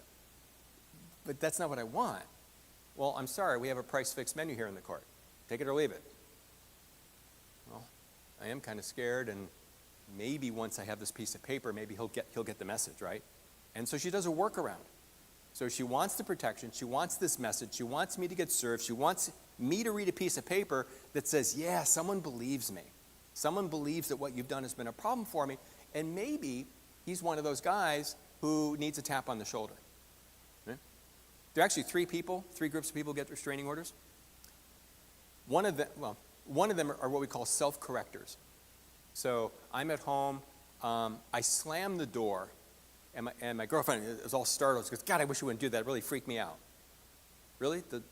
I'm thinking door slamming doesn't bother me. But I think, well, okay. I'm sorry. I didn't realize it makes you jumpy. Maybe in a previous relationship, the guy who used to beat her up would slam a door for, okay. But however she got there, it's a problem for her, even though it's not a problem for me. So I go, oh, I'm sorry. I'll try not to slam doors. Self-corrector. You tell me there's a problem. I'll address the problem. We can move on. They don't need protective orders. They sometimes get them, and maybe they need a little work. Okay. On the other end of the spectrum, we have the ones where she gets a protective order, and he's like, you think some judge is going to tell me what to do with my own family? Really? You think that's going to stop a bullet, a fist, or a knife? Huh? I'll teach you, right? And then all of a sudden, Mark has to be talking to his officers about keeping themselves safe because, I'm going to have a rifle pointed out the window when they come to serve me. So those people don't always respond well to, that's where we need really good enforcement and understanding and policies and all that safety stuff for officers and family members and everyone else who could be targeted. But there's a middle group of people. In fact, James Colbert described himself as one of those. He said, I wish someone had come along and tapped me on the shoulder at any one of about 25 different decision points, these seemingly unimportant decisions. Each one doesn't really matter all that much, but when you line them up like dominoes, whew. So I wish someone had done that. There is a large group of people in the middle for whom the service of a protective order is enough to start making some changes. So it doesn't do the whole change, but they start wondering, I wonder if I do need to change something. Or I always thought she just was emotional or just overreacted, or that just hurt. I didn't realize it was that serious. And for those people, this 30-day, 6-month, 1-year timeout is actually quite constructive. It gives them time to reflect on what they've been doing and select a different path. So for some people, these are really productive. Okay.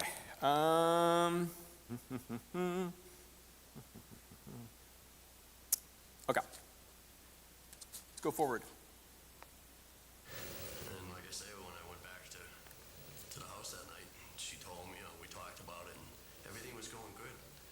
We kissed and we hugged, and she said, don't do it, take the gun back, and we'll get together tomorrow. Do you remember that discussion? You went back to the house, she had the gun with you. It was in the car. It was in the car. You were thinking about killing yourself. After I left, yes. And what happened? Did you bring it up? I brought it up. What'd you say? I said I done something really stupid today, because we were getting along good, and I'm saying, I can't kill myself now, She's showing attention to me, and we're getting along real good. So I said I done something real stupid. I bought a gun, and she just, was shocked. And I told her what I had planned to do with it, and she asked me not to, and asked me to return the gun the next day. And the way everything was going that night, I said, yeah, okay, we're gonna get back together sometime, not now, but in the future, it'll look good. In my mind, I thought it was looking good.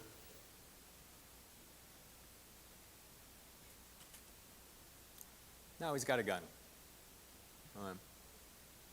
So, what are you wondering about? He comes to the door. What had happened just before this is they had spent a little time together as a family, and it was right after he bought the gun. So he buys the gun, thinking, okay, what's the use? And then they spend a little time together. Oh my God, can't kill myself now. So why is he telling her that he bought a gun? FYI, just let me tell you what's been going on today. I'm sorry, what was that? Weighing on her sympathy. So this is for effect? And what effect would he like? What is he looking for? What is his ideal dream of her reaction? Fear, okay. Probably was a bit of that. What else?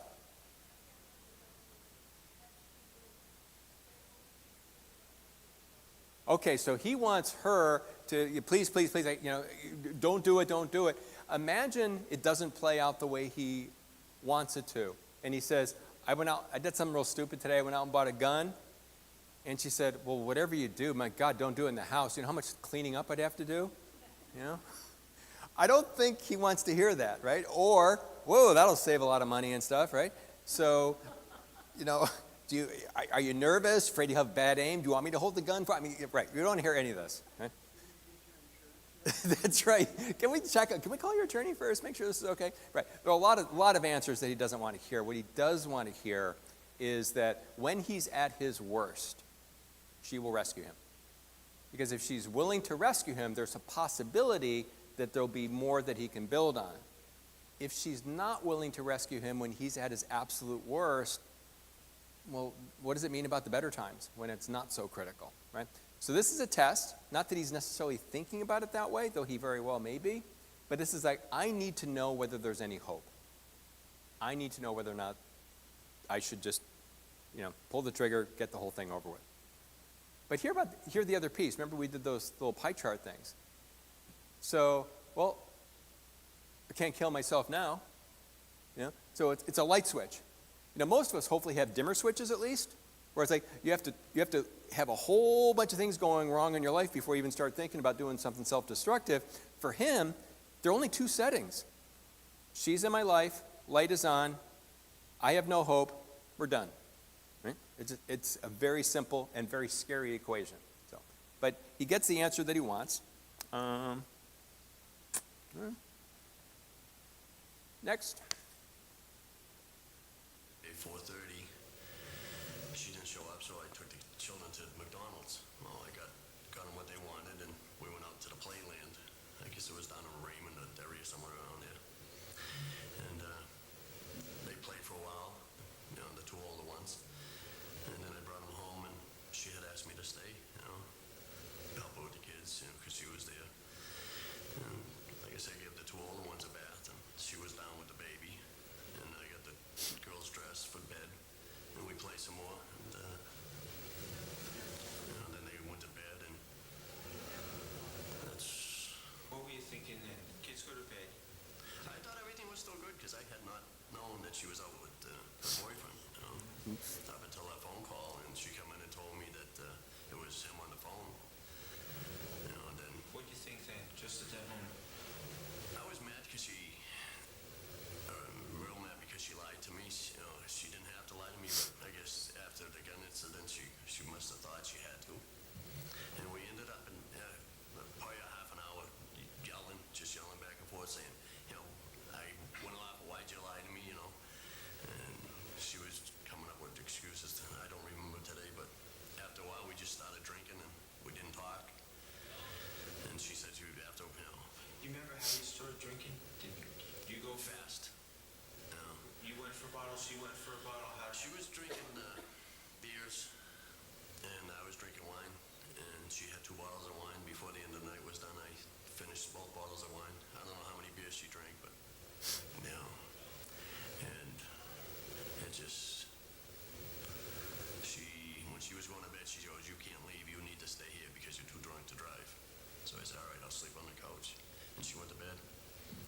And like I said, I went upstairs to go What to were you thinking then when you were on the couch downstairs? What are you thinking? Oh, she said I could stay, but not to come upstairs to, get in bed with her. There it is. I, was watching TV. I don't remember what I was watching, but I had to go to the bathroom, and the bathroom was up in the bedroom area. And I walked in, and she was still awake, and we ended up talking. It was small talk, and then we ended up making love.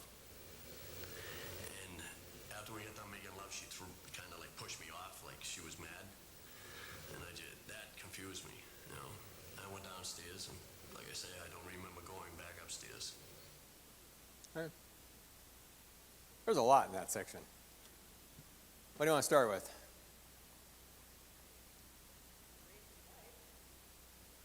Huh, you're not, but I thought they made love.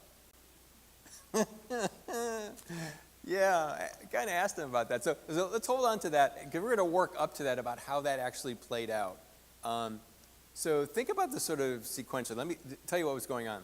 So earlier in the day, the kids were actually at home with a babysitter. And so she says, okay, I'm going to come home, and then why don't you come on over? We'll play house. You know, you can help with the kids and stuff. Okay. So he says, oh, that sounds great. So he comes over at 4:30, and she's not there. You know, the babysitter's there. The babysitter goes. He takes the kids, goes to Playland down in Derry or Raymond or wherever it was. So they're down there playing for a while. Then they come back home, and she's home already. And so now he gets his dream fulfilled, right? They're playing house. And she says, why don't you stay? We can feed the babies, you know, you can help with give baths, you can put them in their nightgowns, just everything that he wants, right? This is family. This is what I've been hoping for, right? This is why I'm glad that, okay, I bought the gun but didn't do anything with it, and I'm glad that she passed that test, and okay, we're here, all great. And so he's there with the kids, he's helping out, getting them all dressed, you know, his wife's over in the other room, and then eventually she comes back in, and he says, oh, who is that on the phone? Oh, King Schlong, or I don't know the guy's name. So anyway, so he then goes ballistic, right? Just absolutely, just enraged. Like, why did you lie? First of all, she didn't lie. I asked him about this. So what did she say that wasn't true? And he went, well, she never told me that she was out with her boyfriend. Well, had you asked or something? Was that, no. It's just that she didn't disclose the information.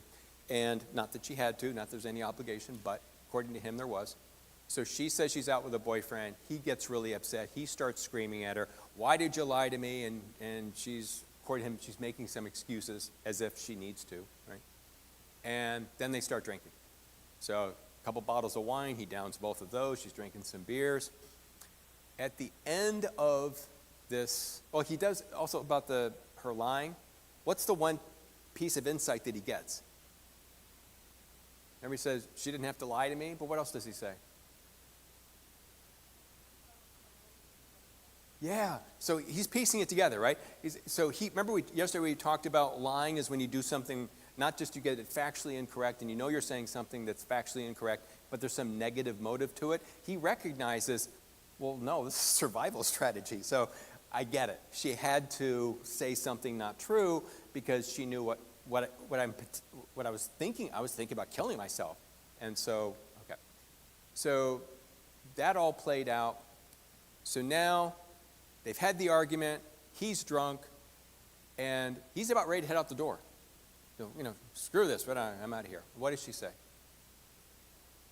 You have to stay. Not, would you like to stay, or I think you should. She says, you have to stay. What is she doing right now?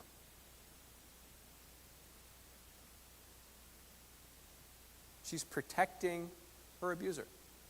She's protecting the father of her children. She's in danger right now. She knows she's in danger. Right? He just bought a gun. He's talking suicide. He just finds out that she's hanging out with her boyfriend. She knows that he's drunk, suicidal, armed, you know. And what does she prioritize? His safety. Can you love someone and be terrified of someone at exactly the same moment, right? Can you walk into traffic? So you could, if she said, oh, you're going to go home, good luck, right? That would be easy to understand, but she cares about him. We got to know this, right? Just because you've been abused by someone doesn't mean you flip the switch off. Geez, the guy hurt you. Why would you stick around with him? I worked with this woman, this was decades ago. I'm saying decades ago, it was like 30 years ago, so I don't feel so bad about how awful I was. And so I'm doing this mental health counseling, and a little bit of DV stuff is woven in there. And I said, well, if it's that bad, why don't you just leave? Very compassionate question on my part, right? Because I don't know. I don't know any of this stuff. So I said, why don't you just leave? And she pauses and she goes, okay, let me see. Let me see if I got this right. She said, because my husband, she said, look, just give me a moment. Because my husband decided to commit an act of criminal violence against me, you think I should give up 90% of my life as I know it. Do I got that right? I'm like, right? I have no answer, right? She's right. I'm asking the person who did nothing wrong to give up everything of their intertwined lives, the house, the finances, the kids, the friends, all that, her whole life as she knows it, simply because someone else decided to hurt her. She goes, does that sound fair to you? Good point. So, in this case, oh, by the way, what do you think of his wife's first name? What do you think of it? What was that? Oh, you didn't hear it? What about the names of the kids? Huh. Wonder why that is. You never hear any identifiers.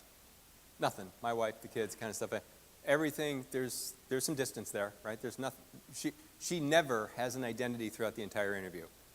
No one. Okay. Okay. So here's what she does. She says, okay, I'm going to keep you safe, even though I'm not. I'm going to keep you safe. You have to stay here, but I am establishing ground rules. Okay? So you stay here. He goes, well, I guess I can sleep on the couch. Yes, you can. Okay? Stay down here. Couch over here. There's a TV. Don't worry. Couch here. I'm going upstairs. You're not going upstairs. You stay down here. I go up there. Don't come upstairs. Don't get in bed with me. I'm doing this as a favor to you, not as an invitation. Got it. So he's downstairs. He's watching TV. Doesn't know what he's watching. Probably porn. And so at some point, he decides he needs to go to the bathroom, and the bathroom is upstairs in the bedroom area. Well, she probably doesn't want him to, wet the sofa, right? So what's wrong with this story, do you think? There's also a bathroom downstairs, which he knows full well. And just as importantly, she knows that he knows there's a bathroom downstairs. So now she sets one rule. She's keeping him safe. She's protecting someone from whom she needs protection. And her focus is on that protection with just one ground rule.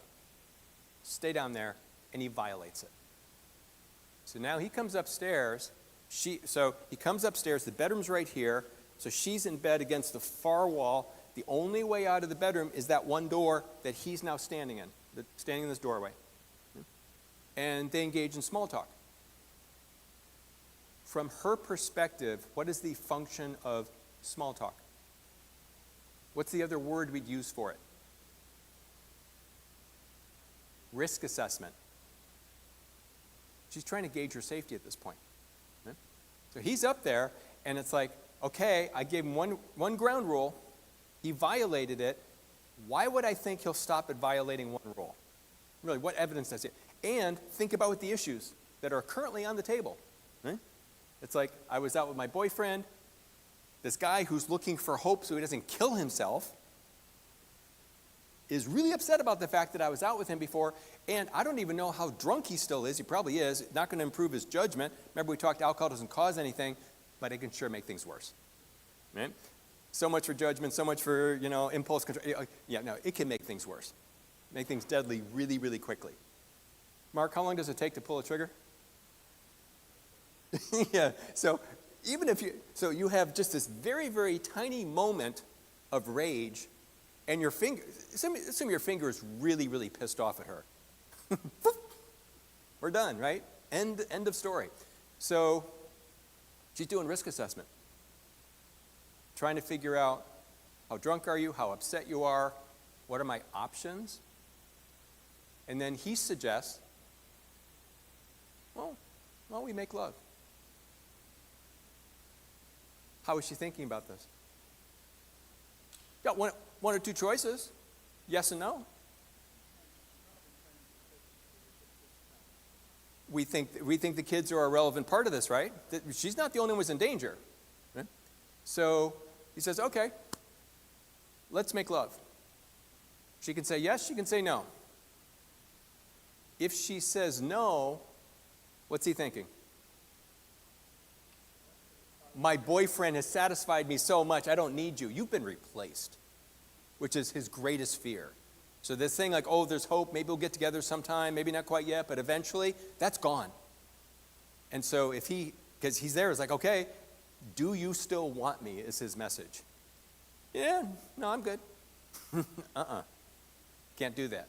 So she realizes the only correct answer is, the only survivable answer is yes. What's the difference, little mini lecture here, what's the difference between sexual consent, sexual compliance, and sexual appeasement? I mean, other than they're spelled differently. Real simple. Consent is when you do what you want to do. Compliance is when you do what someone else wants you to do. Appeasement is when you do what someone else wants you to do because you're really worried about what they're going to do to you if you don't. There's this fear thing that's attached. It's like compliance on steroids. Right? With consent, you're just as free to say no as you are to say yes. With compliance, the other person suspects you want to say no and is looking for a workaround, and you realize that saying no is going to cost you something. So you don't do it because you want to, but you calculate the odds. Like, oh, I don't want to disappoint this person. I don't want them to be grumpy for the rest, whatever that is. And then appeasement, of course, is the survival piece. So which of these three, consent, compliance, or appeasement, do you think she's going for? Appeasement, right? Yeah. So this is the safest route. I have to have him think there's still hope, because if there's still hope, then the only way there's hope is if we're all still alive. So this is survival. Okay. So now he pees on his fire hydrant. And what's her reaction when she's been peed all over? And I mean this in a real experiential kind of way. It's going to feel this way. Remember that wonderful name she has? No. So this is the dog peeing on his fire hydrant. And so what's her reaction afterwards? Ick, right? Okay, you got what you want. Now, I feel terrible. I'm a disposable sexual object, right? And I just feel awful. And so there's nothing romantic about this. There's nothing loving about this. This is your marking your territory. So, anything else before we move on to the... Okay.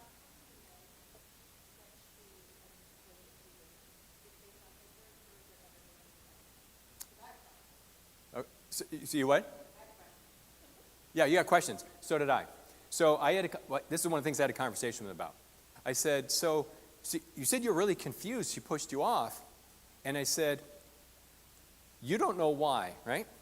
So what I want you to do right now, this is how I phrased it. What I want you to do right now is I want you to pretend that you know what the correct answer is. What is it? Don't you love it? Yeah, you do this. We do this in therapy all the time. I know you don't know why you're struggling with something, but pretend that you do. If you did know, what would you tell me? And then they tell you. How did that happen? Happens all the time. Have you had that experience? So I asked him, I said, so pretend that you know the answer to this. Why was she upset? And he said, well, because she didn't want to have sex with me. I said, what do you think that means? And, well, you're not telling me I raped her, are you? No, I'm hearing you say that. He goes, yeah. Well, this is 8 years after he killed her, so he's had some time to think about it. He goes, yeah. Yeah, I mean, he said, of course. She was, and I said, tell me what her predominant feeling was when you had sex with her. She was scared? He says in a question format. I said, pretty good guess. Right? So, yeah. He needed him to confirm that, but after 8 years, he worked through the confusion. Anything else? Okay.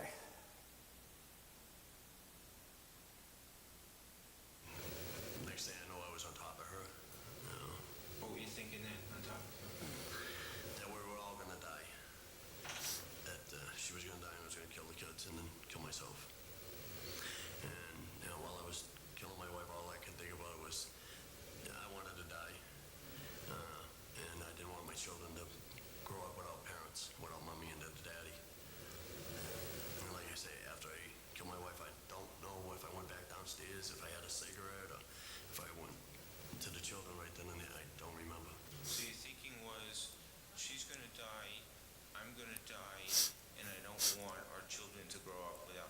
Yes.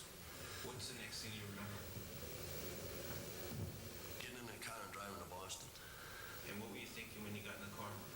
That the only way I knew how to kill myself was to jump off of the Tobin Bridge. That was the only way I knew how to kill myself. And being petrified of heights, I didn't realize it till I got on the bridge. And when I looked down. But on the way there, I stopped and called the police of Concord and told them what I had just done. And told them that I was going to kill myself. And I hung up. And then I went and drove the rest of the way to the bridge. And I got on the bridge and I looked down and I froze. And then the police and fire started to show up. And they talked me off the bridge. I'm sure that was hard. Okay. Okay. Next thing I know, I'm on top of her. Why was it, and this is a piece he and I talked about actually at some length. So he sexually assaults her, he rapes her, whatever term you want to use for this. He's violating her sexually. And she's appeasing him for safety reason. Why, in his mind, was it important to end her life at that point? I'm sorry? He didn't get what he wanted. Why was the timing so critical for him? Why not, okay, I didn't get what I want, but I've been going back and forth with this. Sometimes I have hope, sometimes I don't. She said, put the gun away. And she didn't say no when I went to have sex. I mean, so why not just hang in there a little bit longer? What's the critical piece for him once he sexually assaulted her? Why is the timing of sexual assault and strangulation, why do they show up so much? Or sexual assault and dying by firearms also. What was that? No hope. What happens if he doesn't finish the job now? She might, right? Certainly there can be some accountability. Yep. The next dog can come and pee on the fire hydrant after me. You know how distressing it is for your dog to go pee on a fire hydrant? You're walking him home, it looks back, sees another dog. Oh, we got to go back. Come on, got to do it again, right? So that phrase, I'll be the last one to have you, they mean it literally, right? Till death do us part. If I can't have you, no one can. That piece about I need to be the last guy to have her when you believe that she's your property is a really powerful motivator. A lot of that. It's like, no, this is the only way it makes sense to me. My last memory has to be, her last memory has to be, right? And so this is why we see a lot of these happening up at the same time. We've had people who've killed their partners who've acknowledged that. And they say, it just doesn't feel right if I wasn't the last one. And so once I have her, and like you said, he didn't get what he wanted, he's also thinking, chances of my getting this again are pretty slim because I know what her reaction was this time. So she's ruined this. Yeah, she let me have her, but once she got all pissy after it, it erased the message that there was hope and erased it and replaced it with disgust. Yes, I let you have me because I was afraid of what was going to happen. You disgust me, which makes it that much more likely that I really want to be with my boyfriend. So that had to happen right then. Okay, so he then says, I don't know if I went right to the kids or went and had a cigarette, like an intermission in a play, which is kind of weird, right? So he says, I don't remember. Do you think he remembers killing his kids? He might not. Our minds have a way of protecting us from really, really, really painful experiences, whether it's someone else doing it to us or us doing it to someone else. So there are things, how many survivors of abuse don't remember all the details? Maybe we were talking a lot about this before. So there's this woman, for instance, she was raped by a man with a Fu Manchu mustache. Pretty easy to pick this guy out of a lineup. Not a lot of those floating around. So it came time for a lineup, and he's there, and she doesn't spot it. She never processed. The guy's here, right? Face right here, and she never processes facial hair. And people going, how could you possibly miss that? Well, the answer is when your fear circuitry takes over, it decides what you're going to focus on. Now, maybe it's focusing on the fly on the wall because it feels safer looking over here than seeing what's happening to your body. That happens. You don't choose it, it just happens. Or it could be his mustache really isn't hurting me. I'm not processing, I'm looking at, the knife, the gun, the sex organ, whatever it is that's doing bad stuff to me. That's what I'm focused on. And we don't choose that. So that case almost fell apart. It's like, well, how did you not notice that? You must have got the wrong guy. Turns out there was DNA evidence, and then later there was a confession and some other stuff. So they got the guy, but it's like, wow, that's what we call a peripheral detail. Now, when you hear peripheral, it sounds like it's off to the sides. Like I'm looking right this way, I'll see everything here, but not there. That's not what it means. Main versus peripheral details. Main are the things that for some reason your brain thinks is essential. This is what you're going to focus on. And there's this concept called perceptual narrowing, where you narrow your perceptions to whatever your brain thinks you ought to be focusing on that time, and the rest doesn't get processed. Or it's processed out of order, and all these ways that it doesn't really get remembered. Other things, you can't forget no matter how much you try. That just gets emblazoned on your memory. So, okay.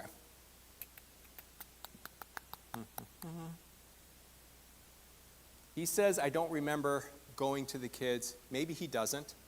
Then he says, okay, I'm going to drive to the Tobin Bridge because the only way I know how to kill myself is by jumping off the bridge.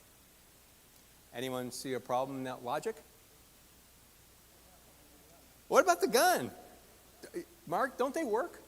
Do you have to put bullets or something in them? He's like, so how does he not know that I just bought it? Okay. So for some reason, all of a sudden, that's no longer an option. Guns don't work. Gravity doesn't work. A lot of things aren't working. Okay? So driving on down to the bridge, and he stops in Concord, New Hampshire. And on his way down to the bridge, and calls the police and says, FYI, just you need my family, not doing so well. You want to check them out. And if you need me, I'm going to be down at the bridge. Just look up, Tobin Bridge up there. It's a beautiful bridge, by the way. There are a lot of bridges on the way down, but if you're going to do it, you really want the... So he said, okay, I'll be driving down. Now, on his way to the bridge, how many speed limits do you think this guy was breaking?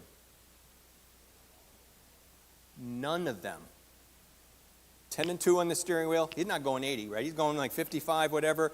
He's checking for broken tail. He doesn't want to get pulled over because if he gets pulled over, he can't get to the top of the bridge so he can get talked down, so he can get it to his attorney to say, I need to be in a psychiatric facility, not prison. Right? So this is a strategy. Right? So he gets down there, climbs up the bridge, up there. On his way up, what does he notice? Oh, I'm afraid of heights. I totally forgot. I'm climbing up the bridge and going, man, I'm so nervous. What could that be about? Oh, that's right. I'm terrified. So if you're afraid of, anyone here afraid of snakes? Wow, you're a courageous bunch, right? So bad example. Jeez. So imagine for a moment you're afraid of snakes. And do I have to put a cobra up here before you start getting nervous? Or I just have to say snake and you start going where? Right? So you don't forget things you're terrified of. Right? It's not like, okay. So he gets up. They talk him down. Okay.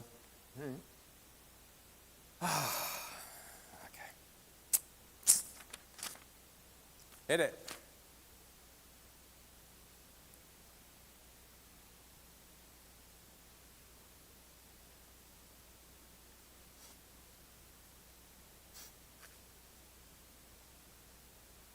Or not.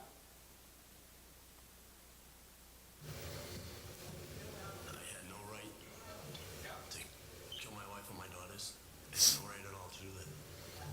I took everything away from her, my wife, and my daughters. They never grew up to go to school, go on a date, get married, go to a prom. And then my wife never grew up to see her daughters grow up, go to school, get married. I had no right to do what I did.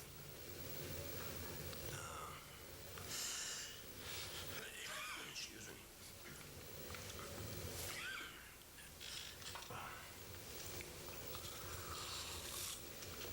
And what I did to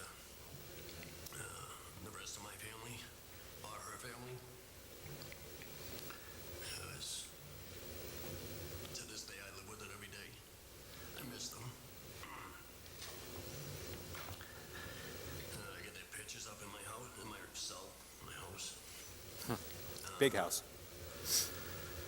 to remind me of them, because I'm afraid if I put them away, I won't remember them. It'll be 8 years this month.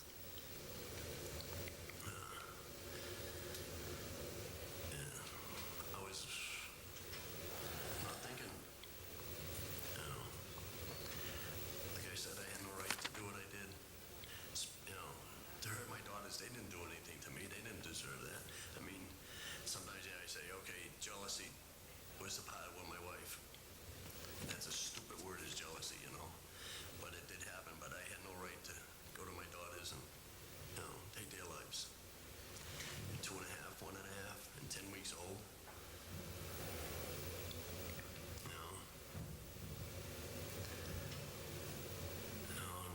They were, 8 years later, they'd all be in school, and it's just not right. Stay away from your family. Get help. Until you get help, don't go near your family. Get your head screwed on straight before you, and if it's not going to work, then, live with it. Get counseling. You got to go counseling, some kind of group counseling where you can put out everything in your head and people can react to it. I don't think one-on-one would work in that situation, but, But I can't live without it. I can't live without her. well, if they do it that way, they're going to end up like me, in prison for the rest of my life without a family and living with it day to day. You can't think that way. I know, but I believe back then, I don't think I could have got people sitting down and talking to me one-on-one, but I think it needs to be forced onto them. If they get aggravated, just force them some more till they realize. They gotta have knowledge of how far that could go. Okay. We're going to be switching over to the PowerPoint. I don't know if you can do that or if he's around to do that. I won't need it for a few minutes. But, okay. What I want to do is I want to tie some of this discussion into a little bit, go a little deeper dive into the whole issue of asphyxiation crimes, particularly strangulation, but not limited to that. So back in, I guess this was 2004, so I'd been in New Hampshire now for about a little over a decade. And what I was noticing, so I run a community-based program for people sent from the courts. It's like a 36-session offenders program, and once a week for an hour and a half. And I also do programs in the jail, which I'll tell you how that started in a moment. I work both in the therapeutic community, which is for drug crimes, and what we notice is that in the men's therapeutic community, about 50% or so also have issues around domestic or sexual abuse, and then on the women's side, about 2/3 to 3/4 of those women there on drug charges are victims of domestic or sexual abuse. Does that surprise you at all? No, not in the least, right? So, so back in 2004, what I was noticing in my community-based group, this is before I started going in the jail, I noticed that I was getting some frequent flyers. Some people had gone through my 36-week program, and I guess because of my charming personality, decided to come back for a second round and a third round. Realizing that was an unlikely explanation, I called up the county attorney, Janice Rundles at the time, and I said, are you noticing anything, any patterns, anything from the folks you're trying that seems to make someone more likely to cycle through 2 or 3 times? And she said, it's a great question. I have absolutely no idea.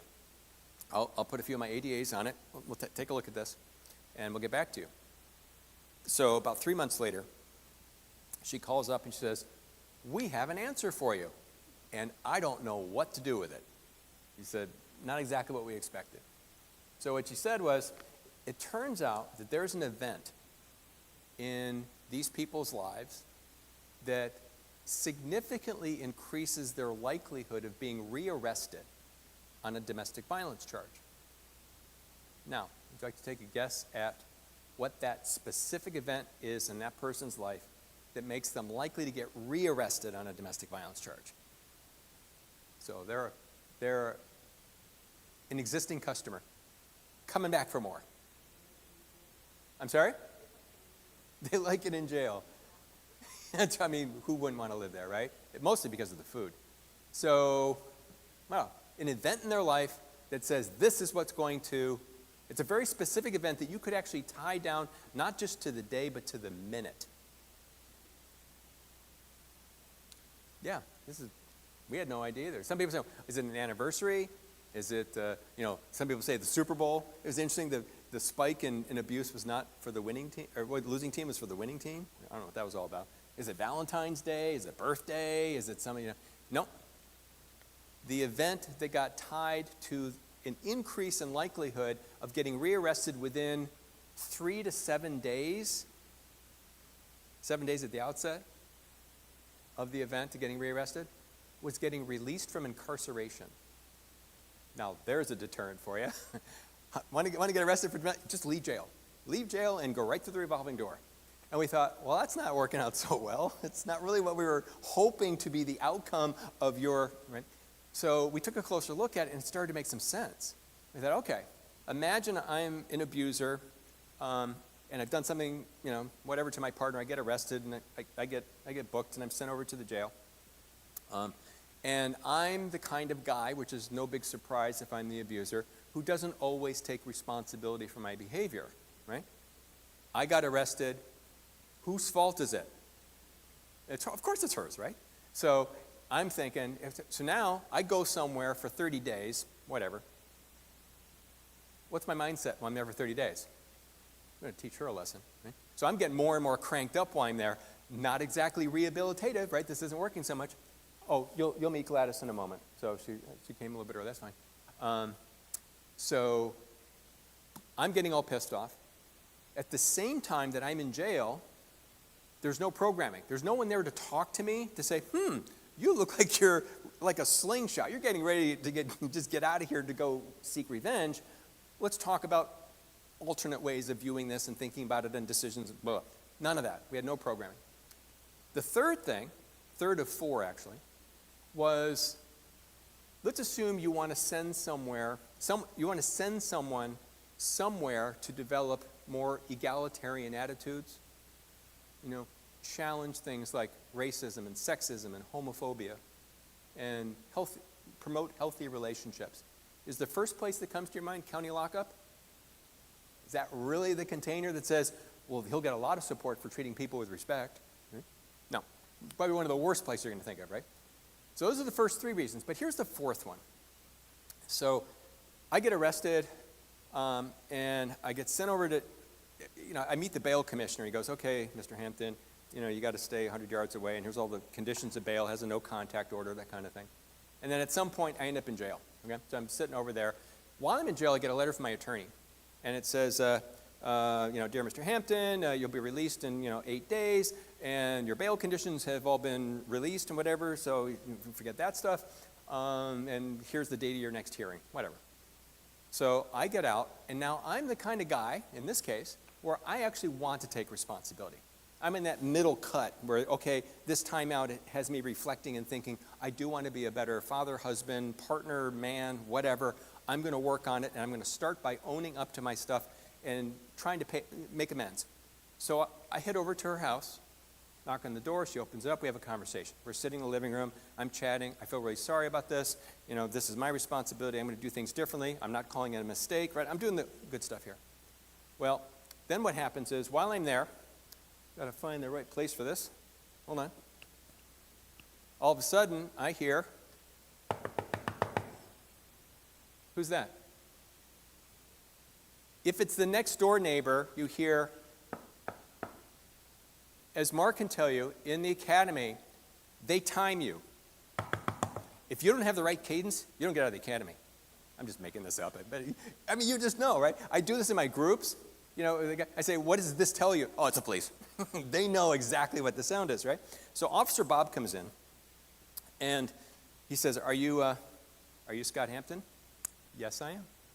He says, would you mind placing your hands behind your back? I'm arresting you for violating a no-contact order. And I say, I thought you were going to say that. I have something to show you. No, just 2 fingers. I'm not gonna, it's just a piece of paper. I pull this little piece of paper. I say, here is this letter I got from my attorney that includes an order from the judge saying that my bail conditions are gone. They've been wiped away, historical, whatever, no longer apply. I realize it was only signed a couple of days ago, and it probably hasn't, by the time the judge makes an order, gives it to the clerk, and it goes over to the administrative office of the courts, by the time it gets into your cruiser, it's probably been a few days. You don't have this updated. I get that. Here it is. So he takes it. He goes, yeah. Yeah, I recognize the judge. This is valid. Yeah, and you're right. It's not in my cruiser yet. Okay. Thank you for sharing. Good.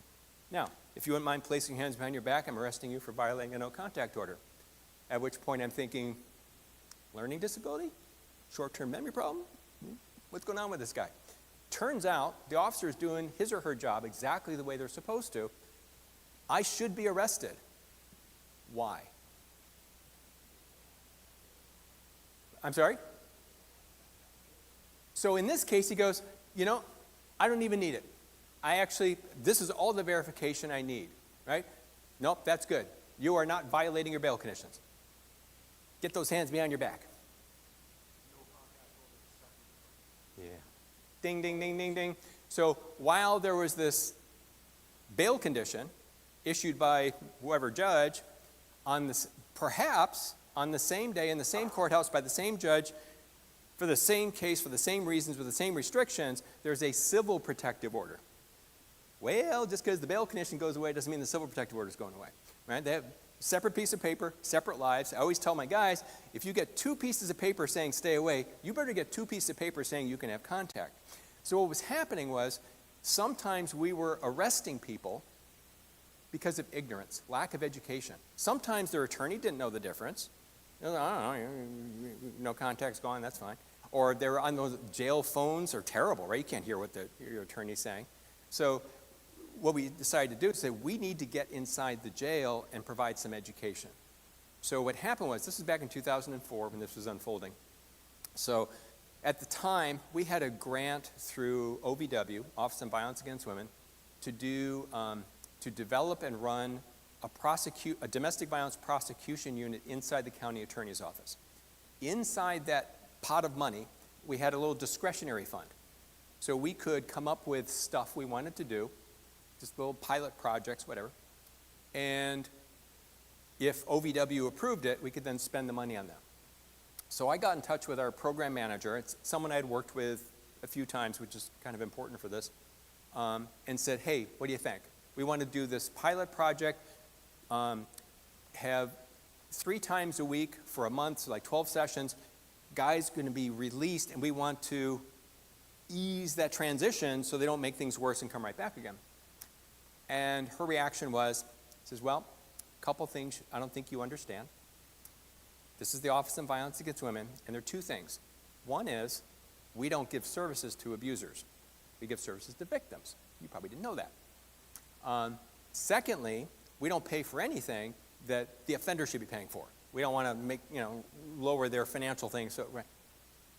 So she then, in rather colorful language, told me exactly where to store my suggestion. Okay, thank you. So I have a long-term memory problem. So about a year later, I got back in touch with them. And I asked again. But this time, what I did was I said, okay, let's look at those 2 concerns. I said, we don't do services for offenders.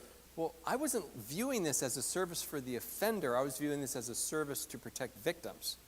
And so I spelled out why I thought this was a risk management, safety, whatever kind of thing. Spelled that out in a couple pages. And then secondly, smaller points, I said, the offender wouldn't pay for this. DOC, Department of Corrections, pays for that, so it's not lowering their burden. They don't have a burden. So I don't hear anything for like months, like 3 or 4 months.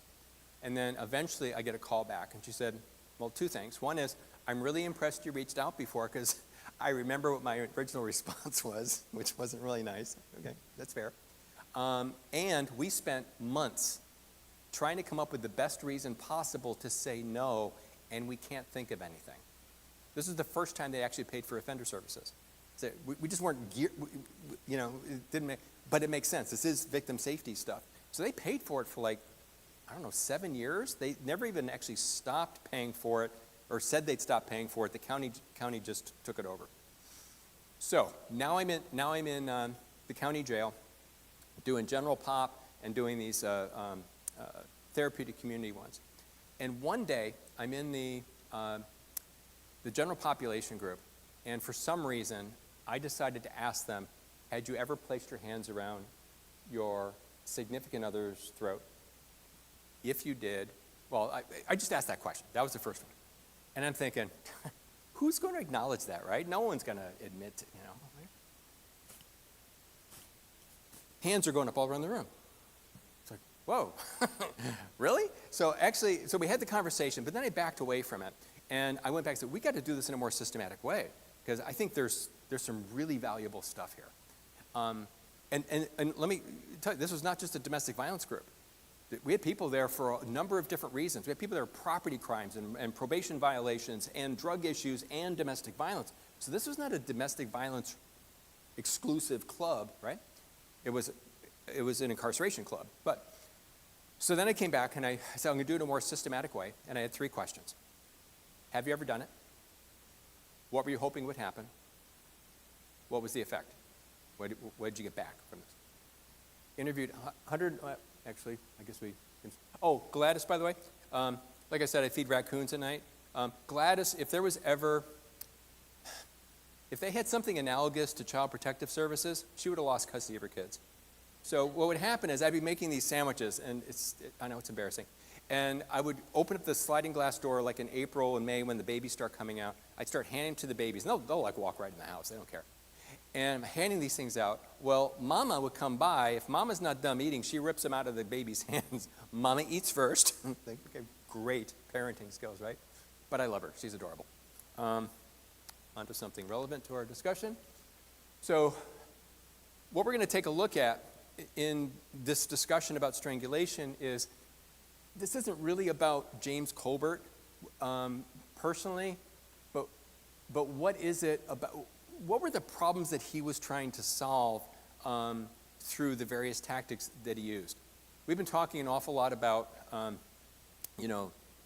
the risk of strangulation, and one of the last slides that Mark put up is where does strangulation show up? It's like, it's right over here, right by homicide, and like, we got to pay attention to this kind of thing. What I'd love for us to be able to do as well is, what if we go further back in time before the strangulation occurs? Is there something we can learn? By listening to, James Colbert, what were our leverage points there where we can help him make other decisions so that he's not at that, boy, strangulation seems like a really right thing to do at this point. So, this is what we had. 189 people interviewed over like about 6 months and multiple different groups. And out of them, 65, so about a third, a little more than a third, said, yep, done it. Now, I don't know what your experience is. Do you think that every single person who's ever strangled someone is going to raise their hand and admit it? Right? So I'm thinking, that number is north, right? It's maybe significantly north. Even if it's not, a third is a huge number for not a specifically domestic violence crowd, right? So, okay. So it says in a batterers intervention group, but we invited people in who are not part of that group. So this was not specifically domestic abuse. So we ended up with a whole bunch of responses, and we then sorted them out, and there were some that sounded really similar, so we sort of put those aside, and we had 51 that were just not duplicated. And we've collected other comments since then, and we've expanded it to look at different, not just strangulation, but other asphyxiation crimes. So we're including drownings, we're including positional asphyxia or traumatic asphyxia. When, positional is when your body's in a particular position, your lungs can't expand, there's no room for it. And the traumatic asphyxia is the crushing thing, which is like the positional with a little added emphasis. So and also environmental asphyxia. Anyone want to take a guess what that is? That's when there's not enough oxygen in the air, carbon monoxide poisoning, for instance.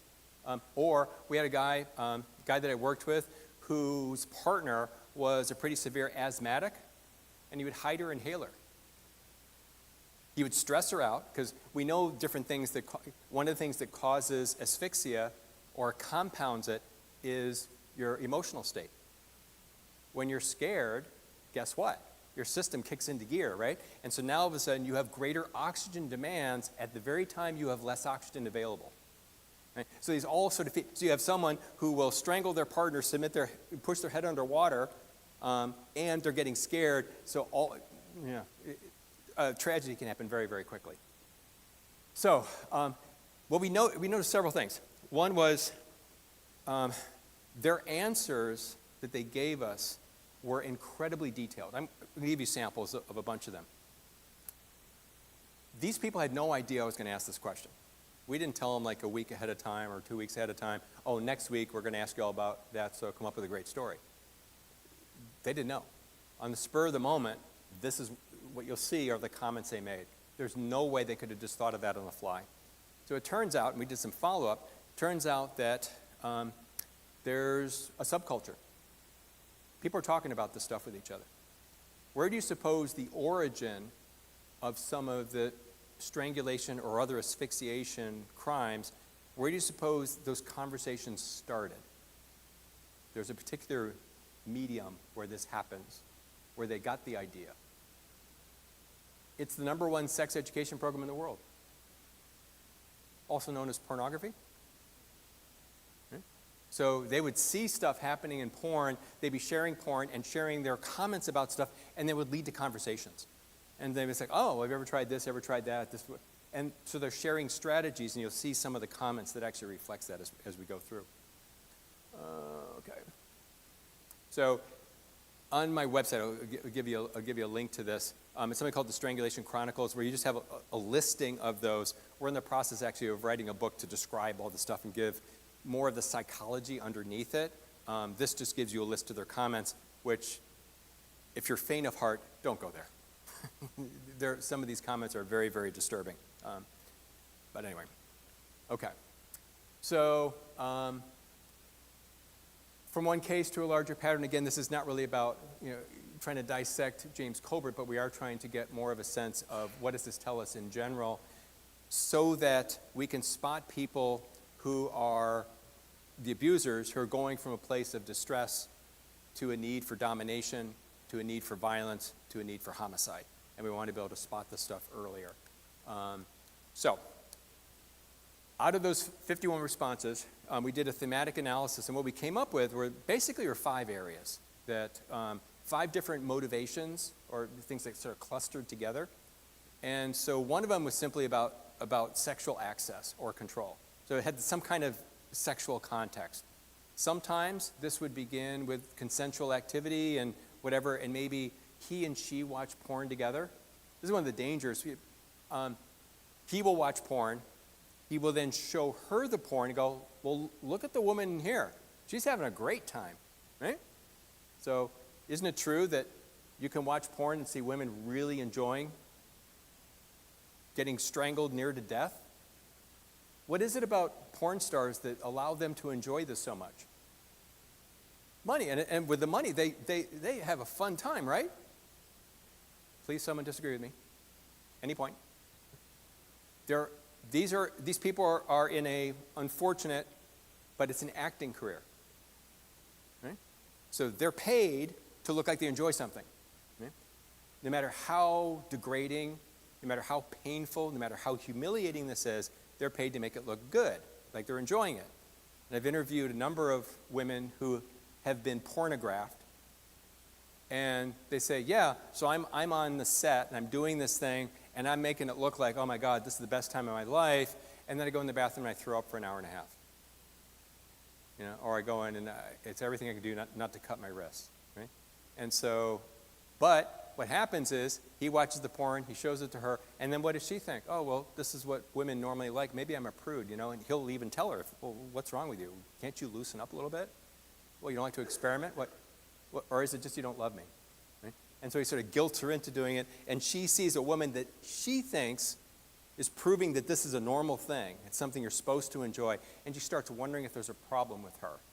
Okay? So a lot of this starts in the sexual arena, and then either to gain access, like she doesn't want to do something and he uses strangulation to acquire her, or it's during it to make sure that he's able to keep control during that. The second area had to do with communication, and so this was sort of in the moment control, where it's like, she talks so fast, or I'm feeling overwhelmed emotionally from what she's saying. She argues better than I can, and so I need to shut her down. And so that works. Or it's my turn to say something. How do I get her to pay attention to me? How do I get a word in edgewise? So it can work one or both of those ways. The next one is not about in the moment control, but it's more of over the relationship. So now it's not a snapshot in time. Now it's about a movie. And it goes both directions. Either punish her for stuff she's done in the past, so she doesn't do it again, or intimidate her so she doesn't do it in the future, or it's about general dominance. So maybe it's not tied to a specific behavior, but it's more of, let me just make it really clear who the dominant aggressor is in this relationship, who gets to call the shots.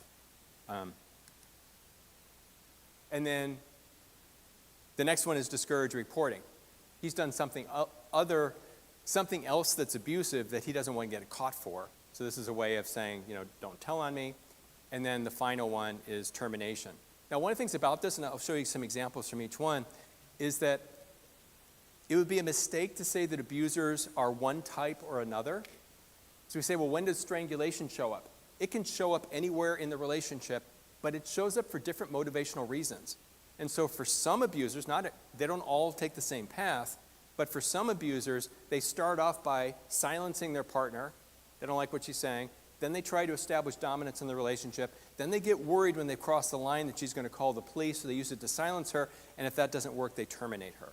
So for some people, there's an evolution. And so strangulation or other asphyxiation can show up anywhere along this. Same tactic, different problem they're trying to solve. So I'll just give you a couple of examples for each of these. Okay. It's weird. Sometimes they're not in the mood for sex, but once you've used it during sex, and he demonstrates with his hand squeezing, they don't seem to say no anymore. Not sure why, but it works. What stands out for me in this one is that he's experimenting. I tried this thing. I had this problem. She wasn't really into sex, right? And I'm fumbling around trying to figure out a solution to this, and I tried to handle it, and it worked. So he's taking notes. So they're evolving and they're learning as they experiment with this. Fastest way I know to shut down hours of bitching, I mean immediately. One of the things they learn is how quickly it is effective. Think about the important things in your life. You need water, you need food, you need sleep. You can go a couple nights without sleep. You can go several days without food. You can go without water. You can go a couple weeks without food. How long can you go without air? Right? So once you interfere with the oxygenation of the cells in your body, you've got a couple minutes before you're toast, right? So the moment you apply strangulation or other forms of asphyxiation, that other person's focus shifts to survival. You can't put it off till later. I'll breathe tomorrow. I'll just breathe twice as much. No, there won't be a tomorrow. So they know this. It's a no-cost hearing aid, so this one where he's trying to get her to pay attention to him. She's never ignored me with my hands around her neck, or no better way to get her full attention, especially when she realizes I could end her life in a snap, literally.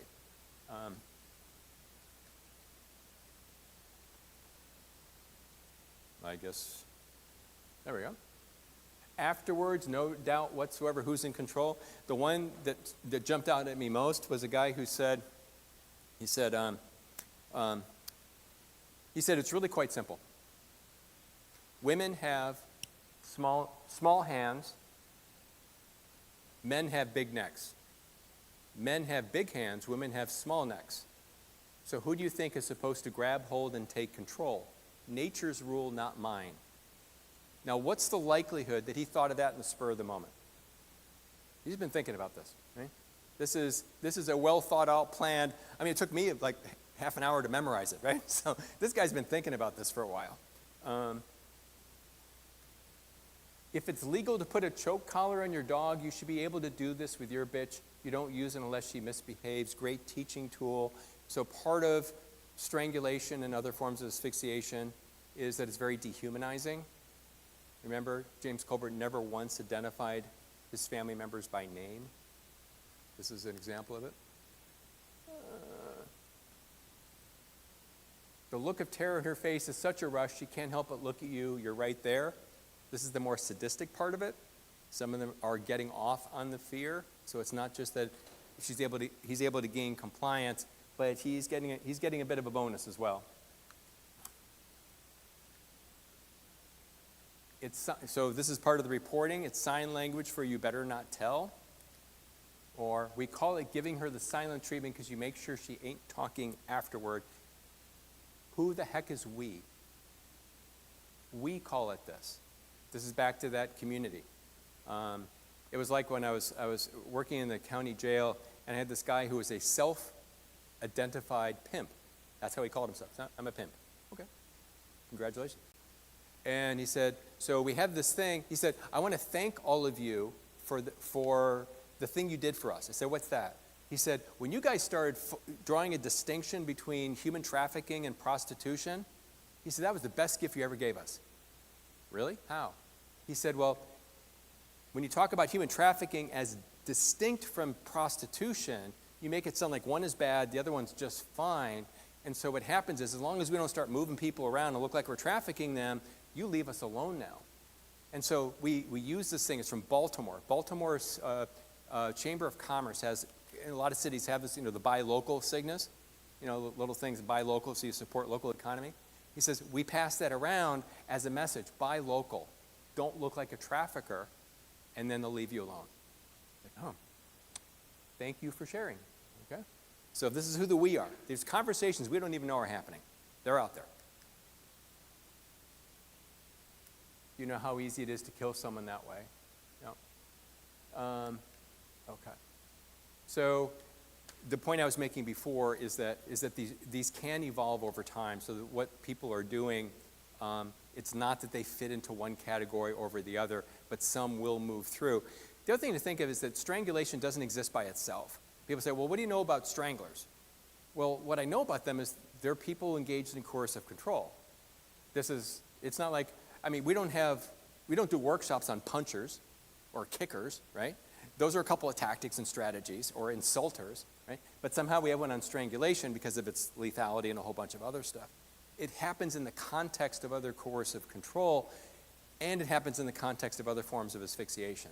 So, and they tend to move through strategies based on the problem it is that they're trying to solve. And so if we want to prevent escalation, we need to understand, why did they think it was necessary? What is the problem that they're trying to solve? And as you can tell from James Colbert's interview, he tells us about this. He tells us what his weak spots are. He tells us what he's afraid of. He tells us what he's trying to accomplish. And we could have had those conversations a long time ago, assuming we have access to the family, that hopefully keeps it from getting to this point. So sometimes I break it down this way. When I'm having conversations with people who are engaged in coercive control, and they're really just 4 questions. What is it that person's observing? What's concerning them? What are they noticing?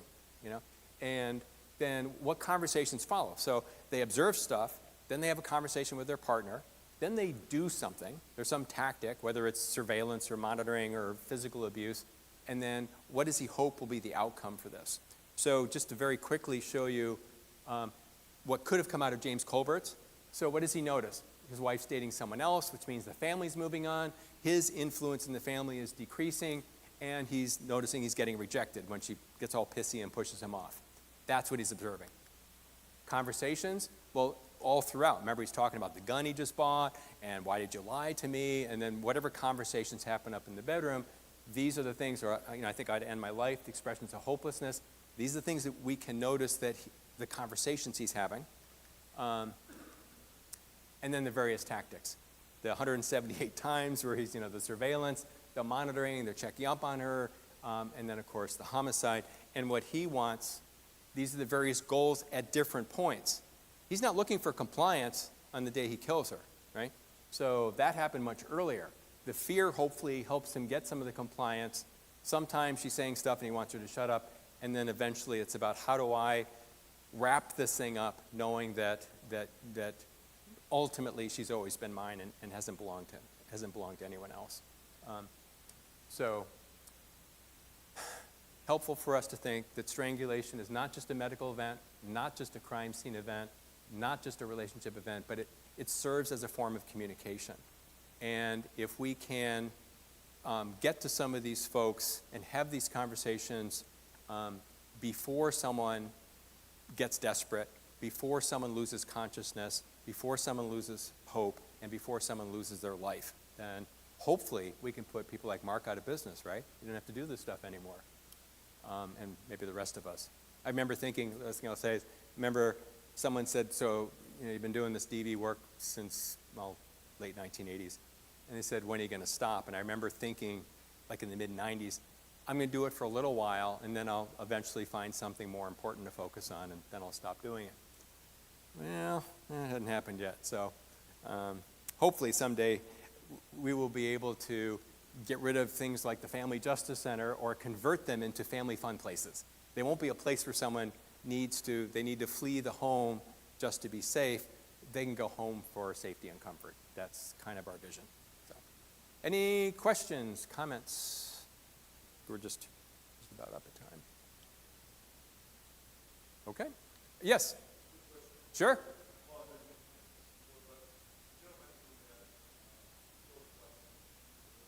Three girls, actually.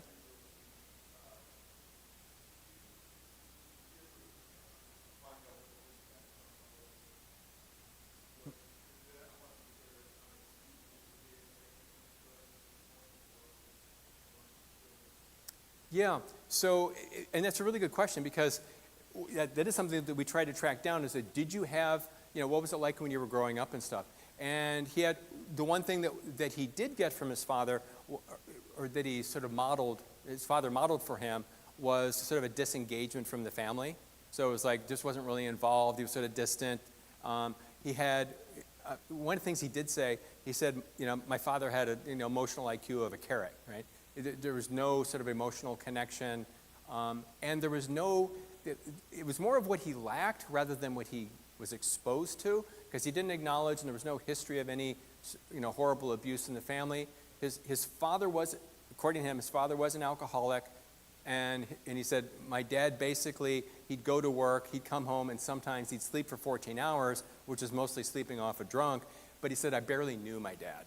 And he said, I got nothing from him about what it means to be a man, a father, a husband, any of that stuff.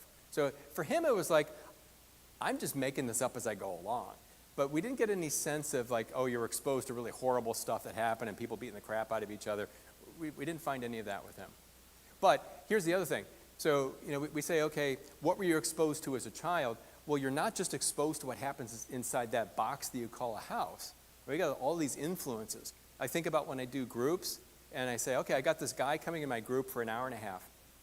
And then guess what happens when the hour and a half is up? He returns to the locker room. So the next 166 and a half hours before I get him, he turns on the TV, he watches movies, he goes to the pool hall, he talks with his friends, and all those influences that are still alive and well and educating people in directions we don't necessarily like, if that happens to be the crowd you're exposed to, it makes it really hard for us to make a lot of progress. So what was he exposed to in his family? Yeah, didn't get a whole lot there, other than dad was a drunk who slept a lot. But what else was out there, right? And now he's out there trying to figure out what does it mean to be a man, and he's got no guidance until he's here and he goes, I just wish someone had tapped me on the shoulder and told me all this stuff before I end up with no family left, and I'm spending the rest of my life in prison. I'm sorry? No, not with him. Not that we know of. Anything else? All right.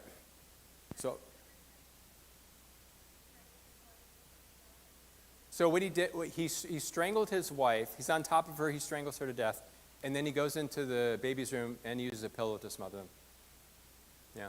So, and I asked him about that. I asked him about the method kind of thing. And he said, quite frankly, I don't remember any of it. Which again may be true. He says, but I'm pretty sure I just smothered them. And as he described, he said, because when people engage in asphyxiation crimes, they have several decisions to make. What is going to be the mode, right? The one thing about both rape and strangulation that's different from, from shooting someone is it's up close and personal. I mean, you can't rape someone from across the room or strangle them. And now you have to make decisions. Do I want the person to watch me? So the sadistic person in there, it's like, no, I want you to see me, right? So that person, if they're going to drown someone, they're not going to put them face down in the water. They're going to flip them around. They want to see that look of terror on their face so they can enjoy that piece as they're ending the life, right? But for him, remember he said, I didn't want them to grow up without a mommy and a daddy?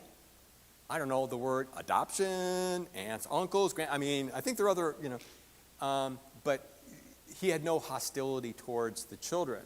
Now, one of the things, I don't know if you noticed this on the last part of his interview, he said, jealousy is a stupid word, but I had no right to go to the kids. Who's left out of that equation? And right before it, he said something about, killing my kids. They didn't do anything to me. Well, what about your wife? And so I asked him, I said, how do you feel about her, right? We don't have a name, right? She's not a person. So how are you feeling now?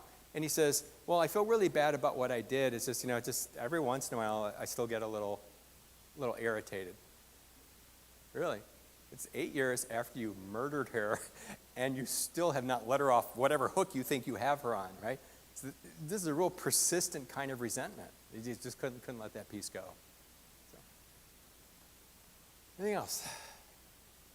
Scott, does he have any remorse, like true grief or anything for his children specifically? And then do you know, does he have a mental health diagnosis before this? And was he abusive to her in other ways before this? Yes. Oh, I'm sorry, there's more than one question. So let's see. He had never been in any type of counseling, so there was no diagnosis or whatever, never sought any treatment for anything, so he wasn't diagnosed with anything. What was the other stuff? Grief. So, not as people. In fact, I'm glad you asked that. So part of what he said was, he said the thought of them growing up without parents was just unbearable. And I said, well, you solved that, but, and he said, well, I can think of, is the other thing he said. He said, I can think about them as they would have grown up, right, in life and gone and done different things. And he said, it's really unfortunate they didn't get a chance to do that. And there wasn't a real personal, oh, it makes me feel terrible about this. It was like, it's logical that's an unfortunate thing that they missed.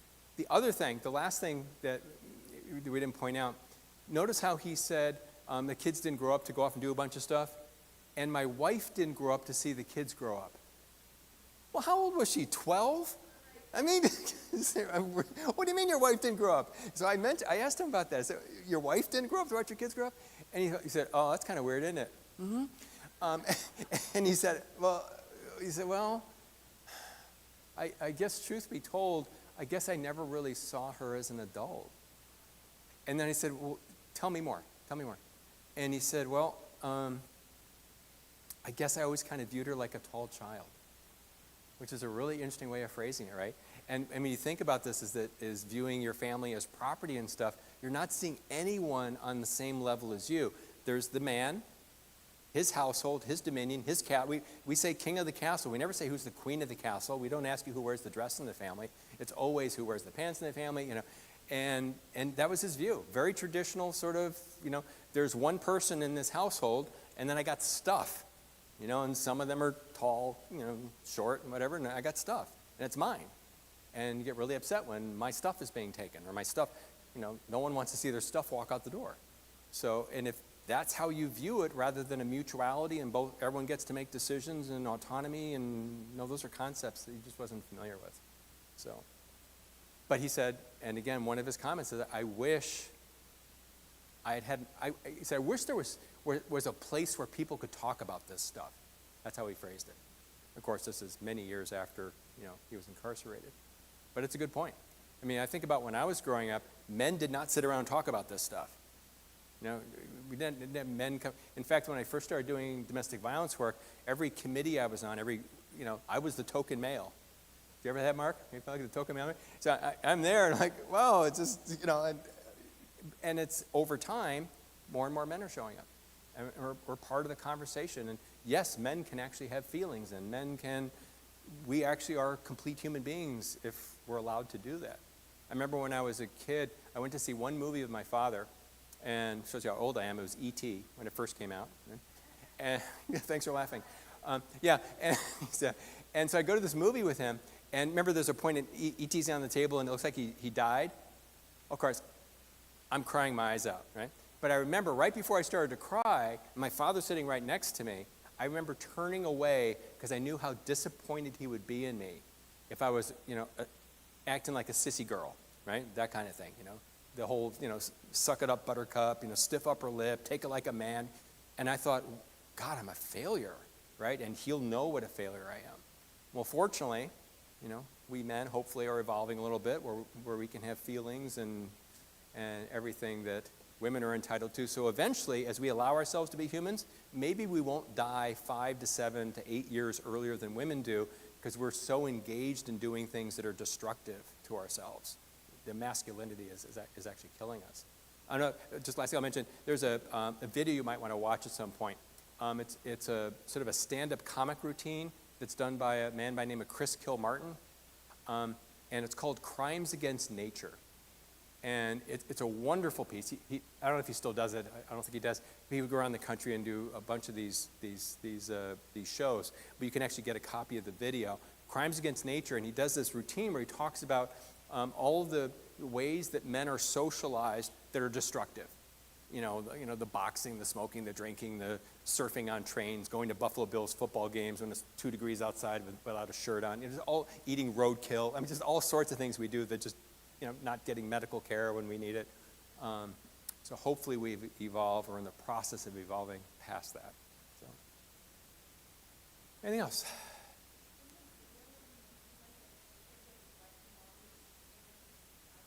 Yeah, big house. That's right, the big house.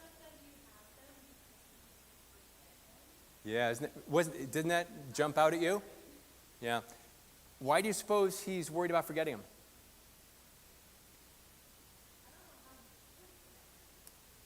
So let me throw this out. I think what his concern is that he might be wondering how could he possibly allow himself to remember? Not them, but it's like if I don't keep looking at it, there's going to be part of my mind that's going to want to protect me from this because what do I associate with my kids? Oh, I murdered them. Well, okay. So I think he was worried about losing that because of his mind protecting him from the painful reality of his decisions.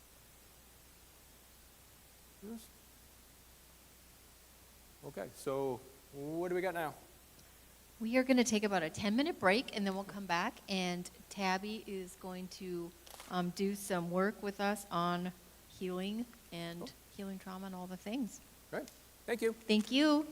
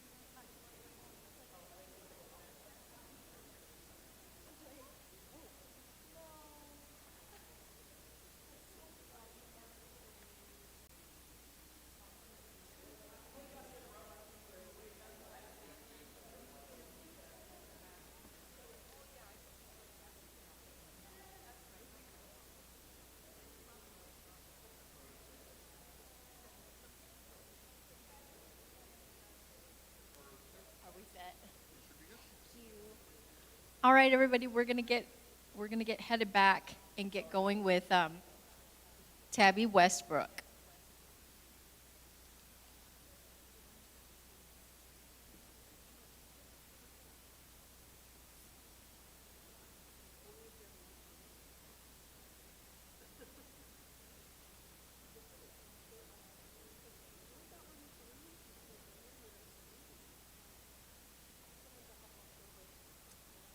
All right. Welcome back, everybody. How are we doing? That last session was great, but also a lot. It's tough stuff. For our folks online, if you check the chat, I did put the link for my slides in the chat, and did let Naomi know that you guys have requested the other presenters' slides. So for those who are watching from home, wanted to let you know that. We're going to talk about healing. So we've heard all the heavy things and all of the things that we need to look for in terms of safety and, you know, threat assessment and strangulation and how perpetrators think and all of that stuff. And I think we should talk about healing, right? Because that is, in fact, actually possible. I would be a terrible therapist if I was like, yeah, no, I don't know why we do this, right? Like, but healing is something that can happen. I'm just going to give you the heads up right now that I am going to add some content here that wasn't originally in this presentation. There aren't going to be slides for it, but I'm going to talk you through it. And that is healing broken sexuality. And the reason I want to do that, Scott talked about the use of pornography and forcing your partner to watch pornography, and there are huge ramifications. There's also things like forcing your partner to create pornography with you, to create things, to do things. Familial trafficking is a whole thing. So I want to talk about healing that as well. So I'm going to give some more specifics around that aren't in the presentation. So this is going to be on the church's YouTube channel. You can absolutely go back and watch it if you miss anything. If you have any questions about it, this all comes from my book, Body and Soul Healed and Whole. And so you can also check that out as well. And if you have a library card, you can get it from the library on Libby or Hoopla. So there's that. And some libraries, people have had it put in the library as well. So let's see. Oh, there we are. So these are our learning objectives, which I will not bore you by reading. You can read them for yourself at a later time. But we're going to talk about the healing context. So what do survivors need? Why healing is possible in the therapeutic relationship. So we're going to kind of go through this in 3 different parts. We talked about this a little bit earlier today when we talked about neuroplasticity. So that is our brain's ability to do things differently. And you might think like, man, this is super common, you know, like absolutely. But if you look at this quote from Richard Restak, we thought at one point in time that the brain couldn't change. Like you're just stuck that way, man. And we now know from modern neuroscience and some of the things that we've learned about the noodle itself, your brain being the noodle, that it can in fact change and things can in fact get healed even when you have traumatic brain injuries. One of the most interesting things to me learning how to read SPECT scans is looking at the ones from football players. Now we know that they get their bell rung on the regular and that can cause traumatic brain injuries, and so there are things that they have been able to do to reverse and heal some of that damage. That is really good news for survivors, because we can change and heal our brains and our bodies, maybe not all the way. I said that earlier today, like there are going to be some things that just aren't healable in the way we want them to be between here and eternity, but there's a lot that we can do. So neural pathways are formed under chronic threat, but we can restructure them. Yes, it is still like digging out the Grand Canyon wall with a teaspoon, but it can happen. And new experiences of safety create these new neural networks. You have to experience yourself differently. And a lot of the way that we do that is through relationship. Remember I mentioned earlier today the interpersonal neurobiology, the how we deal with each other, how we affect each other. So being in a healthy community like a support group that is well run, look, we have all heard of support groups that are not well run, 10 out of 10, do not recommend. But the ones that are well run give us a different experience of ourselves with people who are experiencing us. So one of my favorite things that I did in the narrative focused trauma care training, so like if you are a therapist, I want you to, if you're not a therapist, I want you to know how we're trained. When we learn something new, they make us do it on ourselves first. So I have therapized myself with partners for everything that I've learned. So for all of those letters that you saw on day one, I have had to do the thing to get certified in the thing or to learn the thing, right? So in narrative-focused trauma care, you are part of a story group. That sounds great. I brought the most benign, please laugh internally, foreshadowing, story to that group. Thought, this is super lightweight. I don't know these people. I'm not going to give them my deepest, darkest secrets. Fun thing about story work is you give away your deepest, darkest secrets in ways you didn't expect to. Just like the perpetrator that we watched in Scott's, where we were like, wait a second, I have questions, right? That is how story work is as well. And so when I gave my story, my group started to pull these threads in my story and saw things in the story I hadn't seen, even though I lived it, and were able to name things about me that I was really surprised by and that I had to then reckon with and go, is that true? Is that true? One of the things that was named about me is that I am pastoral. And I remember that just messing me up because I grew up in a high control religious environment and I was like, oh, no, girls can't be that. No. But what if I am? Right? And pastoral just means that you are with people's hearts, right? Like at its essence, that's what that means. And so I had to reckon with that, but I experienced myself in that space through the women in my group. And I experienced myself differently. And at the end of that weekend, and I said this on a podcast recently, I sat on the floor and wailed. And I'm not a woman given to wailing most of the time. But it was so profound to have this different experience of myself with my group. And support groups offer that to the people that we serve. And so there's this moment, these things that happen when we are seen in a different way. So if I believe all I am is terrible, and I am with you and you don't receive me that way, and you're able to point out the good things in me, like, wow, that was a really hard time. Oh, I can't believe he said that to you. That must have hurt so much. Oh my gosh, what was it like for you when he didn't bring the kids home on time? I would have been terrified. All of a sudden, I'm getting this validation, and it's starting to change my neural pathways. And I'm starting to go, wait a second, what I thought about me might not be true. Funny. So weird, right? And so things change, and I don't lose my history, right? My story is still my story. Like, we're going to walk out of here, out of this life scarred, right? But my scars tell a story. There is the art of kintsugi, and oftentimes I put that picture in. I don't know if you guys know what this is, but it's a Japanese art of repair. And it's when something is broken, instead of discarding it and throwing it away, they repair it with epoxy and gold. And it is ultimately stronger and more valuable than when we first started. And that is how we deal with souls and ourselves and our healing, right? So we are basically being kintsugi'd, if you will. Is that a verb? It is today. When we are walking the healing path. And so I'm learning this new thing as I'm getting rid of old things and having to reckon with it and go, man, that's wild. Okay. And then I have to worry about like how I feel it in my body and all these things. But all of that is essentially kind of a pruning of the old stuff and allowing new stuff to grow. Have you guys ever seen a crepe myrtle? Crepe myrtles are supposed to be bushes, but they're trees. I don't know how they make them tree-like. I don't know why they get that tall, whatever. It's a bush tree.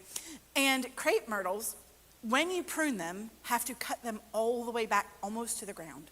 So if you like drive around like Texas or North Carolina where these things grow, I urge you to Google them, then you're going to see like in the winter when they cut them back, you're like, wow, that was mean. If trees had feelings, that tree would be very upset about this. Because they have to cut away all the growth so the new growth can come. And that's very much what is happening to our neural pathways. That is why change is uncomfortable. Right? And we are remiss if we are people helpers going, well, like, I mean, just go do the thing. We have to reckon with all the stuff that's happening within us as that change occurs so that we can actually take that next step into the next thing. So that is why it is a process and it's not linear, and that's why you need felt safety, because if I'm going to be pruned away and standing there naked before you, I got to know you're safe. And if I can't do that in a safe community or a safe location or with a safe provider, I'm going to be like, I'm just going to leave the little, they're called sucker branches at the bottom of a crepe myrtle. Like, I was married to a landscaper. There are things I know because of that. And so, like, you know, you have to get rid of all of those things in order for someone to grow. But sometimes we just want to keep it there because we're afraid of what it could mean if we take that next step. And there is grief of letting go of the old. And that's a really important thing also to remember because there's grief in all change. Did you guys know that? We suck as Americans at grieving. I think we need to get a little bit better, honestly, because we do a disservice to people when we're just like, clean up, get over it, right? When we look at anything, there is grief in getting married, even if the person's the most wonderful person, because you're giving up your singlehood. So there's a loss. There's a great gain. The gain is far greater, but the loss is still there. There's grief in having your first child, not because you don't want that kiddo, but because you're going from not having kids and just being a couple to having kids. And so there's the loss of your young couplehood and you're not encumbered in having to carry diaper bags and the 400 pounds of things that go with children, right? There's grief when you watch your child graduate from high school, and we're in that season right now, and you're like, I'm so excited they're going to college. Oh God, they're going to college, right? There's all of those feelings together. So even with great joy, there's grief. So even if the healing path is amazing, there's going to be sorrow as you let things go. The grief of what you have lost. The grief of what you wish you had that you thought it was. The grief of what it wasn't. The grief of who you didn't get to become because of what you had and what you experienced. There is grief. And I often say trauma work is grief work. And if we don't know the art of lament with our clients and with the peoples that we help, we are not going to do them well. We have to be able to sit in the suck with someone and grieve with them. One of my favorite Bible verses of all time, and I promise this is not a sermon, but is rejoice with those who rejoice and grieve with those who grieve. And we are great at the first one and we suck at the second one. There's a Jewish tradition called sitting Shiva, and that is to sit with your mouth shut and just weep with somebody. And that is something that as people helpers we can do. Now, should we become dysregulated when we are working with our clients? No. Please do not scare your clients. Please don't make them think they can't handle it, right? Like, we can handle the grief, but I want to sit with you in it, in that place of tenderness. And I want to be with you in it. And those are the things that start to change our neurobiology. We know that chronic trauma makes our amygdala hyperactive and that we're on guard all the time, so we have to let people know, hey, it's okay to feel calm. It's okay to feel safe here. I hope that as you've experienced me over the last couple of days, you have experienced safety in me. I hope so. I try really hard for that because I want that to be a thing, and I don't want anyone to ever come into a learning environment and be like, what if I don't know a thing? Well, I hope you don't know a thing when you come in here, and I hope you know more things when you leave. All of my interns that come in are like, I should do this better by now. And I'm like, why are you shitting on yourself? You're an intern. Like, you're a baby therapist. You've done this for like, what, a half a second? Right? By the end of the year with me, you're going to be amazing. But you don't have to be amazing, and you don't have to be amazing every day. And guess what? Once you're not a baby therapist anymore, you're going to mess up with people and have to make repair. Dun, dun, dun. And that's part of life. But as we go into that, we're helping our clients build new neural pathways with people. We want to allow that safe space so that a brain can reorganize and we can have that greater capacity for emotion regulation. We want that prefrontal cortex to stay online. There is, from the dialectical behavioral therapy treatment stuff, it's one of the favorite diagrams. It's a Venn diagram of what is wise mind. And wise mind is when our rational mind and our emotional mind overlap and they play nice together. Right? So if you think of that middle path, that's what we want to help people get to, is that middle path. They can have all their feels, they know what to do with their feels, and they can have all their thinkies, and they know what to do with their thinkies. If we only feel all the time, then we're going to emote all over everybody, and that's not good for a relationship. If we only think all the time, and that's all the part we're in, we're going to be antisocial, and that leads to bad things. We don't like to be antisocial, don't recommend. Right? So we want all of these things overlapping so that we have our fullest self there. And so we're going to help the brain structure change through things like grounding exercises and things like that, so that those parts that were atrophied can grow. Wild. And if you look at brain scans of someone who has not had EMDR and has been traumatized and someone who has, you can see the brain actually heal through the SPECT scan. It is wild. And if you go to the Amen clinics, you can see some of these SPECT scans. There's all kinds of articles that Dr. Amen has, so you can actually see the physical representation of what good treatment in psychotherapy can do for somebody. And when you pair that with medical care that is trauma-informed and helps heal the body, you can have amazing outcomes. So effective treatment is re-engaging that prefrontal cortex. It's down-regulating the amygdala, and it's creating new associations. So now being in a church, if a church was a place where you were harmed, doesn't harm you anymore because you have a new association. I have found a healthy community, it has gone well for me, and I feel safe here. It restores the survivor's window of tolerance. Now, a window of tolerance is how much stuff you can handle. So if we think of it as a window and it's like nice and wide open and all things are going, and then we have stress, and then we have stress, and then we have stress, and then we have stress, that window closes. We can only have so much capacity. We are finite humans. It's the way that it is. And so when we are helping our clients reopen that window of tolerance, we're gaining the capacity. When I'm doing this in therapy, it's called titration. So we're going to go out a little and back in, out a little and back in. I call it building an island in a lot of ways with my clients. We're going to pour some sand, then we're going to stick our toe in that water of trauma. We're going to pour some more sand, and we're going to get a little closer to that water, because if I just chuck my client clean out in their, river of trauma, I'm not doing good for them. We've got to have a stable landing place for them. And so all of these things are going to do that. Traumatization is not a life sentence. And I know it can feel that way for the people. I'm never going to be different. I'm never going to feel differently. I'm going to be this way for the rest of my life. And that is absolutely untrue, right? Again, there may be things that are still persnickety, but overall you can be so much better. Recovery requires healing conditions, not just willpower. If we could pull up our bootstraps, we would have already done it, and I would have a different career. Our regulated presence itself is therapeutic. We're going to talk about that in a minute. And pacing matters more than technique. Now, that does not mean you should have crappy technique. Be excellent at what you do. But if you outpace your client's nervous system, you are going to leave them in the dust. And so we have to work with the nervous system of the person in front of us. And I have to bring you along gently, or you're not going to be able to come. Okay. This is in every therapeutic study of how does therapy work. And every single one of them says it does not matter what technique you use for the most part. It is whether or not the therapeutic alliance is strong. If you do not trust your therapist, are you going to do anything that they ask of you? No, absolutely not. If you don't trust any provider, right? Like, how many of you in the medical profession have been like, no, really, this would be a great idea, and your patient's like, absolutely not, because they don't trust you. I had one of the most healing ER experiences, and not because of the treatment. I'm going to tell you a story. I was in Iowa, and we had gone to the Spam Museum up in Minnesota, which I guess from here would be down in Minnesota, but whatever.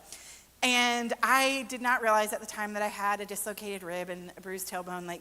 There were some things happening. I had fallen. I totally forgot that I fell. Things happened. And so I'm having chest pain. And, when you get into your late 40s, which I was at the time, I'm now 50, but when you get in your late 40s and you have chest pain, you think, I should probably go get that checked out. And it was supposed to storm because Iowa. And so my friend is like, look, man, let's just go to the ER. And I'm like, all right, we'll go to the ER. And I was like, I'm probably being silly. How many women have said that? Yes, because we discount our own medical conditions, don't we? Yes, we do. And also know that about survivors. They're going to be like, I'm probably fine while a body part is hanging off, because they're so used to just having to be fine, right? So sometimes we have to bring them along for that doesn't look so fine. Could we go get that looked at, please? So I go into this ER and I'm like, well, this is a good time. It was actually a great time. So let me tell you about this ER team. So we are in Webster City, Iowa, at the hospital there. There's a buffalo out in front, like a big statue, not an actual buffalo. I mean, I guess it's an actual buffalo, but not a living buffalo. So we go in there, and I'm like, okay.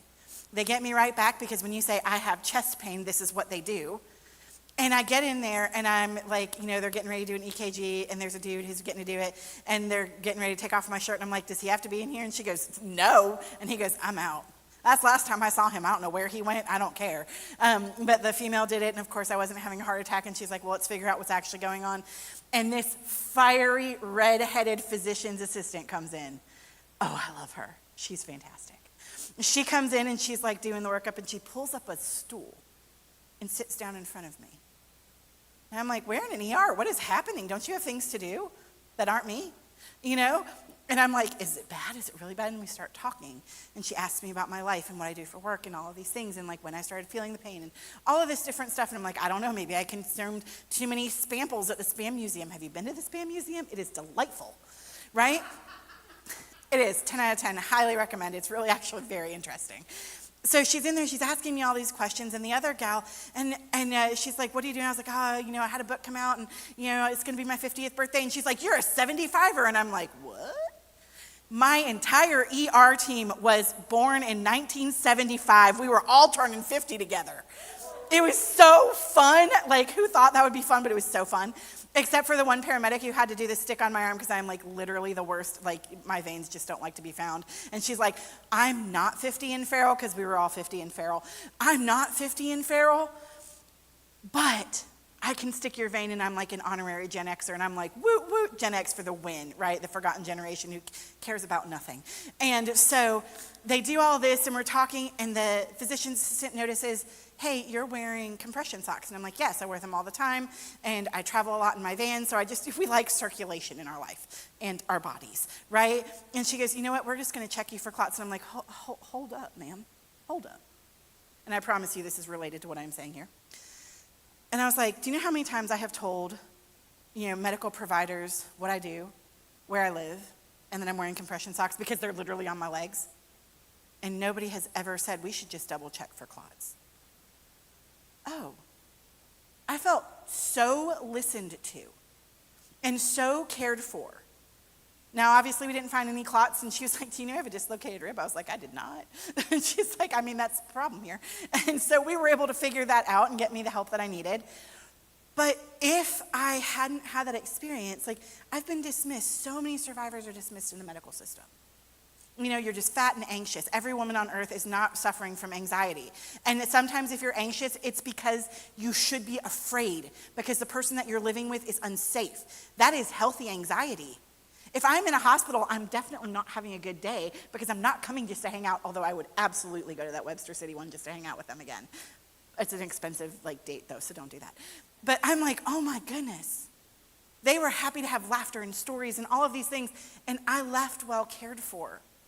And I thought to myself, if the medical institutions, if we did this better, as a whole, how many people would be healed? Not just trauma survivors, not just coercive control survivors, but just people.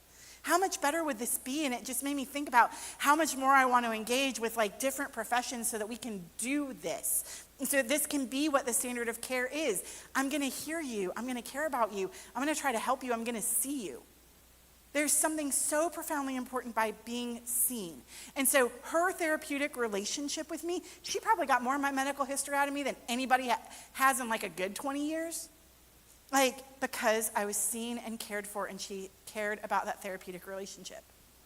If you're a law enforcement officer, to the best of your ability, and I know your timing is different and the things that you have to experience are different, but to the best of your ability to build the relationship, to do the community policing so that you're, having a relationship with people before things pop off. That's always super helpful because people are going to come to you and tell you things. You're going to break narratives about things that people may have grown up with. We talked about that intergenerational trauma before. And so all of these things are ways that we can lean in. In our practice, we call it the ministry of presence. The being with you, the withness of it. And that is something that we all can give because I don't need special training to be present. I just need to be present, right? And so if that's my baseline and then I'm skilled on top of that, then things are going to go much better for survivors. Survivors were harmed in a relationship and they are healed in relationship, right? If the person that's supposed to love you the most is loving you the least and actively harming you, then we need reparative relationships in order to be able to heal. And then co-regulation, like we talked about earlier. How can you bring your body to the table, your soul to the table, yourself to the table, to be a regulating factor for the people that you are serving? So survivors, again, are hypervigilant, as we know. We talked about that earlier. So what do they watch for? Are you going to override my voice? Are you going to override my knowing? We see this a lot in the medical profession, particularly for women. where it's like, well, you don't really feel that way. No, in fact, I am a 9 out of 10 pain. If I tell you, first of all, if I tell you I'm a 9 out of 10 pain, you really should get me to an ER because I have a real high pain tolerance. And that is true. Like, have you guys ever heard the adage about the Amish farmer that came into the ER and they go get the crash cart? Because Amish farmers don't just show up at the ER unless, like, literally they're about to die. And so you should just start with the you're about to die, right? So we want to help our survivors know that we hear their voice. That doesn't mean that we agree with everything that they say, right? I can validate you without agreeing with you. But we definitely want them to know that I'm not going to override your personhood. I will not be like your abuser was. Are you going to use my vulnerability against me? For people in the church, this is an especially tender area. So if you are a pastor listening, or you advocate in those spaces, like, are you going to know something about me and then use it against me? Like, we don't want that, right? So we want to lean into vulnerability being a safe thing to have. And that actually is true for perpetrators. You know, if you can get perpetrators not to be transparent but to be vulnerable, it's a very different thing. And there is a difference between transparency and vulnerability, which we do not have time to unpack today, but if you ever want to know, I'm happy to tell you. Will I be blamed or pathologized? Are you going to say it's all my fault? Because I'm already told it's all my fault. I already believe it's all my fault. I don't need you to believe that too. Are you going to disappear when things get hard? Especially due to the dysregulation that we often see in survivors, friends tend to slip away because they don't know what to do. Right? Again, we super suck at doing grief. And so when things are hard and we don't know, and Lauren talked about this yesterday, the difference between sympathy and empathy. Sympathy is, I want to keep you over here because I don't want to have to feel it myself. And so there's some piece of us that has to feel as well when we're dealing with people. And again, like, I'm not talking about not having healthy boundaries. I very highly recommend healthy therapeutic boundaries. Like, do not be unethical. But we want to know, they need to know, are we a secure attachment figure for them? Because they have had their attachment history ruptured. And so they need to know that we can be a safe person. And again, that doesn't mean perfect. I already talked about sometimes we have to make repair with clients because we're not going to get it right all the time.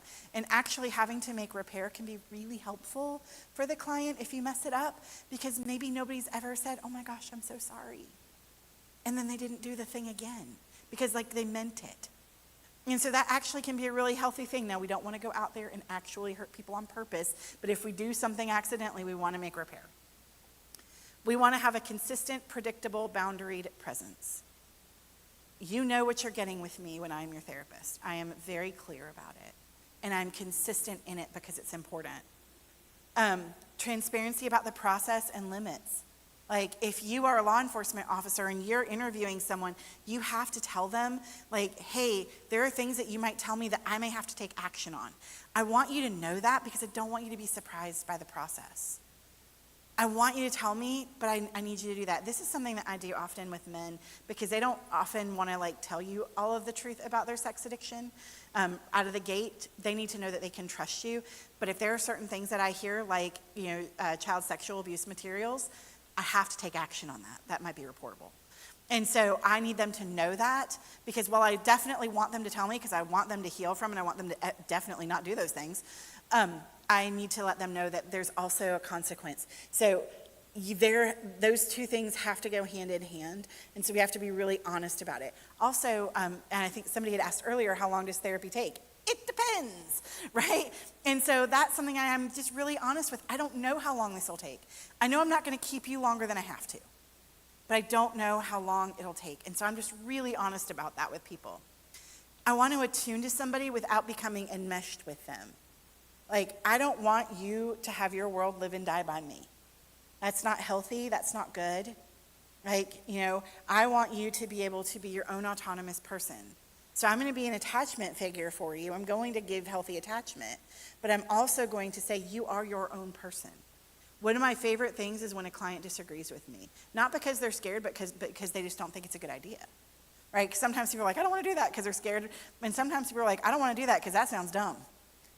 Great, thank you. When they can tell me that, that's such a healthy thing because what can they do with me? Disagree.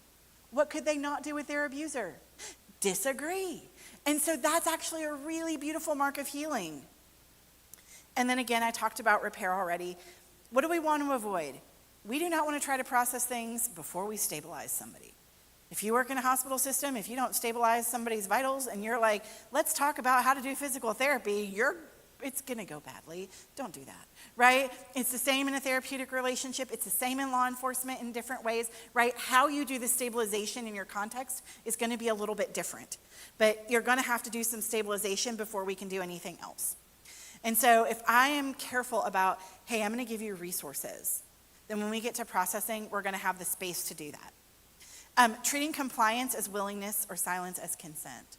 We talked about this in Scott's presentation, which why did the wife have sex with, her estranged husband? It could have been appeasement. I have questions about whether or not he was representing that correctly. Not Scott, but the perpetrator. But just because someone says yes doesn't mean that they meant yes, right? So consent is this. I'm going to give you my Tabitha's definition of consent. It's either a hell yes or a hell no, and there is no in between. Period, full stop. It is fully, freely given, or it's a no. That's it. Even if you're in the middle of a sex act, in many states, you can actually revoke consent. Now, again, is it prosecutable? I don't know. Those things are hard to prove. But it is still consent and not consent. And so I just want you to understand that someone can appear to be willing, but they're not consenting. And so we don't want to misunderstand that piece. We don't want to recreate power imbalances. I am very careful to try to give as much of my power away. Now, will there always be a power imbalance in the room with me? Yes, absolutely. That's just the nature of therapy. It's the nature of law enforcement. It's the nature of hospital work and medical work. There is always going to be a power imbalance, but I'm going to try to give away as much of my power as I can because I want the client to tell me they're the expert on themselves. I'm not their expert on them. And I have heard other therapists say this out loud. I'm sure he meant well. I'm sorry, what? I'm sure he did not. Have you ever worked with perpetrators? They definitely did not mean well. They meant a lot of things. Well is not on the list. Or we need to hear two stories or whatever, or using your own experience. Like anyone who becomes a trauma therapist has a trauma history, right? That's just the way it is. When you end up in this space, you have seen some things. When you end up in this space at a domestic violence summit, you have seen some things, and you're like, I need to know some more things because of the things that I have seen. Okay.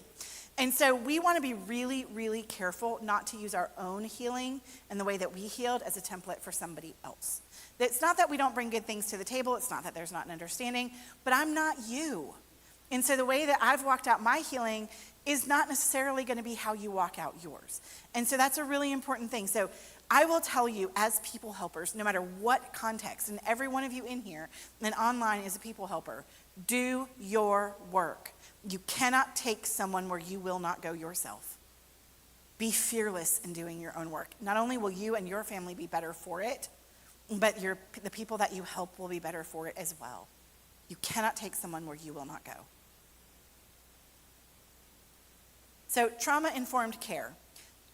We want to shift from what is wrong with you to what happened to you, and then ultimately, what do you need to heal?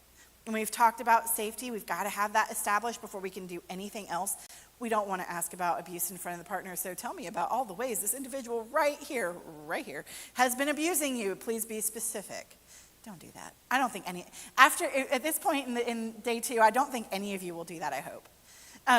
We want to try to do, private moments, and we want to be careful here.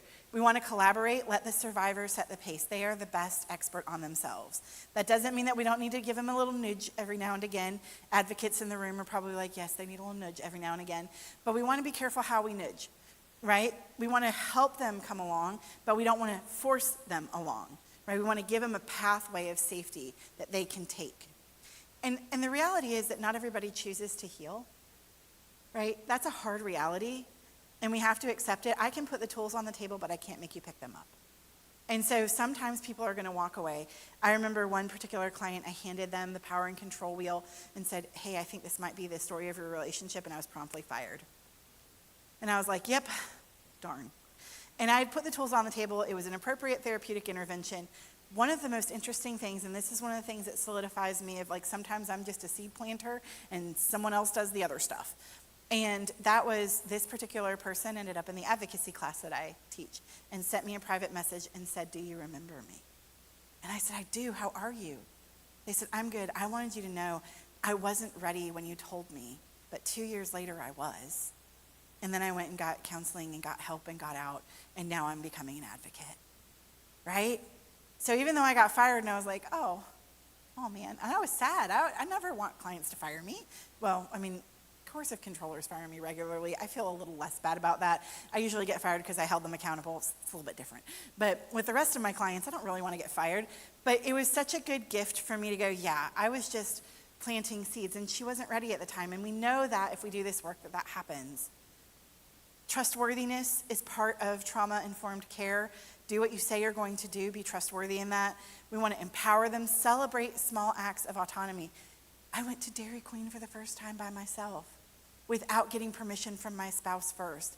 That's amazing. I'm going to make sure that fits in their safety plan. Like, are you going to get in trouble later? Is this going to be bad? Like, I am going to be thinking some of those things. But I'm going to celebrate all of the wins, no matter how small they are. Remember, somebody who hasn't had a lot of wins might need a lot of celebration. And you cannot go wrong with celebration, in my opinion, in these places. And it pushes against that shame. And we want a strength-based approach. What are they doing well? They've survived every hard day up till this point. Do you know that all of you in here have survived all of your worst days thus far? You have, in fact. Look at you, resilient humans, you. Amazing, right? And our clients are the same. Now, we may think that's not the most adaptive survival mechanism, but we can help them get more adaptive ones, but they've survived everything. We want to look for those areas where they're knocking it out of the park.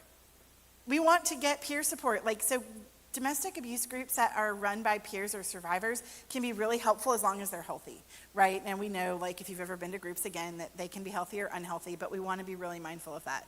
And then cultural humility. We want to understand the person's world. Dr. Diane Langberg, who speaks a lot on power and a lot on abuse, says it this way: what makes you, you? So I want to understand your cultural context, all of your context, your religious context, all of these different things, so I can understand what makes you, you. Because that's going to help me serve you better. And if you're different than me, I might need to refer you, if you're substantially different, I might need to refer you to someone else. Or I might need to learn about something and learn about your world and try to understand it and become more culturally competent, because that's going to be helpful. And so those are things like, what can I learn about the community that I serve in? What can I learn about the people in this community? Is there a people group I don't know anything about? How can I go learn more? All of those things are going to help us. And when we don't have that one size fits all or most mentality, and we really are like, how can I individually, within my policies and practices, right? We can do this in our policies and practices. How can I individually serve this person? Okay. Let's talk about the phases of treatment. Maybe, possibly, I don't know. Hold on, there we are. Fantastic. All right, so these were developed by Judith Herman. We talked about her earlier. Phase 1 is safety and stabilization. You get nowhere if people are not safe, right? And so it's non-negotiable. You cannot skip it. It sometimes takes a long time. We have to be content with the process not going any quicker. We want to have those autonomic nervous system regulation skills, the grounding, the distress tolerance. Distress tolerance at its core is what to do when it all hits the fan, right? Because we need to do that. How do we reopen our window of tolerance when it's been slammed shut? A long time ago, I used to have a Ford Escape. And it was in 2013, I think it was 2013. Might have been 2013. Anyway, it was like the first model year of a major change. And all of a sudden, one day, my car stopped going forward. I could drive backwards, but I hear that is illegal. Is that correct? It's illegal to drive backwards everywhere? I think that it is. And I felt like I didn't want to engage law enforcement in that manner. And so I thought I should go get this looked at. Well, it was the transmission. Ford had a problem with transmissions at the time. They didn't want to help me at the dealership. The service manager called me honey and baby. Bless his heart in the most southern of ways. And I had to go get my son from school. So we're trying to get this figured out. They're trying to get me into a new car. We're trying to figure some things out. It's been going on at this point for several weeks. And I don't know if you've ever been a single parent, but if you are late to certain pickup things, they start charging you by the minute. And as a single parent who did not have the means at the time to pay that, I was like, I have got to go. I have to go. And they had given me a loaner vehicle, which was a Ford F-150, which is like enormous. Those things are so huge. I say that as I drive a van. I understand. But at the time, it was like this giant vehicle to me. And I'm like, look, I just got to go. I got to get my kid. Look, I'll come back and sign the papers in a minute. Let me go out and get the loaner vehicle. And there's these two men in the back of that black pickup truck. And I yelled at them. And then I realized it wasn't the truck that I was loaned. It was parked next to them. And so then I burst into tears, as one does. And I am a therapist in the town that I practice in. And I'm like, my window of tolerance was not open, and I used absolutely no regulation skills. And the salesman is looking at me like, oh, dear God, what do I do with this woman? And I said, I'm going to be right back, and got in the car, cried my way to get my son, got my life together, and then came back and handled it. But no matter how many skills you know, and I teach this for a living, literally my day job is this. And I had a moment, because it doesn't matter at times how skilled you are if the stressors are high enough. And that's when you have to lean into grace and non-judgment and all of those things. And so we have to do that for our clients and teach our clients that. And that's part of building that safety and stabilization. We want to have housing, relationships, environment. We need to look at all of these different things to help our clients and our patients get safer, and remembering that it takes a long time. Then we get into remembrance and processing. So we can reprocess the trauma once we're stabilized. Again, we can't heal unless we feel at least pretty darn safe, right? And so we can't do that. And we're going to go through all of these different modalities, but these are all generally body-based modalities. So they're not just necessarily cognitive. They're more like whole person. They call them bottom up, because they go from your feely-feelies to your thinky-thinkies. Grief and mourning, we talked about that. It is so important to have a practice of lament. I have had people write letters. We've done empty chair. We've done all kinds of different things to process the grief, and you have to process different grief. One of my favorite interventions is to take little pieces of paper. It says, I do not receive that.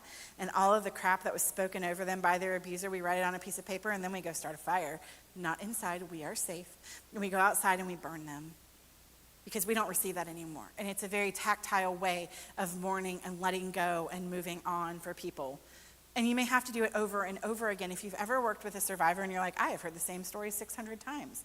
Yes, you have, because a different piece is getting processed every time they give you the privilege of holding their story. And it is a privilege of holding their story. And then again, we don't outpace the nervous system, and we may have to revisit safety and stabilization, right? Because we could have somebody incarcerated and they're not bothering their former partner, and then they get out, and then the former partner has a panic attack. Well, I would, right? If your abuser was out of jail and you're like, well, they went to jail because of me, this is not going to go well, right? I might have a panic attack, and I might need to go back to safety and stabilization for a bit to do that. And then integration and reconnection, reconnecting with identity outside the trauma narrative. Who are you? We talked about this a little bit earlier. How do you like your eggs? I don't even like eggs, right? So figuring those things out, learning what do you even like? What are your hobbies? What is it that you're into? All of those things. Restoring relationships, community, and meanings. That might be, finding a new community home or church home, or new people to hang out with, new hobbies to do, all of those things. Reclaiming autonomy over yourself, your body, your sexuality, and your faith. Right? You may have been told what you are allowed to do in the past, and so in this phase, you're figuring out, but what do I want to do? People will change denominations very often in this space. They will change entire locations. Sometimes they completely move out of where they were, like physically they'll move to a different location. Sometimes they'll get piercing or tattoos or all kinds of things. And all of those things can be really helpful. They're going to figure out what their sexual ethics are that they may not have ever been able to figure out before, all kinds of things. And then post-traumatic growth, and we talked about this not being the absence of pain, but new life that happens. So thinking crepe myrtle and regrowing and all of those things is part of this final stage. And again, you don't go through these linearly, so you might go in and out of different ones. I like to say that people are, as Shrek says, like onions, many layers, very complicated.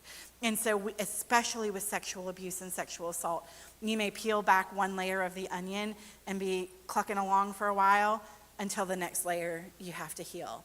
And that is one of the things that can be revisited over and over and over throughout the lifespan in different ways to heal, because sexual abuse and sexual assault is so harmful to our souls. So looking at the window of tolerance, this is a good way to figure out where are people at and what are they doing. Hyperarousal, so we've exited our window through the top. And that's flashbacks, rage, intrusions, all of those things. So there's too much activation. All the feels are happening. Then there is hypoarousal. We fell out the bottom of the window at that point. And that's the numbness, dissociation. We talked about a lot of this earlier, so I'm not going to go into deep detail on it. But we want to stay in that middle window where we're in that ventral vagal state, where we are at the top of our ladder, if you remember that from earlier today, so that we can reflect and process and think. If a survivor is outside the window, again, reprocessing is not going to happen. You should not do it. You could harm them. I have done diaper duty for EMDR therapists that have done a poor job in the past, where they were like, we're going to skip phase 2, which is the resourcing phase, and we're just going to dive right into phase, the reprocessing phases. And then it really hurts people, and then I have to come in. They come to me, and they're like, help, because they've had this horrible experience, and I hate that for them. So we really do have to be attuned, and attuned means we are just with you. We're paying attention to you. One of the things I've learned how to do, and what I teach my clinicians to do in embodied psychotherapy, is to pay attention to the micro movements that people make. My clients always laugh because nothing gets by me, honestly. I'm like, hey, what just happened there? And I tried so hard not to do anything. I'm like, dude, I could feel it, right? I could feel what was happening there. And it's because something landed for them in a way, or they really had a memory come up or whatever. And so when you can do that and you're really attuned to the person in front of you, then you can see those little micro movements and go, I'm curious, what just happened? What just happened there? And take that deeper dive into what is going on for somebody. And I know in different contexts that's a little bit hard to do because you have limited amounts of time, you're in high stress situations, things like that. But the more you can learn how to cultivate that in the more calm spaces, depending on what you do and what your context is, the more effective you're going to be at stuff. All right, so we're going to build the capacity to heal. This is one of the mindfulness practices that I do very often here at the top. My body is doing the best it knows to protect me, and I offer it kindness. In the entire history of the world, stop it and do better and calm down do not work, right? How many of us have in here been told to calm down and we're like, I do not feel any calmer, thank you for that, right? Don't tell me to calm down, I am not calm, right? But I want to be gentle to this body. This body has been through a lot. And this is really hard, especially for your female survivors, because she's had to very often divorce herself from her body, especially with sexual assaults. And so she may not know how to re-engage with her body. I have a whole bunch of different practices in my book that you can walk people through if you want to. Things like, compassionate self-touch. How does it feel to touch your arm, right? And to touch your arm in a way that is pleasant and not harmful. Sometimes it can be going and getting a massage and having these different experiences where you reconnect with your body and being kind to your body. Even if your body has autoimmune disorders and all of these different things going on with it, it's doing its best. It has seen some things. It has experienced some things. So we want to be gentle and kind to it. And this is a little bit of internal family systems vibes, right? Because obviously I'm 100% part of my body, right? I just am not existing without it, but I'm talking to it as if it's a whole other person. And that can be really helpful, though, in giving kindness. Hey, body, you're a good body. Thanks. Thanks for doing this. Thanks for, walking. And one of the things I did in my own healing was to thank different body parts, starting with the least scary ones to the more scary ones. And so hey, feet. Feet are not scary to me. They might be for you. So descriptive, not prescriptive here. Man, feet, thank you so much for walking. I've gotten to walk in the woods. I've gotten to walk in this amazing city called Valley City, North Dakota. And there are these cool bridges, and I don't know who thought of them, but they're neat, right? And I've gotten to walk in this cool air. Thank you, feet, for taking me all of these cool places that I wouldn't see otherwise, right? And so doing little things like that and then moving into your sexual organs can be really powerful. Those are a lot harder. You might need to do those with a therapist or get some therapeutic support before you can thank the parts of your body. And again, for me, feet are neutral. They might not be for you, right? So thanking the parts that are less neutral for you, getting a little support around that can be really, really helpful. But those are things that we can do to help people get back into their bodies. Psychoeducation, there is so much power in naming something for what it is. When we give people the words for what it is, it's really helpful. I can't tell you how many clients I've sat across from and said, you were raped. Not it was an inappropriate relationship, not I didn't, I was uncomfortable, but let's call it what it is. And I don't do that without gentleness. I'm very careful in how I do that. But when I can name it, I watch their body go and kind of fall into line. And even if it's distressing, their bodies start to settle because we named it. And there's something so powerful about giving language, and especially because our prefrontal cortex goes offline and Broca's language area, which I think is on this side, goes offline with it. Words are hard because that's where we make words. And so if something happened to us and we couldn't word, helping us have word to go with it can be extremely healing for people. And so we want to name it what it is. This was coercive control, it was wrong, and it is not your fault, are all really helpful words. And then shifting them from what is wrong with me to what happened to me. Right? Because they're like, I'm just a hot mess. Like, I can't regulate my emotions, and I'm crying all the time, and I feel terrible, and all this different stuff, and all of these things. And so, like, hey, no, you're having a perfectly normal reaction because of a completely abnormal situation. You're acting completely normal for the trauma that you've experienced. Let's help you have better skills and help you heal. We want to help them regulate. I teach all kinds of grounding skills. I love them. I love them passionately. The people who are in advocacy class know how much I love grounding skills. I am our grounding maven, so we get to do them every class because we are talking about things like this. We're talking about strangulation, all kinds of stuff. We need to take a deep breath sometimes in that. And so I use all kinds of different ones. I do paced breathing, so any kind of things. And look, bilateral stimulation just means moving the opposite parts of your body, right? So this means walking, rocking. The number of clients I have worked with who are in rocking chairs is really high because it's good bilateral stimulation. I have done sessions out in the woods where I hike with clients. I make them sign a waiver, right? Because we are outside. But we do that because A, there's a ton of information that the chemicals and things that the trees give off are actually supportive for our immune system. There's a ton of information that shows that being out in nature 20 minutes is as effective as an antidepressant. Wild. Right? And then we add bilateral movement to it, and we're like, whew, this is a lot of good stuff, right? I could do outdoor therapy here, like when the weather is like this, like all day, unlike Texas where it's 148 degrees. Like, this would be my ideal place. Like, ooh, let's go in the woods. Let's walk across all those cool bridges, right? And so those are things that we can do. And then orienting exercises. When you are dissociating and you've checked out of yourself, you can check back in by noticing what's around. Now, in the 5, 4, 3, 2, 1, when you're noticing things, you always want to. This is my perspective. Not everyone teaches it this way, but I'm going to take a breath in between. So if I say, name one thing you can see, and you can do that in your head if you want to. You think of that, and you give it the label, and then I want you to take a breath. Name another thing that you can see. Let's take a breath. Let's name a third thing that you can see.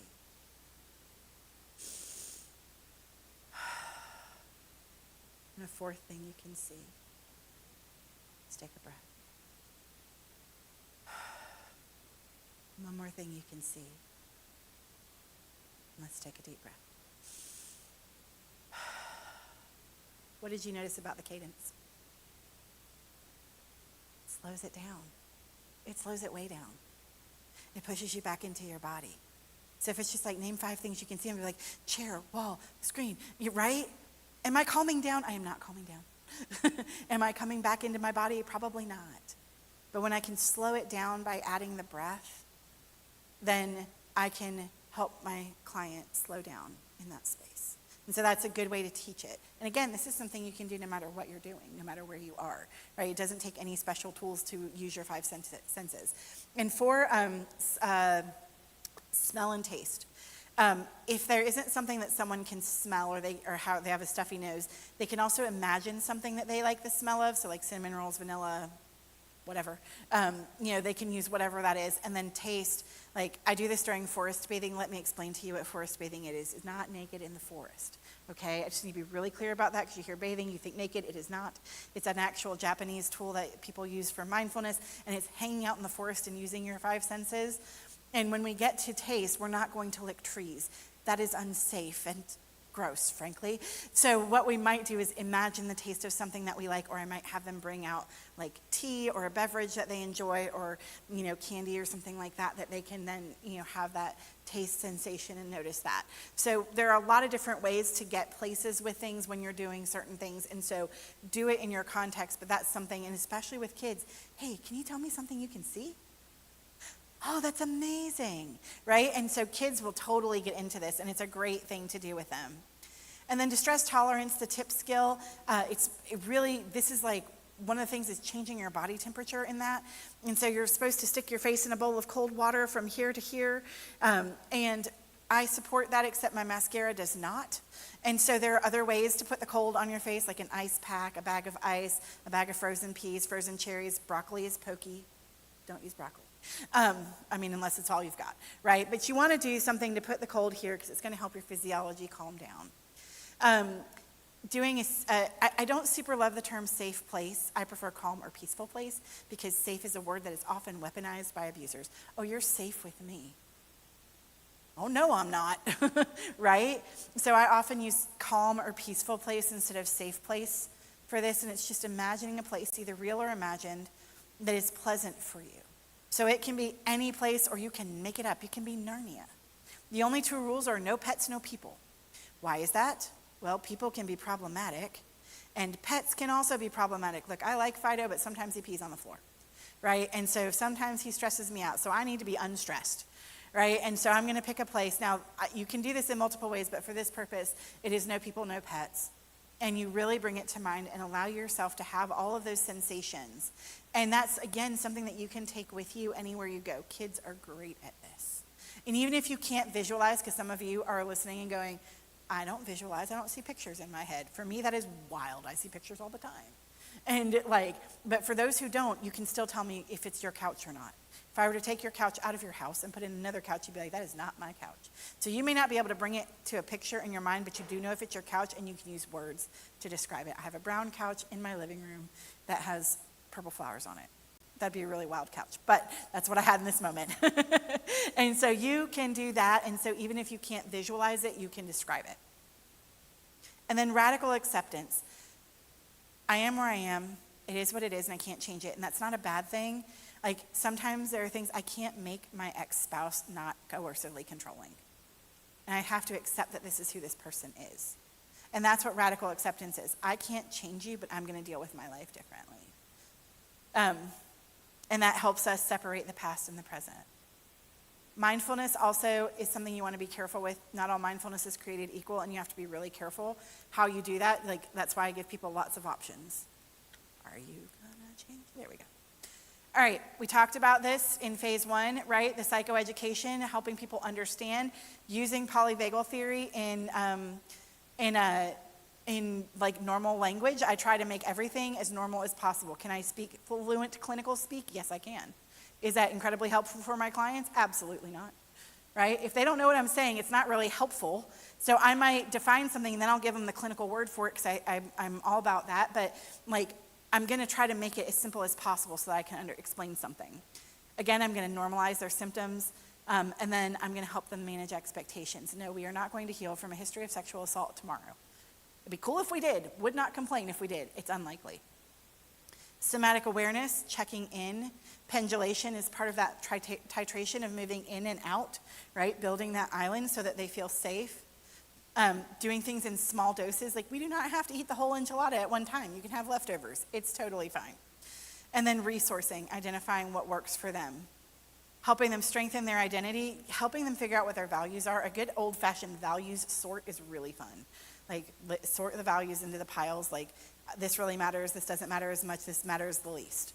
Right? It doesn't mean that all of those values don't matter. It just means that we all have that, right? One of my greatest values is integrity and honesty, right? And so that would be in my, like, definitely have to have pile. You know, my least, I can't think of one, but like there are values that I'm like, it's not as important to me. And so it's not really like an assessment on their character.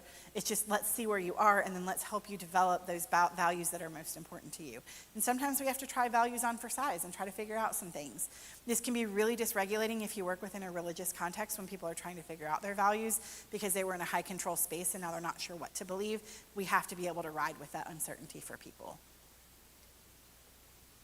All right, let's talk about methods. Maybe. There we go. All right, EMDR. Originally developed by Francine Shapiro. It uses bilateral stimulation, back and forth, opposite sides of the body. Activates the brain's adaptive information processing system. So if you think about your brain on trauma is like a filing cabinet that's been shaken up and dumped on a table and everything is everywhere. EMDR is refiling. That's just how I like to explain it. So we're taking all the papers and putting them back in some sort of order, for the most part. Trauma memories become integrated rather than intrusive, so you don't forget. This is always a thing I hear for people, don't do EMDR before they have to testify. They'll be too calm. And I'm like, I mean, they're going to be on the floor if we don't do some of the reprocessing here, right? And so you don't forget what happened to you, but it doesn't own your soul, and that's the difference there. You want to look for, you can become a certified therapist. Like, it's not necessary. As long as someone's been well trained, they don't have to be certified. You know that there's a certain level of training there when they have been certified. And then there's a lot of data that says this works for PTSD really well. And again, it's depending on how you do it, you really want to be careful with it. Got to stabilize before you go in and reprocess. You can target memories. You don't necessarily have to target a specific situation. There are ways to do it without targeting specific situations, because where would you like to pick a specific situation in the entire litany of trauma this coercively controlled individual has had? Exactly. Pick a memory. Would you like me to start with yesterday or 3 weeks ago? What are we doing here? Right? Like, I don't need that. I can do it without it, but that's often what you're going to hear with it. You may have multiple targets. You may have to target different things at different times. It's really helpful when you adapt it for developmental trauma or complex post-traumatic stress disorder. And you can use EMDR and brain spotting together. I do it all the time.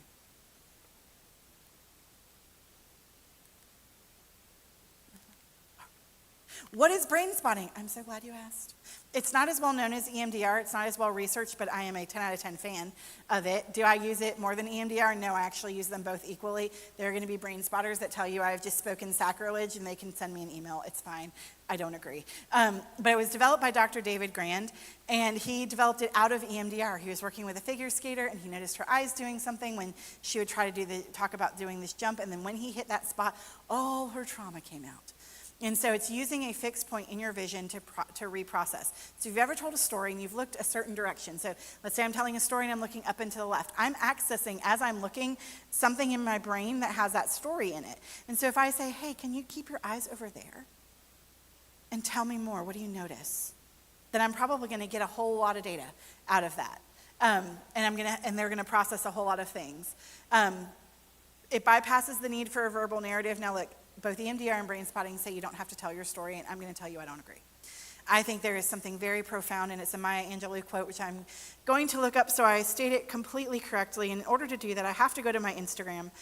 And the reason I have to do that is because I pinned it as a post, because I happen to quote this so often that I need to look it up quickly, and so I made it a pinned post. This is part of how I do things. There is no greater agony than bearing an untold story inside you. There's no greater agony than bearing an untold story inside you. So is it first thing you have to do for healing? Not necessarily. Is it necessary at some point? I think it is. Because if you can't tell me what happened to you, you're going to think that I will hate you. And then I can't look upon you. And if you only knew, Tabitha, if you only knew. But when I can sit there and I turn my face towards you in that story from a place of safety and stabilization, you don't have that shame anymore. Shame loses its power when it comes into the light. It's kind of like a mold. And so we want to help our clients do that. We are getting rid of their mold, if you will. And it accesses layers of trauma a little bit differently than EMDR. And again, like I said, they're complementary. It's really effective for embodied shame and identity wounds. It's really useful when a client's not verbal about trauma. Brain spotting loves dissociation. Right? EMDR loves it a little less. Brain spotting is totally fine with it. I'm great with all kinds of activation, so I'm like, let's go, right? And so, it's really helpful if you have a client that's very highly dissociative. Window of tolerance is automatically built into the brain spotting protocol, which is really helpful. And again, there is a specialty track called Digging Roots for developmental trauma that I highly recommend, and it can be used for both resourcing and processing. All right, somatic experiencing. This was developed by Peter Levine. He wrote the book Waking the Tiger. It's a great book. I definitely recommend it to you. But it was inspired by watching how animals deal with trauma. So if you've ever had a situation where you're like, oh my gosh, that was really scary. This person almost ran me off the road going like 80 miles an hour, whatever. Well, going 80 miles an hour here is like normal. But if it's not normal for you, like it was for Scott, it is not normal for Scott to go 80 miles an hour, then you might notice your body shaking. right? Because your body is processing through what just happened and moving those neurochemicals through. So a lot of times when I know that somebody needs to close a circuit, I'm going to have them get up and move in my office. Like, hey, let's go for a walk. Let's take a lap around the building. You know, one of the things I do with my teenage clients is chicken wars. Would you like to know what chicken wars are? We have finger slingshots that are shaped like rubber chickens. You stick your little finger in their head, pull their feet back, and let them rip. Best thing ever. And so we'll go in the big common area in my North Carolina office, and we will shoot chickens across and see how far they can go. Do you know how good teenagers are at chicken wars? They are excellent. I am still not, my technique is not perfected. But we will have chicken Olympics in this common area because it gets their body moving. And so when we're going into dorsal vagal collapse, I can help them pull out of it by flinging chickens around. And it is so helpful. So you can find these little things that work really, really well. I also almost always, and I do have some in the van, bubbles. If you would like to know my preferred brand of bubbles, it is an Amazon affiliate link because I literally recommend it so often at this point that I was like, I should just put an affiliate link with it. But they are a little jar of bubbles. They do not leak, and they're objectively good. Like, they don't make things sticky. They're really my favorite. And blowing bubbles forces you to slow down your breathing. And so those are things where we're using the body to help us push in and push through. So it's focusing on the body's sensations, not necessarily the narrative content, and we're doing the pendulation, so little bites and pieces in and out. It directly talks about the body, which is really important, restores your autonomic nervous system flexibility, and releases that energy. Again, closing that circuit. There's this little toy that I have, and I wish I'd have brought it with me, but we don't have time anyway, so there's that. But I don't know if you've ever seen it, but you can get it on Amazon. You hold both sides, and it makes noise and lights up. Well, the cool thing is, in a group, you can have everybody hold hands if they're willing to do that, and then hold that, and then you're like, hand it to the person beside you, and you both hold it, and all that energy is going through the whole group. And what's really cool about that is it reminds us that we are all conduits of that energy together. And it's really fun, and kids really love it. So if you're doing some community work, or doing community policing and what have you, playing with this with kids, I think it's all of like $12 on Amazon, is a worthy thing, but it also shows our need for community. And so it gets our bodies involved in these things. And it's really helpful when there's chronic pain and high somatic symptoms and things like that, and you can put it with any theoretical orientation. You don't have to do it like just by itself or anything. Internal family systems was developed by Dick Schwartz. Look, there was this thing called ego state therapy. Dick just gave it better names, realistically. So if you're ever trained in ego state therapy, you've basically been trained in IFS. And if there's an IFS purist in here, you're like, oh my God, but that's the truth, and you can go read the literature on it. But Dick did give it some good names and some helpful training. But it helps us to think about ourselves as a series of parts. We're all a system, right? So we're a system, together we're a system. I'm obviously a systemic thinker, right? I think in those ways. And so all of those things are things that we can go, hey, there are parts. There's a part of you that was exiled. There's a part of you that is a manager or a firefighter. There are these different parts. And really, the goal is to have integration. We want all of your pieces and parts working well together. So if I'm activated, maybe my firefighter part might come out, and I'm like trying to solve all the problems. My protector part is she's 17 and she was sassy. She'd be wearing a Metallica shirt and have a mohawk, right? That's my protector part. And so, I can always feel when that is, because I am like ready to carry a baseball bat in those moments. I don't carry baseball bats, but I could, And so I can say, I'm like, oh, well, this is how I felt at 17. I remember this, right? And so I go, oh, this is just a part of me that has been activated and it's trying to protect. Hey, I've got this. Adult Tabitha, who can legally drive a vehicle and everything, I've got this. I'm going to be okay. You can let go, but thank you for stepping up, right? And that's a lot of internal family systems work, is that kind of thing, and learning to be gracious and kind to the pieces and parts and have them integrate into the whole. Shame-carrying exiles can be accessed. It helps with, doing things. IFS is really helpful for dissociative identity disorder. It can be a very helpful treatment for that. It allows you to really be gracious to all of the ways that you respond and to learn how to respond differently. And again, it works really well with all kinds of other stuff. Come on. Come on, there we go. Narrative approaches we've talked about a little bit. This was developed by Dr. Dan Allender, narrative-focused trauma care. Big fan, I'm a big fan of story work. It engages the trauma as part of the story, but not the whole story. And you get to rewrite it, essentially, and look at it differently. And again, it goes back to that the problem is not you, it's what happened to you. Now, does that mean I don't have problems and I don't do dumb things? No. Of course I can do dumb things, right? And that doesn't mean that my behavior gets me off the hook either, right? So it's not like, well, that was just my manager part. No, that's just you being a butthole, right? So no, we don't get to do that, right? We can say, yes, that was my manager part, and how do I want to do something different, and how does this play out in my story, and all of those different things. But that doesn't mean that we get to just behave any way that we want. Like, there's still personal responsibility here.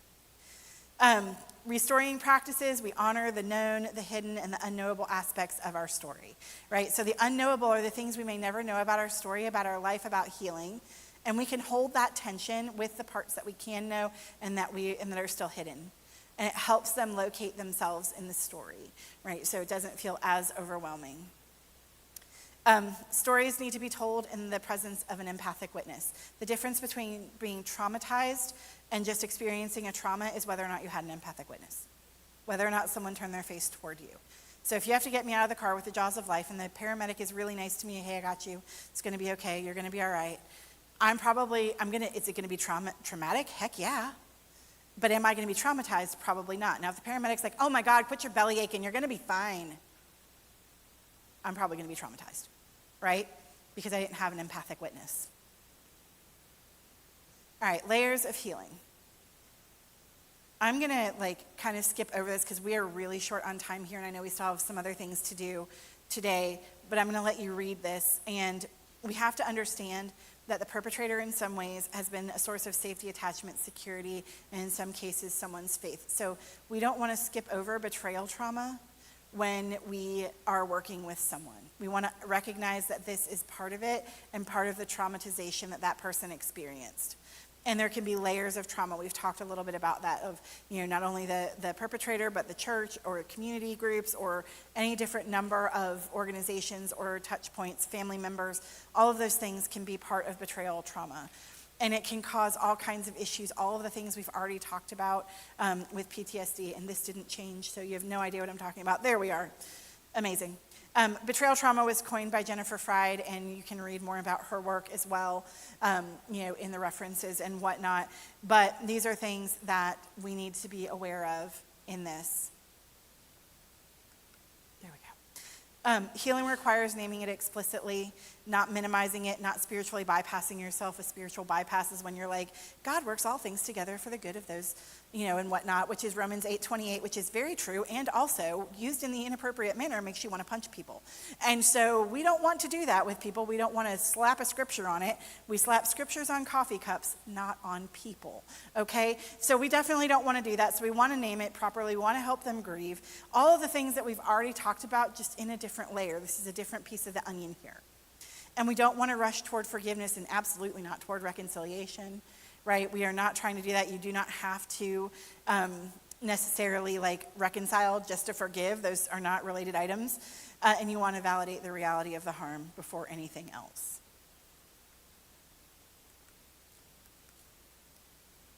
Starting to think I'm going to have to stand on one foot here. We skipped a slide. There we are. All right. So shame is also something that we have to work through. This is one of the biggest things for survivors. There's so much shame. How did I get here? Why did this happen to me? How am I such a terrible person? All of these different things. And so you really want to work through that self-blame. This is so common in complex trauma, so common. And so we really want to be aware of it, and we want to make sure that we are helping dismantle shame and pull it out into the light and put it out there because, again, shame cannot live in the light.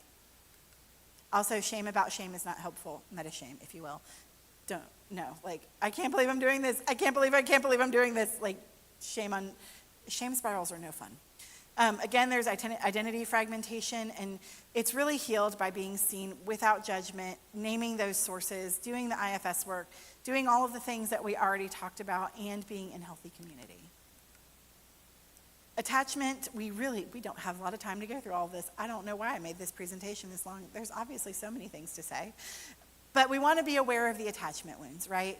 I will just say that anyone who says, well, I'm just avoidantly attached, Well, also you can heal your attachment wounds, right? Like I'm just avoidantly attached is not an excuse to be a coercive controller. They are not the same thing, people. And so I like to help those coercive controllers maybe have a different perspective on that. But like also like, well, I'm just anxiously attached. That's why he's this way. No. Also no, but we can also heal those attachment wounds. And so we want to learn that. We want to help with that. We want to help people develop a more secure attachment with both themselves, with their higher power, with people around them. All of those things are important things. Come on, come.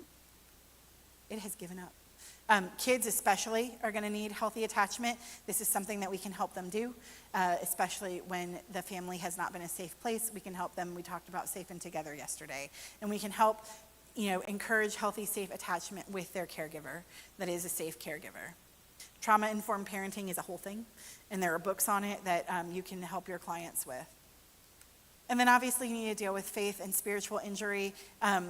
We don't want to be anti-faith, but we want to be pro-safety and pro-healing.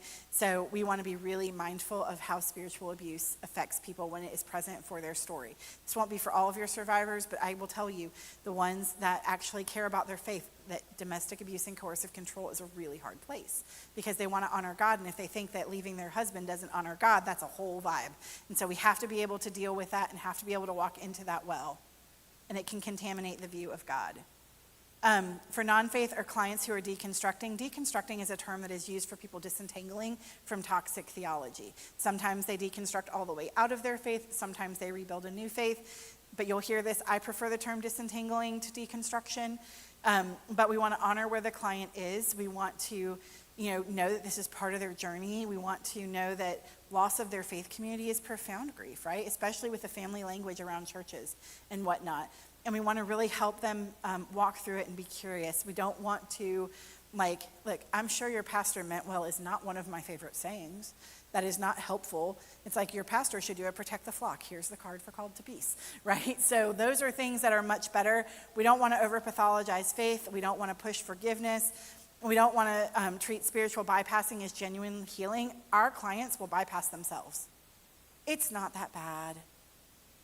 God tells me to forgive, whatever it is. We just want to be really mindful to go hey, I'm noticing you kind of do this. Can we be curious about it together? And you also don't want to use just your own healing experience as a template for recovery. We don't want to use our own faith story, or if we have one or don't have one, as a template for someone's recovery. So we have a clinical application in here, but we really don't have time for that, to be honest, because we will still be here for another 15 minutes, and we can't be doing all that right now.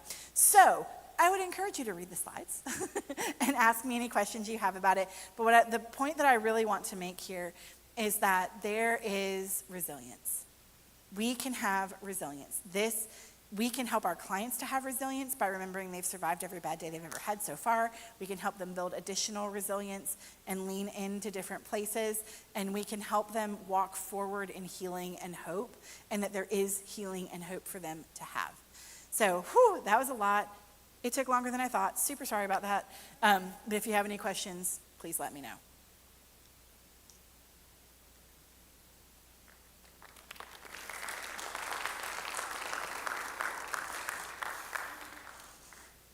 Okay, so we were going to have a little break, but maybe what we'll do, we wanted to save some time at the end to visit with our presenters and have questions and discussion. If there's any, we could do it however we want to. I could just take a mic to whoever, or we could just sit up in the front. Are you guys okay with that if we don't have a little break? Just kind of move right into some questions to end? Okay, let's do that. And maybe it would be good just to put some chairs up here, and we'll bring the handheld mic up. So just give us a few seconds, and if you need to step out and use the restroom or get a drink or whatever, go ahead, and we'll get some chairs up here.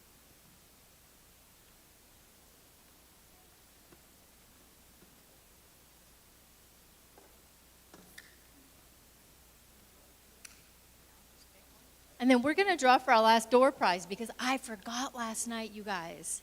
Okay. It's Jason. Did Jason leave? Where is Jason? Jason DuBois. He was here. No, I think he's here somewhere. Okay, so Jason won. All right, thank you. Okay. Okay, you guys, so I think what we'll do, so our live stream can hear questions, if you guys have anything, I'm going to bring the mic to you. And if you feel weird about using the mic, I'll do it for you. Okay, just tell me what you want to ask. So does anybody have any questions for Tabby, first of all? Maybe we could go there. Okay, I'm going to bring it right back to Joanna.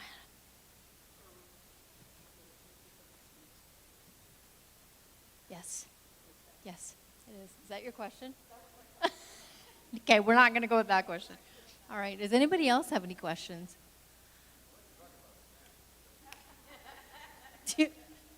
Ladies, hold on with the snacks. Scott wants more.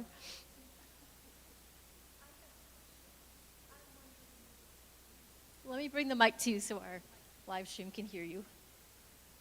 Sorry.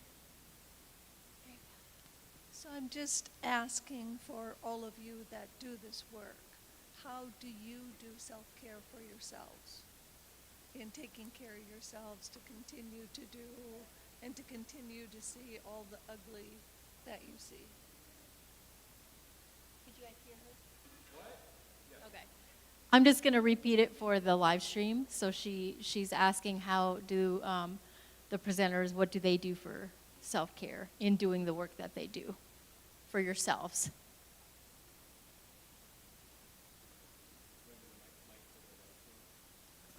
Yes. So I've answered this a little bit along the way in that I love feeding the wild animals outside. And part of the reason I do that is I used to live in the same town that I worked in, and I didn't really want to like go walking downtown next to all my clients and stuff. I sometimes go in the grocery store, and there'll be a probationer there, and you go, "Yo, Scott, have you talked to my probation officer recently?" He's yelling across like 8 aisles. And so much for confidentiality. So I moved slightly out of town to an area where just a lot of woods. And so I go around, I hug trees, I walk outside, we have a pond in the backyard, and then I have conversations with raccoons. And you know, they never minimize, they don't deny, they don't project blame. I never see them do anything abusive. So for me, it's getting back to nature. And the other thing is I run.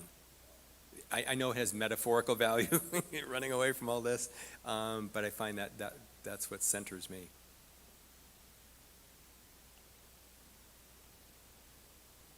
I also get out in the woods.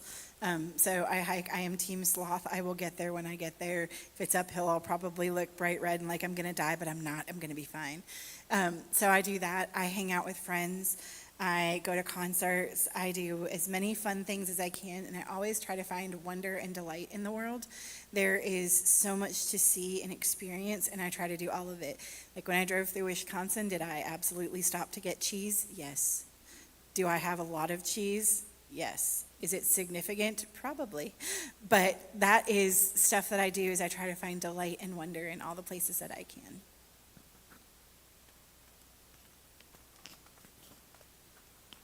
So, I'm a gardener, so I spend a lot of time in my garden, and I'm a pretty good cook. So I like cooking. Believe it or not, you travel a lot when you do this work, but I've gotten accustomed to travel. I found the shortcuts, and the benefit for me is that I get to come to, I'm not just kissing up to you. I honest to God believe this, that each community pushes me down the road to the next community. I mean, it's, because as I said yesterday, when I first started doing this work, I started this was 1977. And so it's been about 48, 49 years now that I've done this work, pretty much nonstop as a police officer, now as a consultant, and then 10 years of living in it. So it's about 60 years now. And it's, to me, every year there's something different. I meet new people like Tabitha. I've never worked with her before, and I'm got tons of notes. I'm gonna steal a lot of stuff from her. And I get to meet people like Naomi, people who have, strategic, visions of what they want to see for North Dakota and her hospital chain. And, she's agent of change. I'd like to be around those kind of people. Because I'm hopeful. I mean, there was a time when, and Scott said it, that I was a token man in the room. There weren't many men doing this work in those years. And the benefit of that was that the women who run the battered women's movement, who I got to know really well, they felt sorry for me and nurtured me and said, just come on along, we'll show you what to do.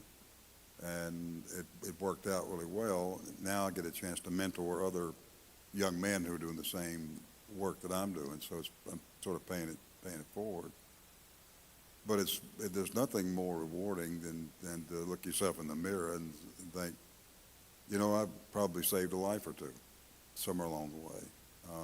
And that's, for law enforcement, that's the ultimate to your own personal legacy when you leave policing, to say there are people alive today who would not be here had not I chosen this work. So that's an encouragement. I don't see it as a burden, but I've always realized that it could be, because I supervised good women and men who living other people's trauma day in, day out has a toll. It's a lot of emotional labor to it. And I watched people nearly fall apart because they had spent 10 years interviewing child rape victims. You can imagine what that does to you, to your heart and everything else. And being able to eventually say to those good people, let's take a break. Your wellness is more important right now. And changing the culture inside policing that didn't used to do that, where we just push people and push people and push people, and we pushed them out, and they left law enforcement mad at their choice of getting into policing. We're past that now. I think we're past that now. So I'm excited to see what comes next. Whenever I hear, these two folks talk about trauma, that's the key to a lot of the puzzles we've been trying to solve for years. What is it? What does it do to you? How does it impact your statement to me? What does it do to you long term, physically to your body? That's been real important for me and the policing profession to understand. And then the other side of it is, I think the closer we get together in policing advocacy, there's a reverse in that too, with it. People who don't know anybody in law enforcement get a chance to see the really unbelievable, courageous, noble work that goes on in policing all over the country. In this social media world, you see the worst because that's what people click on, but you don't see the regular. The regular is happening right here in Valley City. Officers answering calls, helping people when they're down. That's the stuff that you don't get clicks on, but that's the rule. That's most often what happens. And I'm glad to connect advocates and police, and do a lot of that connecting, so they'll have reasonable expectations of one another. And if that happens, then we can get down to helping victims. So all this is, after all these years, we're getting to a point where I don't even want to stop. Because I see such great things happening. Forensic nursing, another good example. Who ever thought? I remember walking into emergency rooms with rape kits in the 80s, trying to find a doctor to do the rape kit, and they're running out the back door of the hospital because they don't want to testify.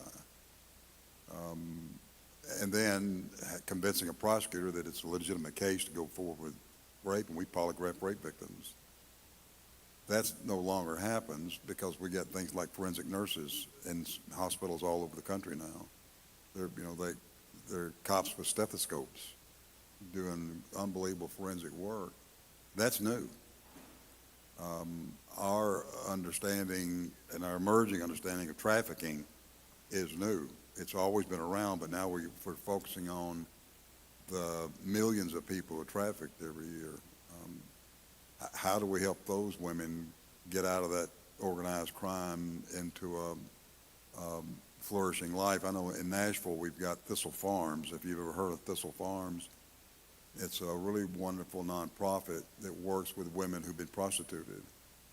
And it's gotten unbelievable international acclaim, and the women they take these women out of the hands of these traffickers and eventually build them up till they can walk out into society free by letting them be part of the program. They make products, they have restaurants. It's just really unbelievable, empowering work. And I get a chance to witness a lot of that. So, long answer to your question, the work just charges me up, so I don't lose hope, because I know we got a lot. The things that are coming are just going to be really amazing, I think, for the future. So there we go. Who else has questions?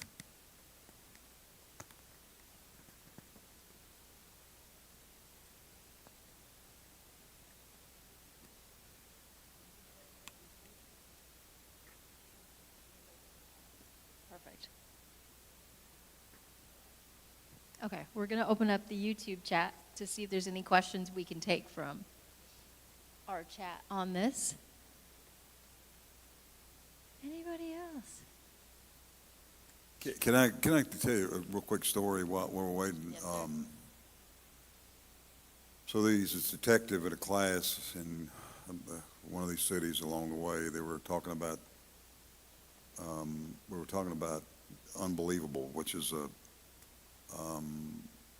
Netflix show on Marie Adler, who was raped in Linwood, Washington, and misidentified by the detectives as a false report because she couldn't recall a lot of details, and she fell apart in the interview, and they warned her about lying. And during one of the interviews, it turned to interrogation, and she falsely confessed to making it up. When you press people who've been traumatized, you can get a false confession. It can happen. And anyway, it happened here, and they charged her. She was convicted.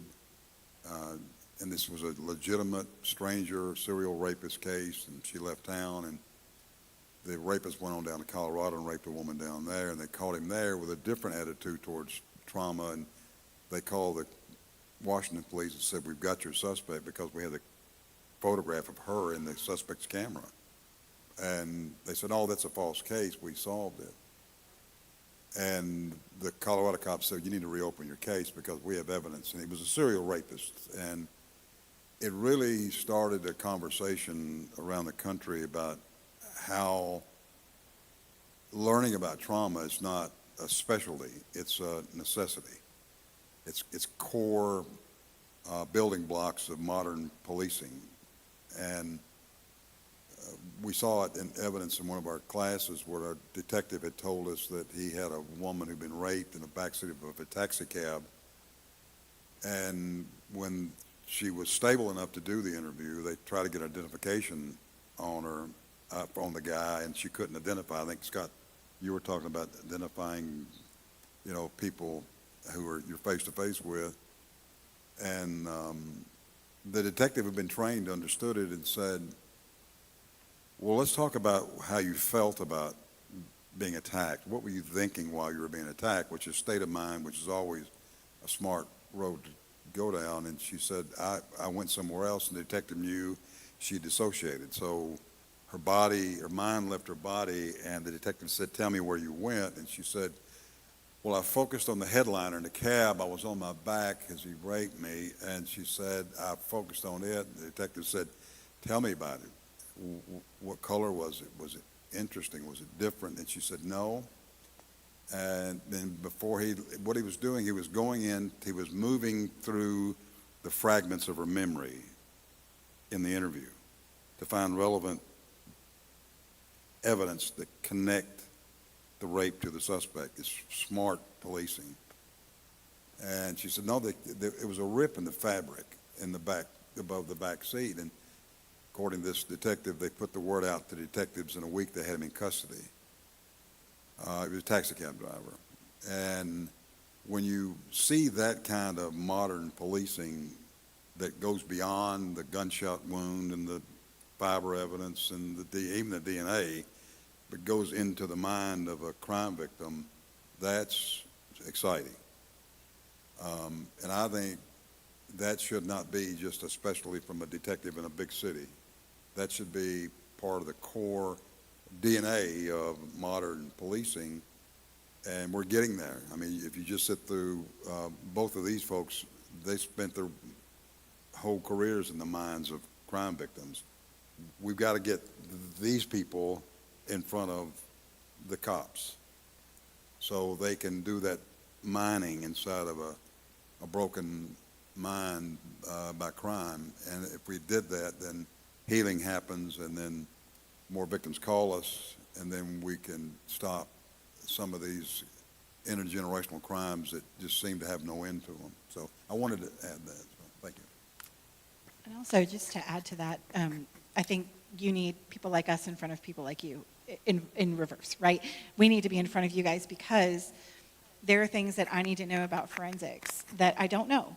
And thankfully, I'm a learner, and there are things that I do know. And so we've had cases where I'm like, we have a sexual assault, or we have sexual abuse. And I know that this needs to be prosecuted. So there are going to be certain things that I do. And I've actually had detectives tell me, I can't believe you handled it this way. Like, are you an attorney? And I'm like, I am not. But I've hung out with police officers, and I've hung out with attorneys and prosecutors and asked a lot of questions.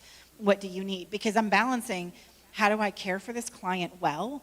And how do I make sure I preserve evidence? Because I want this blankety blank that I will not say on a live stream to be prosecuted for what they have done. And so if I'm going to do that, then there are things I have to know so that I can help preserve evidence and I can have a good record myself as a therapist. And so I think that is a two-way street, right? We need not only you guys to hang out with therapists and providers, but we need to hang out with you and learn about what you do so that we can understand what are you looking for, what is the evidentiary standards. We need to hang out with district attorneys and prosecutors so that we can know. And that has been one of the greatest gifts that I've been able to do, not only because it makes me a better witness in general, but also because I know I learn to hear things differently. And when I can do that, then I can be a more capable people helper. And we did have a quick question on the live stream, and it was, what book did I mention? And it was Peter Levine's Waking the Tiger. So I wanted to answer that. Yes. Thank you. Okay. For Tabby, what are some examples of good versus bad support groups? And then what are the characteristics?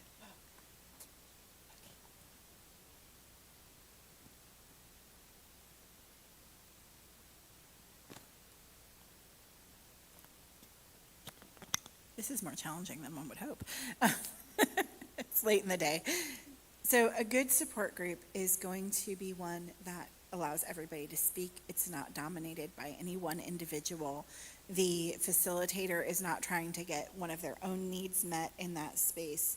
They're not dominating the conversation. They're really allowing it to be a place where everybody can share. It's done safely. There are rules, right? So we talk about confidentiality. What happens here stays here. It's sort of like Las Vegas, unless there's something that has to be reportable, like you're going to harm yourself or somebody else, or get a court order or something like that. So we're going to make it as safe as possible.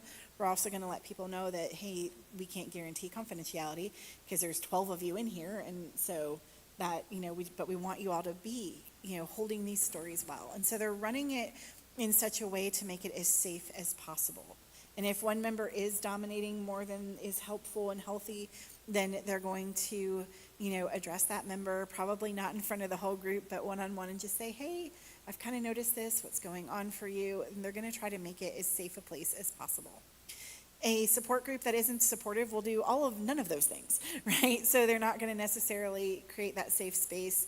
The facilitator might be in the midst of their own healing and, be using their group inappropriately. Some groups are just not good groups. They are bitter and ugly, and the last thing a survivor needs is bitter and ugliness. There are some that pit groups of people against other people. I've seen that happen in some online spaces. Well, if you believe this, then you are just dumb. I'm seeing this play out in the church space right now between complementarian and egalitarian. And so complementarian is male headship, and egalitarian is male-female equality. And that was a very oversimplified explanation. I don't want to have to go into all of it. If you want Theology 101 with Tabitha, we can talk about that later. But it can be a very hotly contested topic. And both sides start going, none of you believe in God, you're all heretics, right? That's not helpful. So we're not trying to pit people against each other. We're giving people space for their own beliefs and feelings, and we're not forcing anyone into a box of any kind. And so those are the support groups that you want to look for. Is it safe? Is it well run? Do they meet frequently? Sometimes we see things like where they say they meet and then they never meet. And that's not helpful or supportive if you can't actually go. So those are things that you want to look for. I think I answered the whole question. Did I miss anything? So this is going to probably sound a little strange, but I'm going to talk about the concept of a support group when working with offenders. So, and I don't mean that we support them, hey, you know, great job beating up your wife. So I remember when I first started doing the work, and this is someone that Mark knows well. I was back in Pennsylvania, this was like 1989 or so. And the very first person I met who did the work was Barbara Hart. Right? And just, you know, one of the grandmothers of the Battered Women's Movement, just right in the beginning of it. And she said, oh, so you're going to be doing batterers intervention. Well, one thing you need to know about Barbara is that she doesn't metaphorically pull her punches.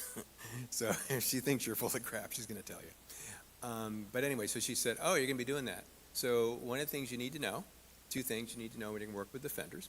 First of all, batterers programs will never stop battering. Okay? And secondly, batterers programs will make better batterers. You know, and I'm thinking, work on your sales pitch, lady. I want to do this work.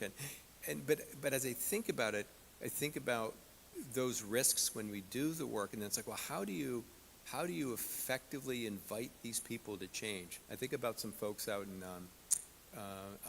Australia, actually, I think it's in New Zealand, at the Dulwich Center, and they have this book called Invitations to Responsibility. And it's a great book, because what it talks about is, how do you invite people who are causing harm to not do that? You know, so how do we invite them to the table? Because if what we do is we lecture at them and we tell them they're wrong and they're bad and they're criminals and start calling them names, you're a batterer, they're just going to shut down and they're going to say, you just don't get it. Or I say, you're lying to me, when he believes what he's saying. Well, I am absolutely useless at that point. He's written me off, he shuts me down. So when we do the groups, what I think about is that these really are support groups, but we have to be really specific about what we're supporting. So we are allies in change. And so what I want to do is I want to support his searching for the way to be the best man that he can be. And I draw a clear distinction between I can support you and challenge your behavior. And then how do I do that in a respectful way? Because if I come in like the food chain, okay, you know, you beat up your wife, so, you know, the police officer can beat you up, and then, you know who's more powerful than whom, we kind of lose the lesson there. So what I do is I say, you and I are in this together for a couple reasons. One is my job is to help you develop healthy relationships, help you get your needs met in ways that don't cause problems for other people, help you make your next best decision. But the other distinction I want to make is we don't have batterers and nice guys. And we don't have like two bins. All of us have to think about this. Every single one of us is capable of crossing a line. All of us are capable of doing pretty awful stuff and some pretty wonderful stuff. And if we go off and just sort of demonize and go, you're a batterer, so we're going to treat you in a certain way, and then I'm the good guy because I'm sitting there theoretically getting paid for this, I totally miss that. So what's really key is that we model every single thing we want them to do at home. We model respect. We model clarity. We model respecting boundaries. We model asking for things. One of the things we often say is you have several jobs in a relationship. One is to be clear about asking for what you want. Be perfectly okay with what the other person's not able to give. You ask that other person what they want, and then you give them what you're capable of giving.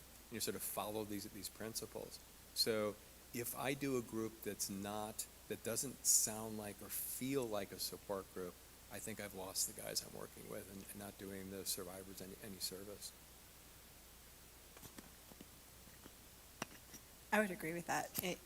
One of the things that I think is really essential to think about and to really understand, when you're doing better intervention work, you actually have to like them. And that can be tricky for some people. I'm grateful that I'm able to do that. I genuinely like the men that I work with. I would have a beer with any of them. I would not marry any of them.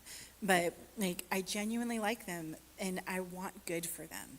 And I think that is, as a woman doing that kind of work, and I advocate strongly, there's a lot of research for a male-female led better intervention group that is very powerful for people, that I need them to know that I care. That I'm not there to nail them to the wall or tell them what they've done or whatever, but I genuinely care about their well-being, and I care about the fact that what they're trying to do to achieve intimacy and connection isn't working, right? It's really not getting them what they want for real. And so I want to invite them into a place of change. And I want to, just like you were saying, Scott, I want to be that invitational voice. I believe something good for you. I believe, now they can accept or decline the invitation, and many choose to decline, but I want to invite them to that. So if you can't do better work from that perspective, then you shouldn't do it. And that's okay, because not everybody has to do it. But I do think that there is a place for strong female voices in that work, and that there's a place for strong male voices in that work. And I think that working together, we can see a lot of really good change. Just one more comment on that. We talked yesterday about how this is really not about, mental health problems, anger management, alcohol. One of the ways we know that is I've worked probably, somewhere between 5,000 and 6,000 offenders over the last 30 whatever years, and I've never once felt unsafe. Now think about that. I have people in my group that have rap sheets right out the door. They've done all sorts of stuff to all sorts of people. And I have people, that are the first-time arrestees. Well, if these people who have done horrible, horrible harm elsewhere, first of all, if they had an anger management problem, I would have been 6 feet under decades ago. But I think it also says something about how we do the work. I think one of the reasons I've never felt unsafe is that I have this unconditional respect for the people in the room. I think they deserve that. And so when they pick up on that, I am not the enemy. I am not someone to be defeated. I'm not some adversarial component. And when we suggest that to them, it's like, yeah, you can totally disagree with someone and be on the total opposite end of some belief system. That doesn't mean that you're entitled to harm them or that you're in jeopardy in some way.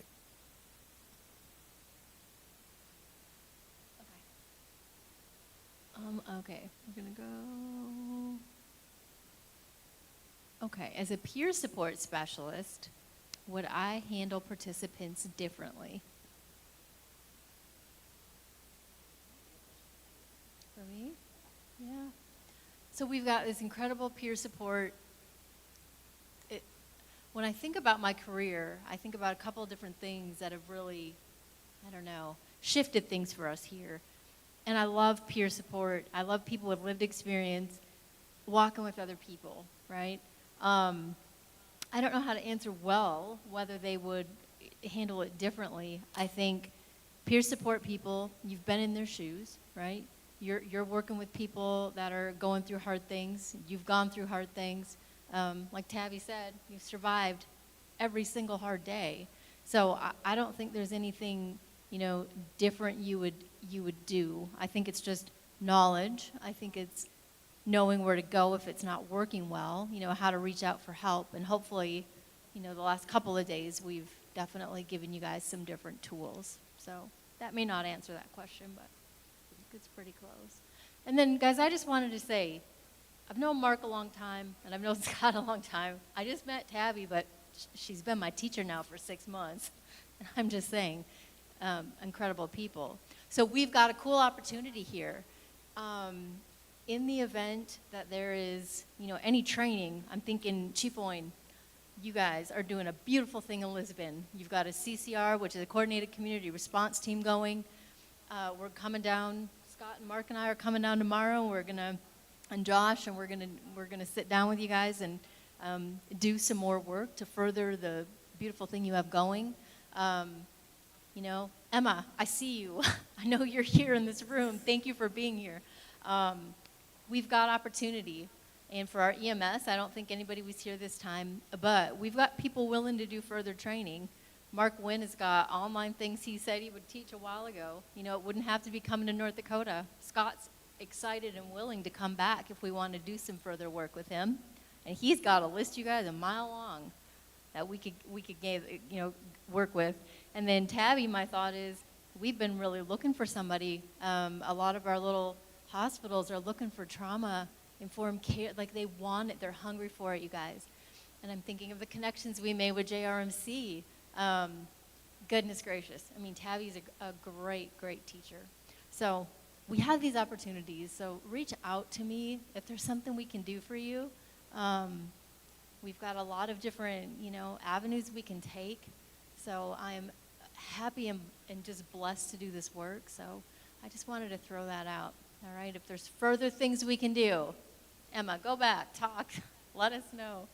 There's a hand. Josh.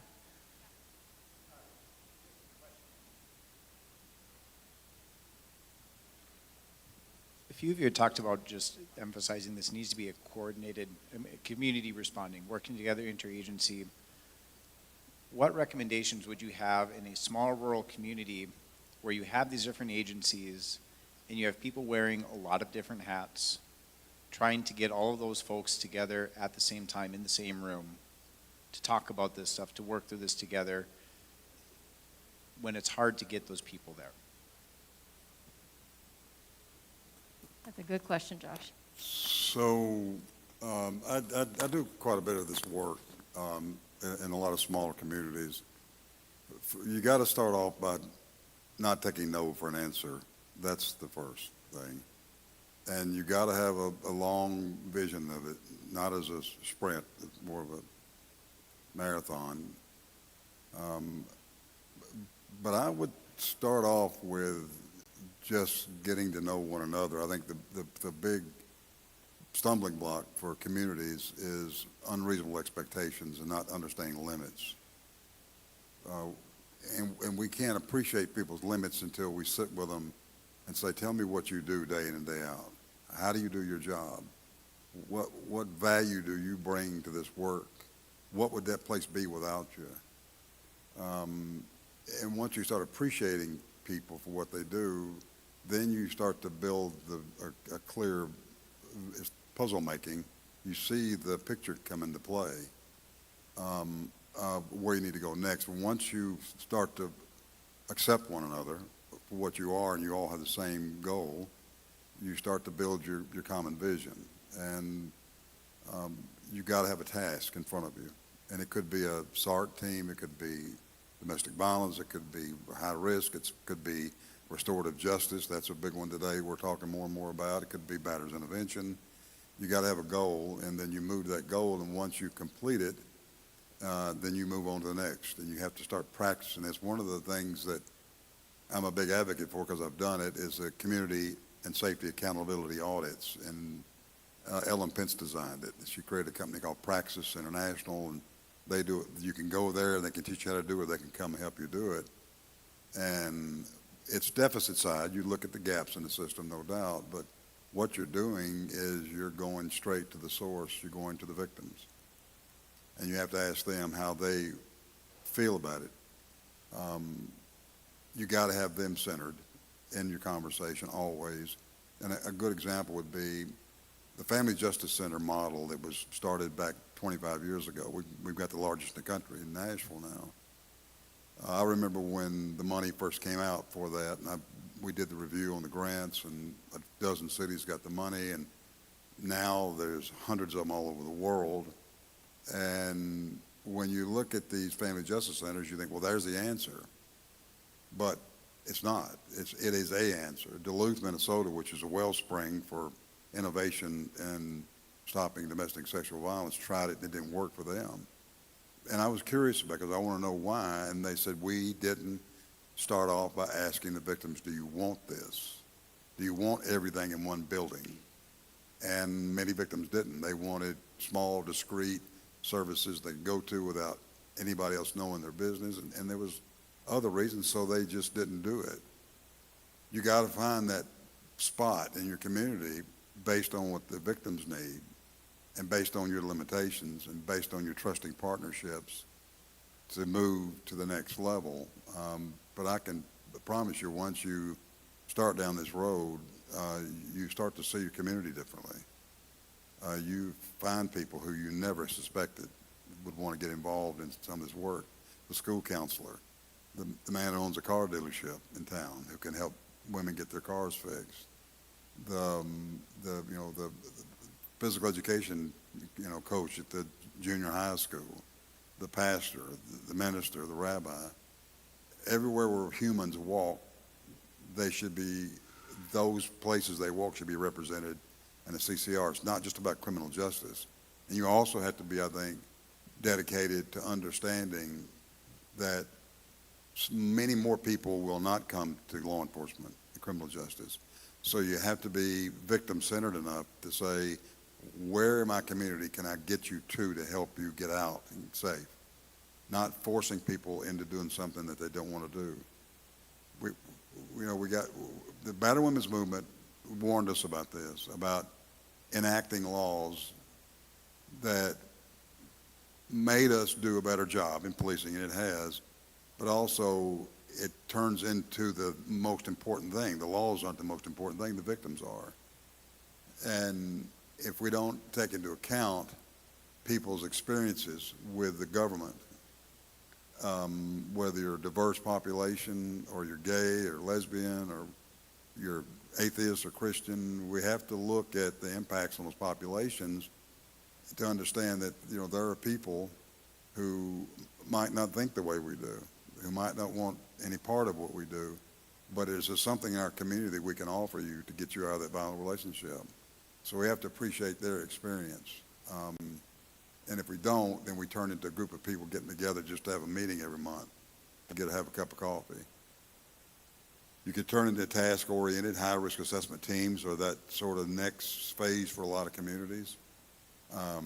Court has to be examined carefully. There are cities that have completely changed their court systems. Edwardsville, Illinois, Rockville, Illinois, Waycross, Georgia, people who have gone to rural communities, Vernon, Texas, you saw in the video, Raymondville, Texas, Stearns County, Texas, places that have 3,000 or 4,000 people in the community who've said, in this community, we're going to maximize the entire community to one thing, is protecting victims no matter what it takes, and holding offenders accountable. That's a big task, but you have to be focused, and you have to have cheerleaders that are constantly cheerleading. And the other thing, you got to have people that are waiting to take your job. You got to have the second strings. You got to be close by. Like any good sports team, you got to have, you don't know what's going to happen on the field, so you got to have people to step in. And you also have to be wary about people who want to take over the entire operation. The egos can be a real problem for you. So there's got to be an honest, trusting relationship where someone's not alienated. I've seen this in some communities where the elected prosecutor or a judge is in the room and they intimidate other people. You can't let that happen. An advocate who's only worked 1 year at a shelter is just as important as that judge that's been on the bench for 40 years. They're part of the community. They're invested. So you have to respect one another to do the work. And all the while, you're getting your formula right. The victims are waiting. They don't go away. This is not over. We got to maybe, if my dream is 2 to 3 generations before we see some serious lowering of the murder of women and children and police, and some real change in the numbers. We've been lucky the numbers have gone down. The enactment of the Violence Against Women Act funded billions of dollars to communities like this to do innovative things. You heard Scott talk about their projects. Those laboratories have given us insight to the future. And CCR is one of those insights. So I'm jealous that you're going down this road, because I'd like to be there with you, because I've done the work. There's nothing more exciting than sit around a room and hear somebody say, he's in custody, or she's gone, she's out, she's safe. And we did that as a community, not just as a police department or a DA's office or a court. So stay on track and just don't take no for an answer. That can't stop it because the victims can't afford it. So I'm happy for you if you're doing CCR work. Thank you, Mark. Thank you. Any other questions before we wrap up? Yes. I think also in part of the CCR, where you can, because you said, there's a lot of people in communities that want to help. They just don't know how. One of the things that I think about often is how do we get to it before it's a problem, right? The left of bang, right? If you stay left of bang, you don't get exploded on. If you are right of bang, bad things have happened. And it is a term that was coined by the United States Marine Corps. And so we want to get left of bang, but how do we do that? And that's with kids, right? So how do we help teach healthy relationship, healthy emotion regulation, all of those things from, womb to the tomb, if you will, for people. And I think about there's a fellow on Instagram who's teaching young men how to hear consent, how to be polite, how to do healthy things like grocery shop and things like that. And those are things that that maybe somebody in your community, the guy who owns a car dealership or the librarian or somebody, they might be like, oh, I could start a group like that. And so you can invite them into those places as well. And I think if we cast a vision of how could we start with the littlest among us and teach them good things and then keep that going across the lifespan, we could see real change in lots of places. So be curious, be creative, think outside the box, invite other people into these places and see what comes of it. The one thing, just an observation, the first question was about, effective support groups. And then I sort of hijacked it and said, we do the same thing with offenders. And then it seems like we're doing the same thing with communities.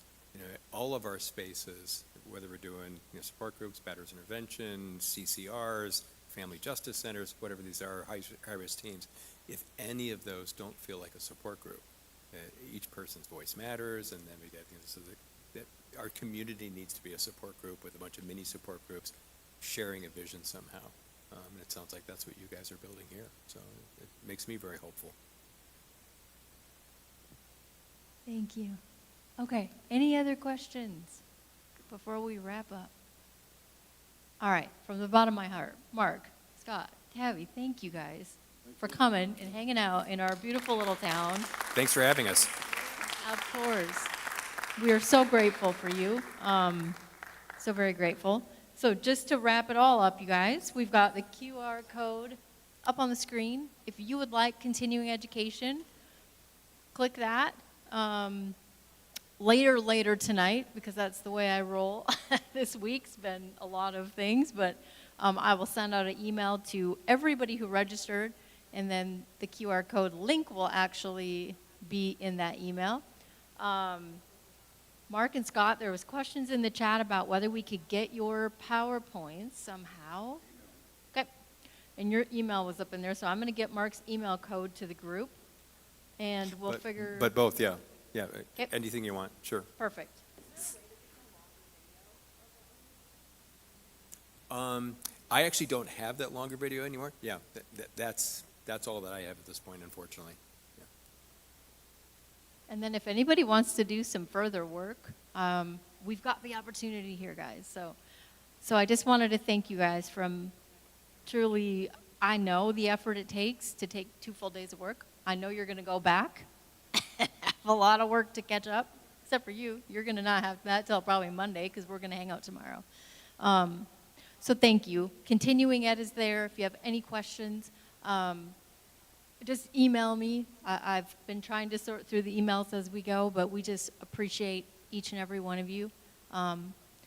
Truly, it takes a village, guys, and that's what we're here doing. So thank you so much for coming. We appreciate you all.